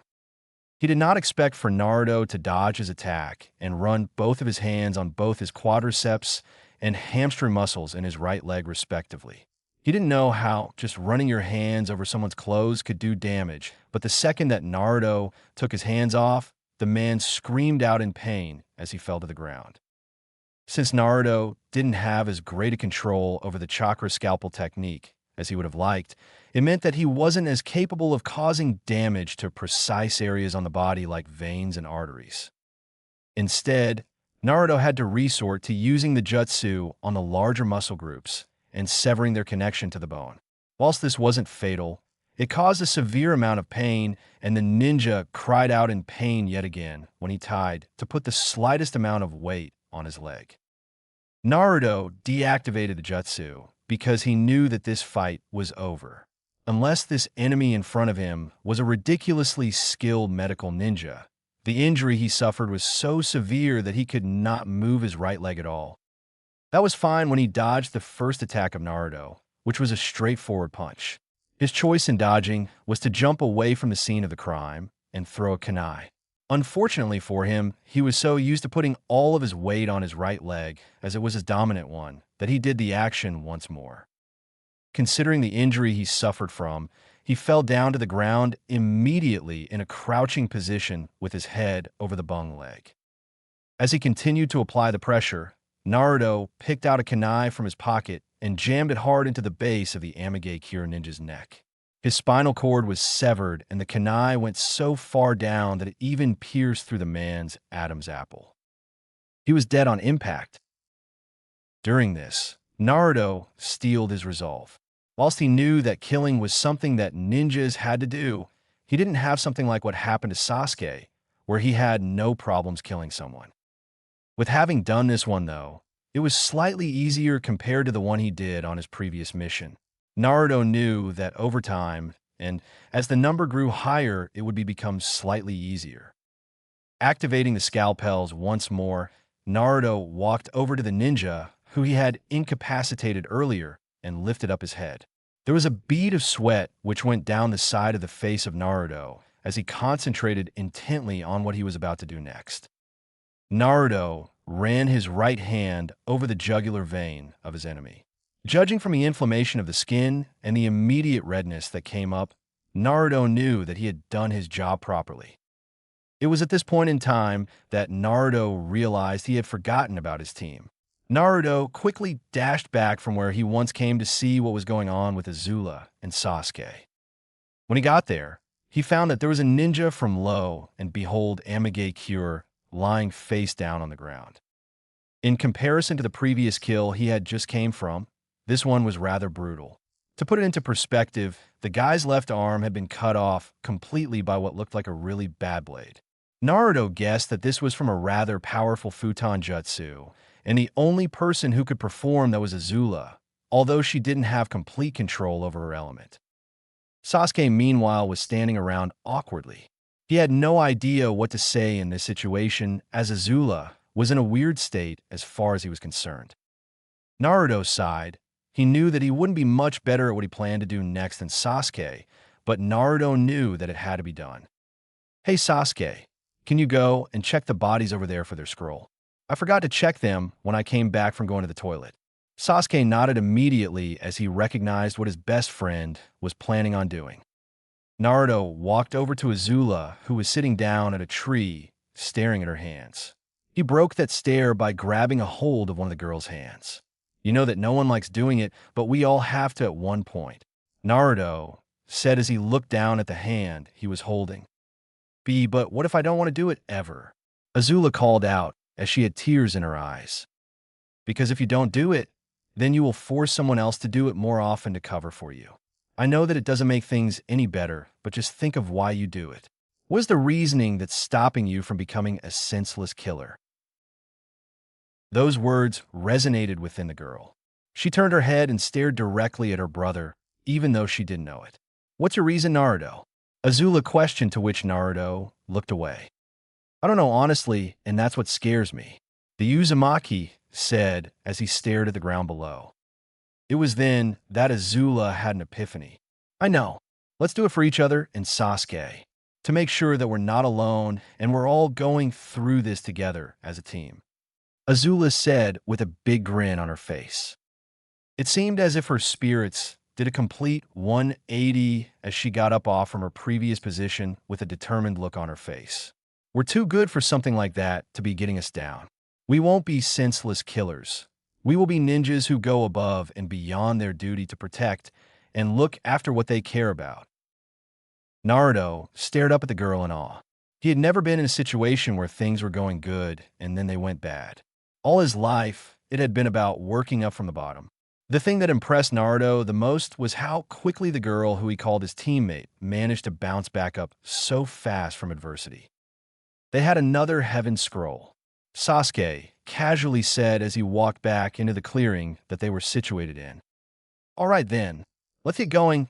We have to find another team with a scroll," Azula said as she took command of the team. Both of the boys nodded when they heard this and got back down to business. 2 minutes later, as they headed into the forest, Team 7 were hit by a massive gust of wind that intercepted their path. Unfortunately for Azula, she was in the middle of the air, so she had no way of running chakra through to the ground to stabilize herself. This left Naruto and Sasuke to stare down at a Kusagakure ninja. "You want my Earth Scroll, right?" the newcomer said as she held out the scroll. Naruto and Sasuke were more than smart enough to not go straight the scroll, which was in full view. When someone did this, they were either so far above your perceived skill level, or they had a trap set for you. This, in combination with the fact that Azula wasn't around, meant that Sasuke and Naruto had to play it safe. There was that, and there was also the fact that the two boys both felt uneasy given the vibes that were coming off of their opponent. As a test, the ninja from Kusagakure launched multiple shuriken in the direction of Naruto. The second they left his hand, the ninja unleashed a massive amount of killing intent right in the direction of both of the boys. He could see from the way their bodies locked up that the killing intent affected them, but much to his surprise, both Naruto and Sasuke managed to almost instantly shake off the killing intent, and Naruto jumped out of the way, landing on a nearby tree. "Yes, I can see why Danzo is so interested in you," the disguised Orochimaru said. If he wasn't so interested in the Sharingan of Sasuke Uchiha, he might have considered implanting the cursed seal on Naruto himself. The kid was very talented for his age, considering the fact that none of the ninjas in his village barring Kimimaro would have put up as a good a fight against killing intent as what Naruto had just done.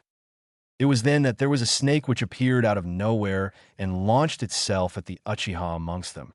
Sasuke barely saw it, but successfully managed to get out of the way of the attack. As he flew through the air, Sasuke threw multiple kunai and shuriken at the snake. Immediately, as the metal connected with the snake, it started falling down to the ground and collided with a loud thump. What surprised the two genin was the fact that the Kusagakure ninja came out of the snake. There was the thought that this was a snake that lived in the forest, but that thought was now gone far from their minds. You shouldn't relax for even a second. When you face a predator, you should always try your best to run away. The second that Orochimaru finished saying this, he channeled chakra into his snake-like body and sped through the forest. Sasuke activated his 3 Tomo Sharingan the millisecond he saw movement from his enemy. Having all 3 Tomos activated thanks to intense training from Naruto definitely helped a great deal. The raven-haired Uchiha barely managed to dodge the attack that had been sent his way.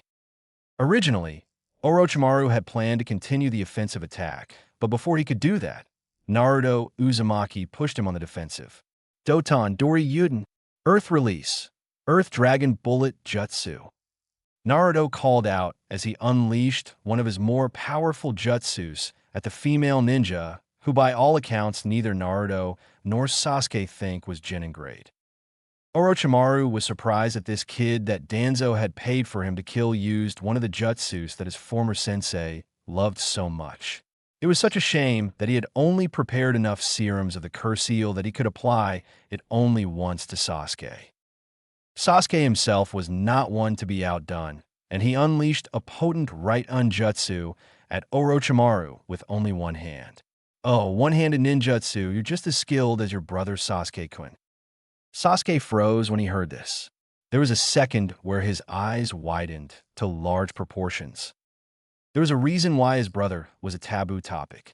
Nobody had said anything about Itachi unless he brought it up, and even then the only person who he had talked about that subject to was Naruto. To hear this man say the murderer of his clan's name so casually, it infuriated Sasuke. The Tomos in his Sharingan started spinning rapidly as the boy's anger was at an all-time high. Yes, show me that power, show me the strength of the Sharingan, little Itachi. Orochimaru said with a sinister grin on his face. What made this scenario even creepier for Sasuke was the way that the man licked his lips while staring directly at him. He felt like a piece of meat in this person's eyes, and he did not like that look one bit. Going through hand seals, Sasuke launched the trademark jutsu of his clan right in the direction of the enemy. Knowing that he could tank the jutsu head-on, Orochimaru decided against it. He wanted to play with these kids a little bit more before he gave Sasuke-kun the seal and killed the Naruto kid. As this was going through the mind of Orochimaru, the Sannin forgot about the blonde-haired boy as when he jumped to the right to dodge the attack. Naruto was waiting right there for him with the same jutsu he had previously used to knock one of the Amage Cure ninjas into a tree. Azula, come out now, Naruto called out in a near panic tone of voice. The second that he said this, not only did Azula appear by his side after having just killed off by a giant snake, but Sasuke also joined them from having fallen back down to the ground. We have to get out of here as soon and as quick as possible. This man that we're fighting is none other than Orochimaru of the Sannin. No one else can summon snakes to do his bidding and move like a snake himself. Azula immediately piped up. I got swallowed by a massive snake, but I created heaps of clones so that it blew up. So how are we going to make our escape? It's not as if we can just run. I mean, that's Orochimaru. He will just catch up to us. Both Sasuke and Naruto took this information in stride as they had even more evidence as to who it was they were up against. Whilst they would have loved to go up against one of the very best shinobis of a previous generation, they both knew that Orochimaru had nothing to gain from obtaining their scroll. This meant that he was after something else, and given his track record, it meant that whatever it wasn't something that they wanted to be a part of. I know, Sasuke hurriedly exclaimed as out of the corner of his eye, Sasuke saw Orochimaru charging at the three of them. The raven-haired Uchiha hurriedly told his plan to his two teammates, and they nodded at their respective roles. When there were a few meters difference between the trio of Genin Shinobi and the famed Orochimaru, Azula Namikaze used her trademark jutsu and created an abundance of shadow clones. In conjunction with this, there was a massive cloud of smoke that could be seen from a kilometer away if you stood on a tall tree. Knowing that this was some kind of escape tactic, the Snake Sannin suddenly went serious as he casted a powerful wind-based ninjutsu which quickly dissipated the smoke. What he was left looking at were about 100 shadow clones of Azula's. Now this wasn't something that Orochimaru minded, as he could and would easily weed out the real one. The problem, however, happened to be the fact that there were also hundreds of Narutos and Sasukes as far as he could tell. Furious beyond all belief as he knew what was going to happen, Orochimaru charged head on, unleashing all of his killer intent, hoping to spot the real trio out of all of the fakes. Sadly, that wasn't to be, as there were just too many ninjas that he couldn't tell the difference. By the time he had gotten to the center of the formation, all of the clones, including the real Naruto, Sasuke, and Azula, had long left the scene of the crime. Fuck! Orochimaru screamed to high heavens as his precious Sharingan had evaded his grasp yet again. Now, Orochimaru wasn't normally one to utter even the smallest of curse words, but it was safe to say that now was a rather acceptable time for him to do so. The Snake Sannin would have been even more furious with himself had he known that Naruto also had on his personage the plans for the upcoming invasion of Konoha. XXX. None of the members of Team 7 were any the wiser to the internal thoughts going on inside the mind of Orochimaru, but they didn't care one bit. They still had an exam to complete on top of the fact that they were running away from a S-rank shinobi who had plans that they didn't want to be a part of. As they raced through the forest, Naruto paused for a second as he landed on the ground, with both hands landing first. It only took him 2 seconds, but Naruto had used his sensory skills over the earth element to not only find out that Orochimaru wasn't chasing them, but also that they were heading directly for the safe house in the middle. What made this even better was the fact that there also happened to be a team up ahead. This was something that he instantly let his teammates know about. Knowing the plan that they had gone over before when they came up against the team, Naruto went in first thanks to his ability to use the hiding like a mole jutsu to the point where he could still sense what was going on above him. Naruto went in first with Sasuke and Azula close behind in hiding spots. The ninja from the Land of Wind didn't even see it coming as Naruto popped up out of the ground, and with a single slice of Haikanai, Naruto hit a point on the woman's neck where the hit was instantly fatal. The dull thud of her body hitting the ground was enough to garner the attention of her 2 male teammates, and as they charged at Naruto, Sasuke and Azula took this as their cue. Sasuke raced along the ground at his fastest speed, which was something that none of the Genin could follow, and right before he got his arm's reach of the enemy, he used a jutsu which created a fair amount of noise. This caused one of the two to turn around, and it was all Sasuke needed to use his jutsu, right on Kuchibashi no Piacid Jutsu, lightning release, piercing beak jutsu. Sasuke called out as his most powerful jutsu connected with the chest of the Sunagakure ninja. Sasuke's hand went straight through the man's ribcage and managed to create a hole in the shinobi's heart. Before Sasuke could pull his hand out of the body, it was already dead. The suddenness of death was also comparable to the way that Azula had chosen to end the fight. She instead had chosen to throw multiple shurikens straight at the man who was chasing after Naruto. It also helped that she had quickly followed up with using a wind-based ninjutsu to enhance the potency and speed in which the shuriken flew at. 2 of them hit the abdomen, 3 in the leg, and 1 in particular hit the neck, right in the jugular vein. Like the strike of Naruto, this was instant death. Naruto, Sasuke, and Azula didn't have time to wait, though, as they rushed over to the fallen ninjas' bodies and searched for the scroll. Yada! Azula called out with enthusiasm. There in her hand was a earth scroll. Good. Now let's go to the tower. Sasuke said, leaving no time at all for Orochimaru to figure out what they had done. Most would think that a genin would go straight for the tower. Orochimaru was different in that he thought Sasuke would lead the team in a different direction because the mainstream choice was to go straight to the tower. Sasuke, however, had thought that Orochimaru would have guessed this and played a double bluff. Their team was one of the 9 people that went straight for the Snake Sannin, who was too busy focusing on destroying all of the other clones.